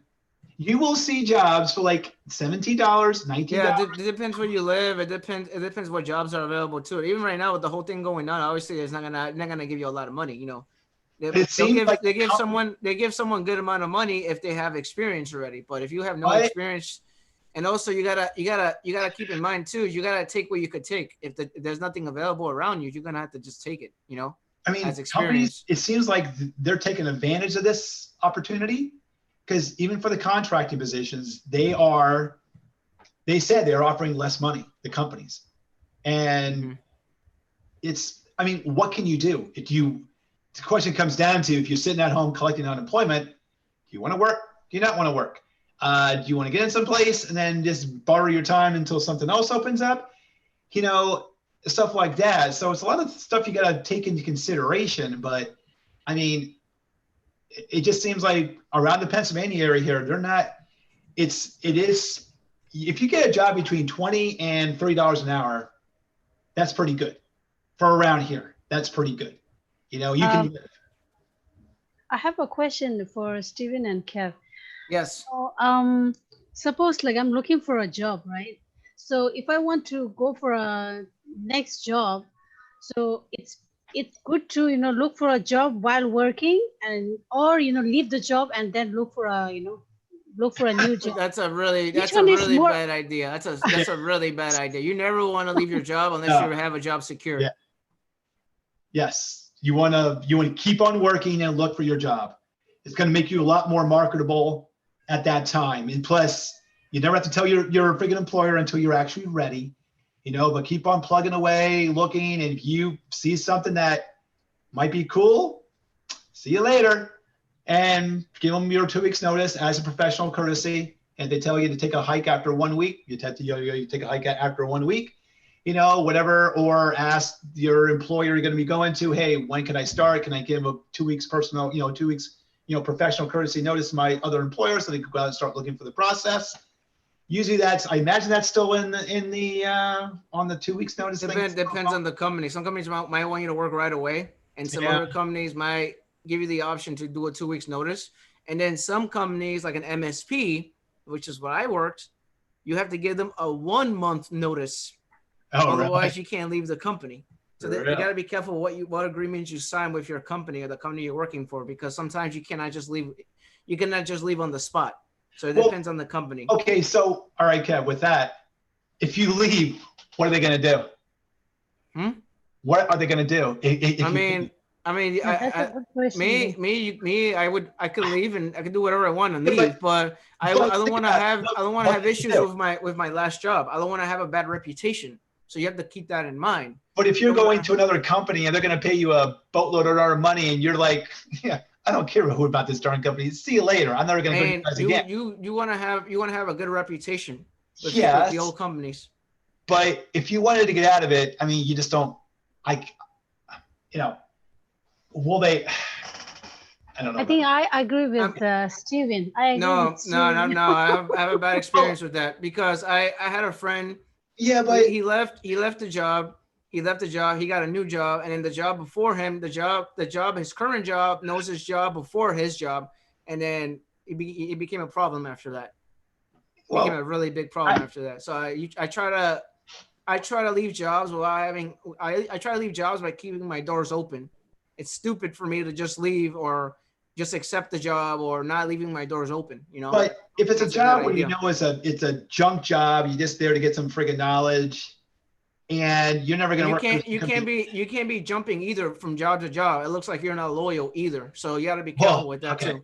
There's all about the loyalty stuff, Kev. That is out the door. Loyalty in a job is no more. Maybe back when I was young, my dad and my mom growing up, and back when they were young, loyalty was all about the company. You wake up for 10, 20 years, you show a lot of loyalty. Loyalty, I don't think is anymore. I don't think companies care about that, because they will throw you out. I would not advise They somebody. will throw you out at a toss of a dime and not even freaking break a sweat. Oh no, that's happened to me, but I would not tell somebody to leave the job and not leave their doors open. That's not responsible. I would never do that to someone. That is a really bad idea. You think Danish will agree? Even Danish will agree with me. That's a really bad. I would not recommend doing that. And also, let me tell you something, Steven. But I don't like giving that advice. Let me tell you something. Yeah. The current job I work, they know people from my last job, and they know people from my job before that. And they know people from my MSP job. They know all those people from all those other jobs that I work. So you got to be careful what you do. It's a small world. So with me, I work in a hedge fund environment. But if the hedge fund environments, they know me, and the other companies know me, and they have a reputation because of the other companies. They know who I am. So, and I didn't burn any of my bridges. So they all know who I am. Even though I'm making more money in this current job, I don't have issues with my other job. So in other words, We know each other. Sandra gets a job like $10 more an hour, and you're saying that you guys stay at this company for another month. Well, this other company says, listen, 2 weeks, man, that's professional courtesy. If you can't handle that, I got to move on to somebody else. And so Sandra's going to go, I'm not going to lose my $10 an hour raise because so-and-so said I can't jump, which doesn't make any sense. Yes. Is it bad overall? Yes, I will agree with that. But if she gets an awesome opportunity, she's gone. I mean, CEOs do it all the darn time. They'll freaking work for Nestle, whatever it is, and go work for Hershey for they get like $1 million. But they don't care. It's like there is no loyalty to a business anymore. There is no, hey, 20 years, I'll give you a gold watch. Heck no. It's like, see you later. Thanks for the 20 years. Next kid, please. Can you please roll into this old guy's spot because I can pay him $10 an hour instead of paying him $45 an hour. There is no much loyalty. That is gone out in the 80s and 90s. There has been no darn loyalty. I don't care what anyone says. I'm sorry. I agree with Steven. Absolutely. It just isn't. Maybe in New York is different, but it's not. They don't care around here. You can leave and like they don't even care. Oh, Kev's gone. Oh, who cares? I'll just bring in somebody else younger than Kev and pay him less and move on. Like there is no loyalty anymore. There is no, hey, I worked 20 years. Can I get something? Nope. See you later. Bye. I'm going to move on to somebody younger.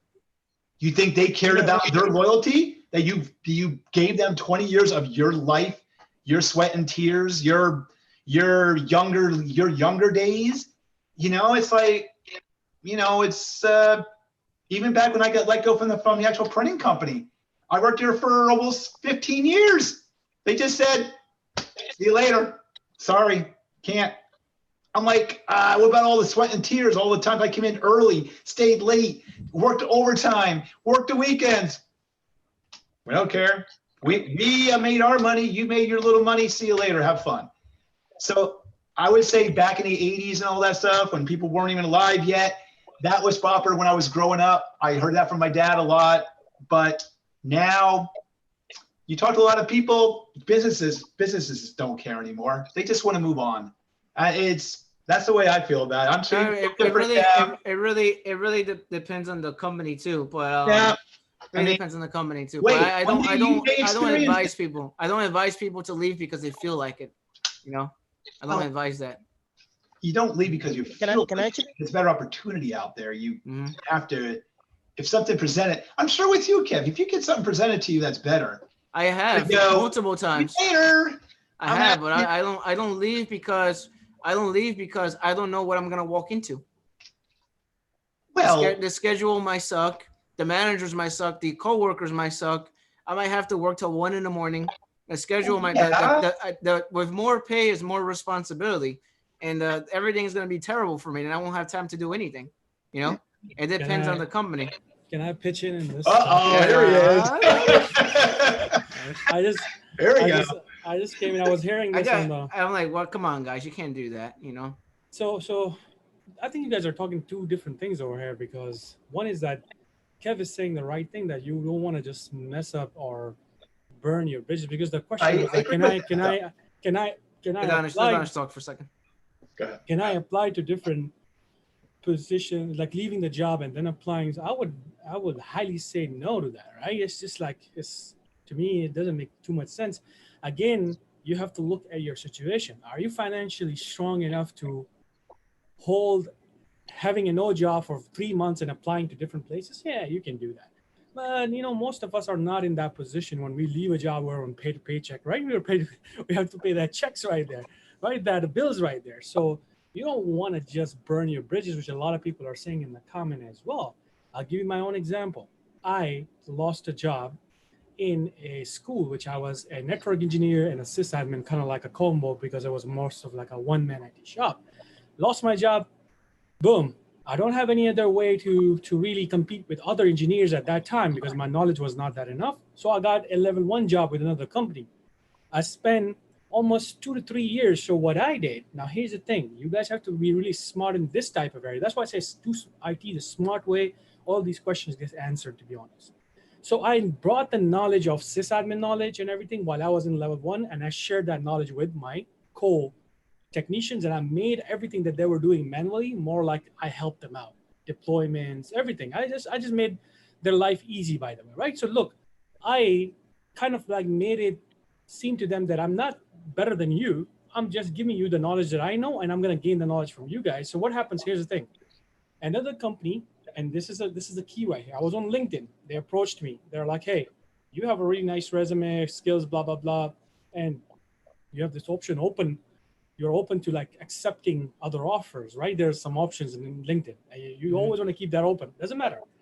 So they offered me IT specialist job. I was about to work with a CIO, basically, and I will be directly working under that person. And they pay around that time in Maryland, and I'm talking about like years ago, $75,000 were a lot of money. This means I'm going to be making about 15 to 20K jump in like that, right? From my current job. So now think about it. Because of my relationship with this company, which Kevtech is saying that, guys, notice this. Because of my relationship with the company, I went straight to the manager.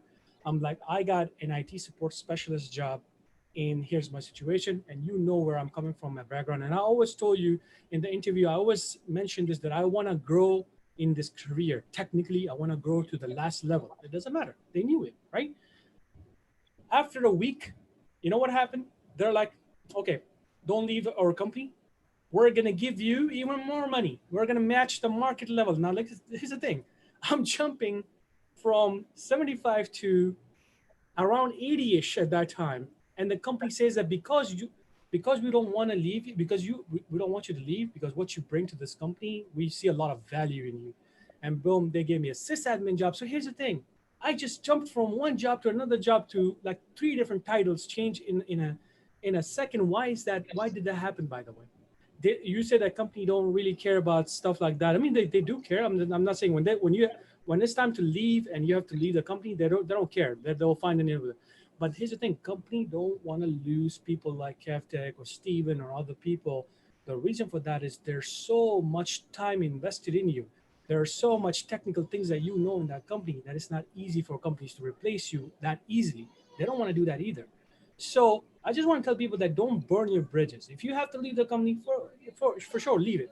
Yeah, But you make leave your sure, company. make sure you guys have such a good relationship with other people that it can change everything for you. To be honest, I was making.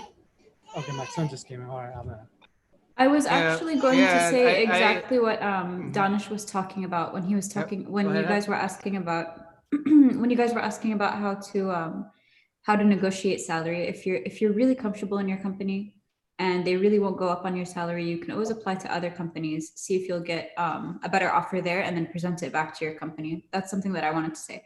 And then Stephen, I wanted to add, if my dad heard you say that you don't care about burning bridges, he would have a heart attack. He always taught me like not to burn bridges. You always have to, just because you never know where life takes you. You might end up with either working with the same people in different companies, or going back to that same company because they have a better job offer for you. Now, if you burn a bridge, what face are you going to go back with? But okay, I understand that. I'm not arguing about the burning bridges part. I'm just talking about, I mean, if Sandra got a really good deal, I mean, and it's like, oh, you gotta stay here another month. I mean, hey, what would you do? Honestly, I'm gonna pay you $100,000. Right now, you're making $50,000. I'm gonna pay you $100,000. Would you go to that company and go, oh, well, I just got an offer from another company here for $100,000. Can you match it? They're gonna say no. They might say no. That's correct. And if then, they do so say would you no, jump early? You're right. I wouldn't jump over immediately. I would try to. Did my microphone do the thing again? Oh, go ahead. Oh, okay.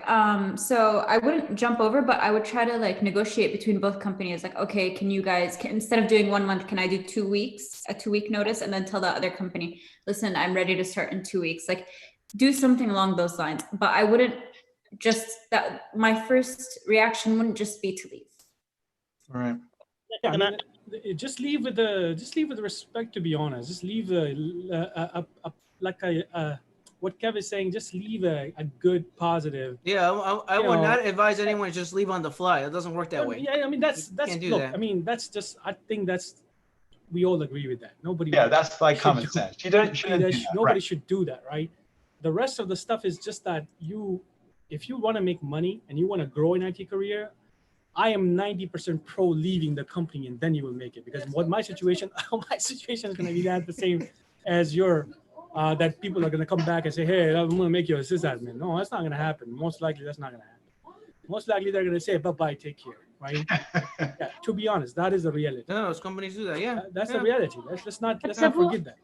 but If you suppose are like if level you one do and a- you want to become a sysadmin in the same company, it's going to be really hard game for you. So No, but if you're a good employee, not all companies, if you're a good employee, they acknowledge that and they'll give you a salary increase. They will take care of you. 100%. Not all the companies, some of them will. That's true, but even if it's a good company, how high can they go with you as a level one? To be honest, it's going to be a very hard game for you to play. Like, for example, they're going to give you $1,000, $2,000. They're not going to talk about $20,000 or $30,000 by switching a job. Only you can do. It depends on the company, Donish. Yeah, that's what I'm saying, Kev. It depends on the company. Now, here's the thing: your situation is like you're the 1% of level help the support area. Ask anybody. If you tell people that you're making 100K in support, bring me the majority of the people. If they say we're all 60% make 100K, to be honest, I'll leave my sysadmin job.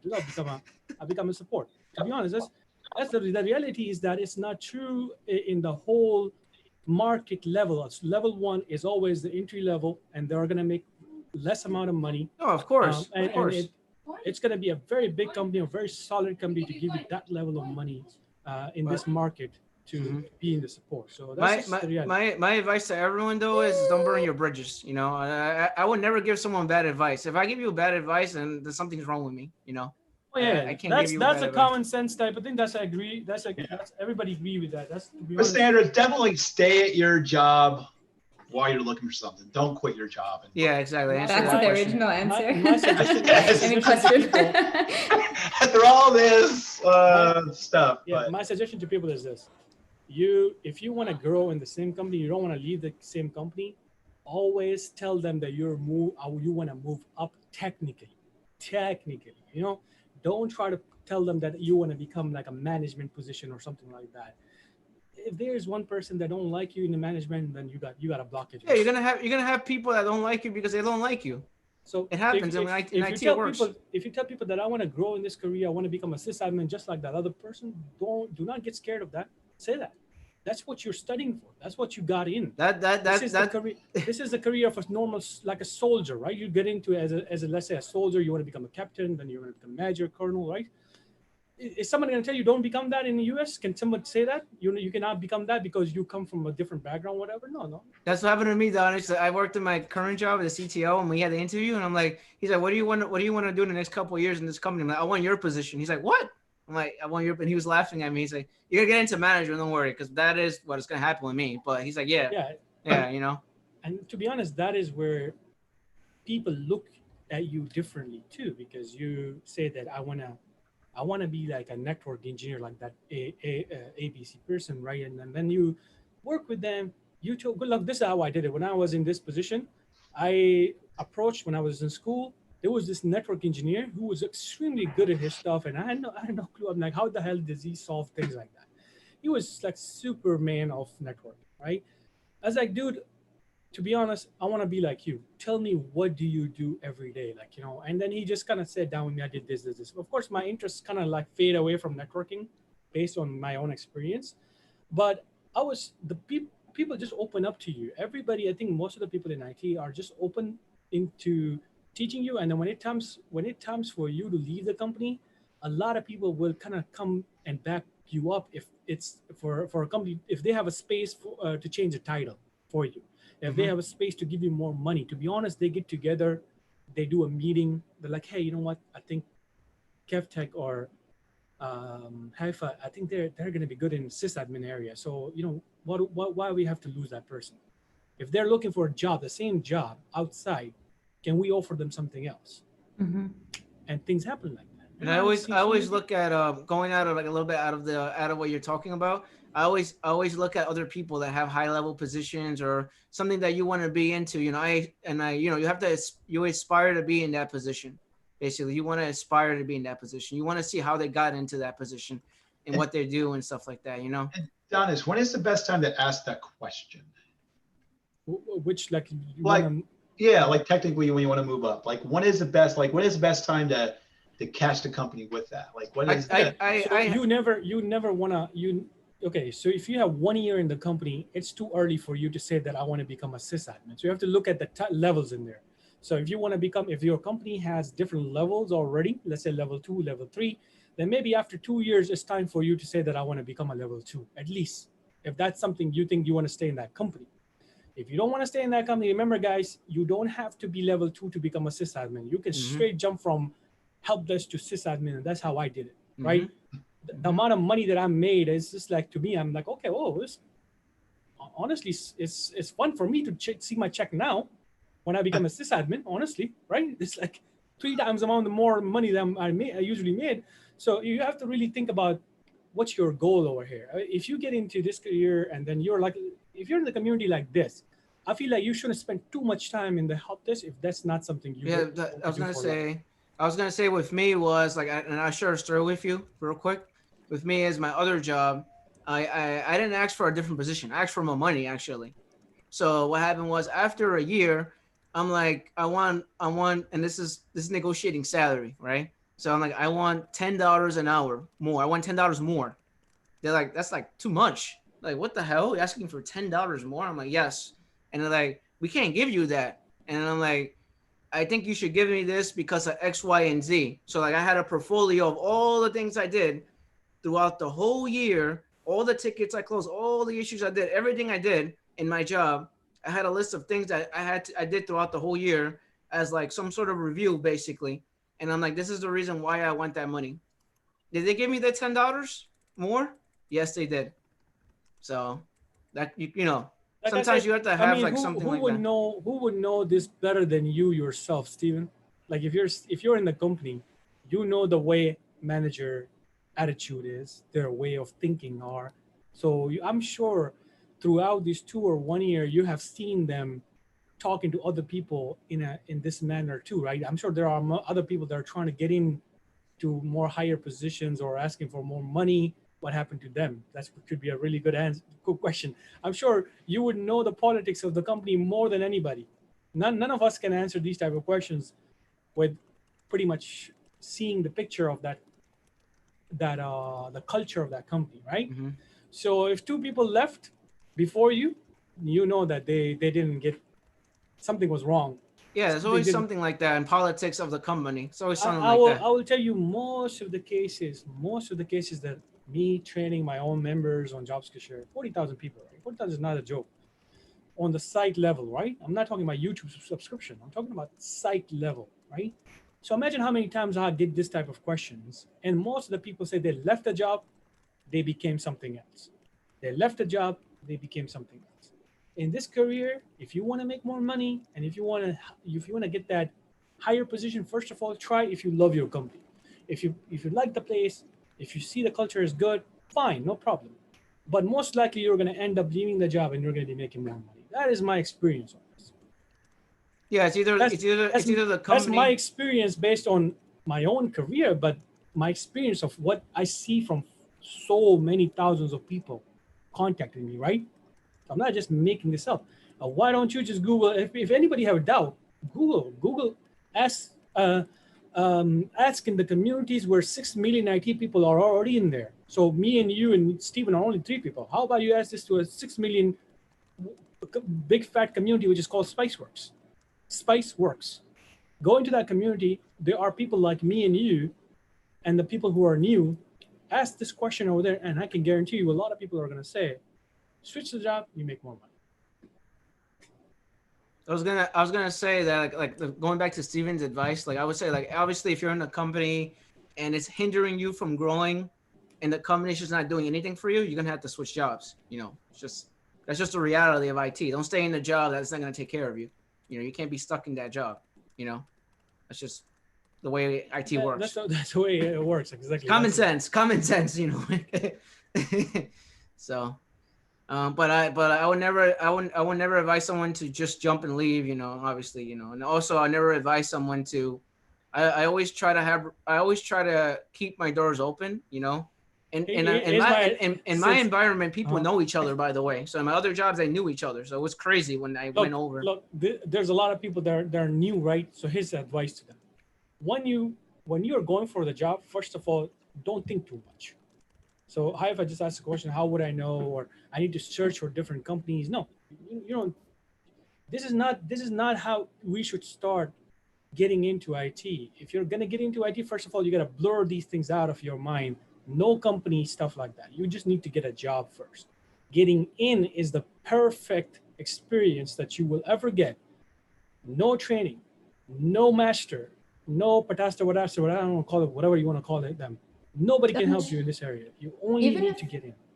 Even if even like WP was saying, check Glassdoor. Even if the company has bad reviews on Glassdoor, you still think I should apply to it? Okay, that's a little, of course, that's a good point right there. That's a little common sense in there that's too, what right? we were talking if it's about. a 1-star company, and I'm sure that's just like, I'm not saying that, I'm not just saying. Where are you trying to get me to work? Yeah, I'm not just saying go and just like, you know, go to a place. Good point, Roberto. Good point.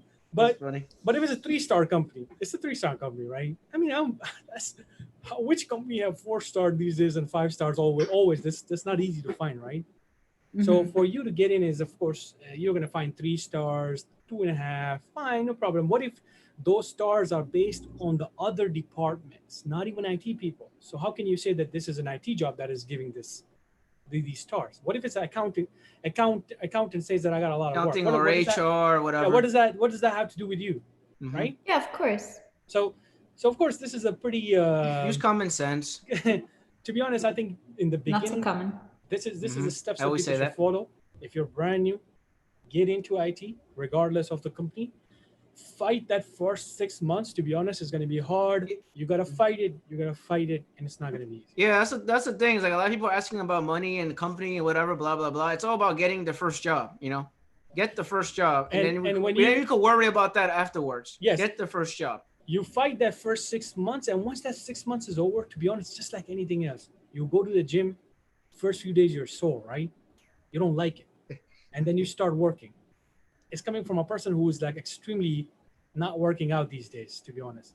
But I'm just giving you the real example. This is a real life. Yeah, it's the stress and everything, and it's gonna be like this, and then after that, after the couple months or whatever, how long you've been in the company, you start surfing, and you start feeling a lot better, and then the stress is gone. You're like, oh man. This is where I tell a lot of people that it has to do a lot with your mental preparedness, and you as a human being have to fight this. If you're a weak human being, you will lose this battle. If you're a weak human being, you got to eat more spinach. I'm just kidding. Danish, I found a job at the NIH, and I'm like praying that. Yeah. But like it's really interesting because they talked about like what applications you would be learning, like the ones that you don't have to know now, but the ones that you will be learning. And it was a really long list. It sounds like somewhere to. You found a job? What are you saying? I found like I didn't find a job. Job posting? A job opening. Thank you. Wow, I was like, I didn't even notice you got a job. Okay. Can you imagine? But yeah. So I mean, to be honest, the first job is just like that. You just fight that. Get your foot in the door.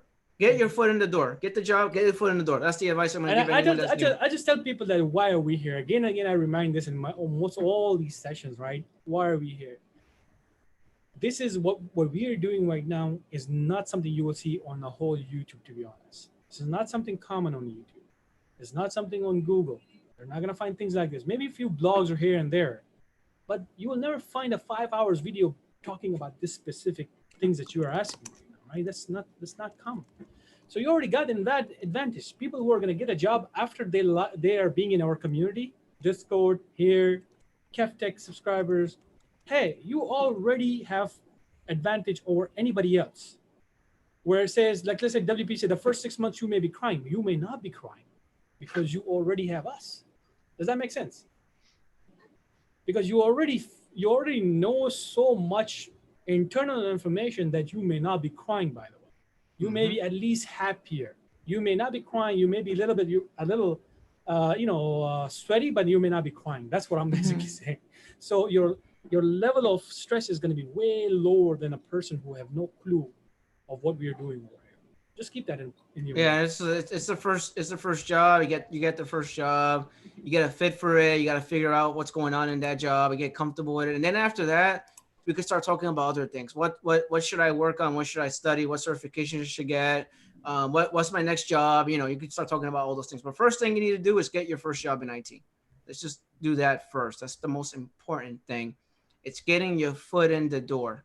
One thing I really want, maybe in future, if we can ever, because I'm kind of like, I dream things, right? So I would dream. You want to come to New York, right? And have pizza. Dream.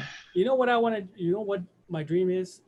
That if we come together, and we bring this platform, so at the level where we have people like recruiters, HR people, and people like that comes to our platforms and they hire straight from our community. Imagine. Oh, that would be so great. I mean, that's a dream, but it's possible. I'll try to see if we can. Donis, why don't we just start our own little IT business, our own little MSP? There you go. We'll call it. MSP is going to be like working for somebody, and we have to like. I mean, we can start it between us. You can be you can be the boss, and the CEO will have Kev be the. Okay, I pay you guys $6 an hour. I take it off. Is that it? Cheapos. All right, guys, I'm gonna call it a day now because I'm tired and I'm gonna go eat. We've been here for a while now. Really long time, actually. Yeah, we had a pretty good conversation, I thought, today. It was it was good. Different. Was good. You know, a little bit more outside the realm of we learned something and we got into, whatever you want to call it. You guys have any final words? It was all Sandra's fault. No, Sandra's fault. Yeah, Sandra started arguing with me. There is fault right there. No final words, but make sure you guys do join our Discord community where Steven. The kids could have pushed down that thing. That's awesome. Oh. Damn, he almost pushed it right down. He's about to. That would have been awesome. Make sure you guys join the Discord community. It's really nice. Join the Discord community. Oh, before I go, someone was asking, when are you going to do more mock interviews, Danish? I'm going to put a schedule out there, and we're going to do a second mock interview with new people, and old people can also join in to give it old people? What do you got against old people? He did say old people, didn't he? Yeah, what do you got against old people? The people that have took the training before, not old as an old, like. Wait, I thought you said, Danish, I thought you said that we were going to do it with the old people. Old. No, we're gonna do it the batch one. Let's just correct it. Batch one will do a technical round because I'm making that whole ticketing system right now. So you guys will go straight into a ticket and you will be solving a technical interview. And the second batch, another batch is going to be about just that theoretical questions, right? Behavioral questions, behavioral type of questions. Okay. Yeah. So can the batch one join batch two if they want to? Oh, yeah, because we didn't I don't think any of us did very well. But we're going to be asking the same level of questions. So I just want to warn batch one that it's going to be either boring or it may be good for you. So it's your choice. No, I'm just wondering because a lot of us didn't do, or most of us didn't do well on the interpersonal skills. So maybe we can revisit that, or we can revisit it as batch two. Yeah, that's fine. I'm going to put a schedule for batch two on our community. I'm not going to do it anytime soon, like this week, because I'm still struggling. No. You're on your retirement plan for a few days. I'm retiring. Bye, guys. No, Raj is asking if we're going to do it at 2 p.m. tomorrow. We're not doing it tomorrow. No, we're not doing anything tomorrow. We're not doing nothing tomorrow. Nothing tomorrow. I'm working. By the way, if you guys wants to know, I'm going to be posting very short videos on the features that we already have on JobSkillShare, like the ticketing system, which is a really powerful feature. But that's something I'm going to do on the side. I'm not going to be making any live videos anytime soon till I get recovered. No, all right, guys, take care. Bye. All right, guys, we're done for today. Thanks for talking to you. All right, you too. You guys have a Thank you, great thank day. you. You guys have a good weekend. I want to say And Happy Father's Day to everybody out Happy there. Father's Day to all the fathers. Yeah, happy Father's Thanks, Day. Steven. Happy Father's Day, Danish. Thank you. Happy And, Father's Day, guys. I hope you guys have a good weekend. You guys stay safe, okay? Thank you. All Thank right. you, Kevin. Take care, Stephen, guys. everyone. Bye. Bye. Yeah. Bye. Woo. Bye. Ah. Oh my God. Oh my God. God.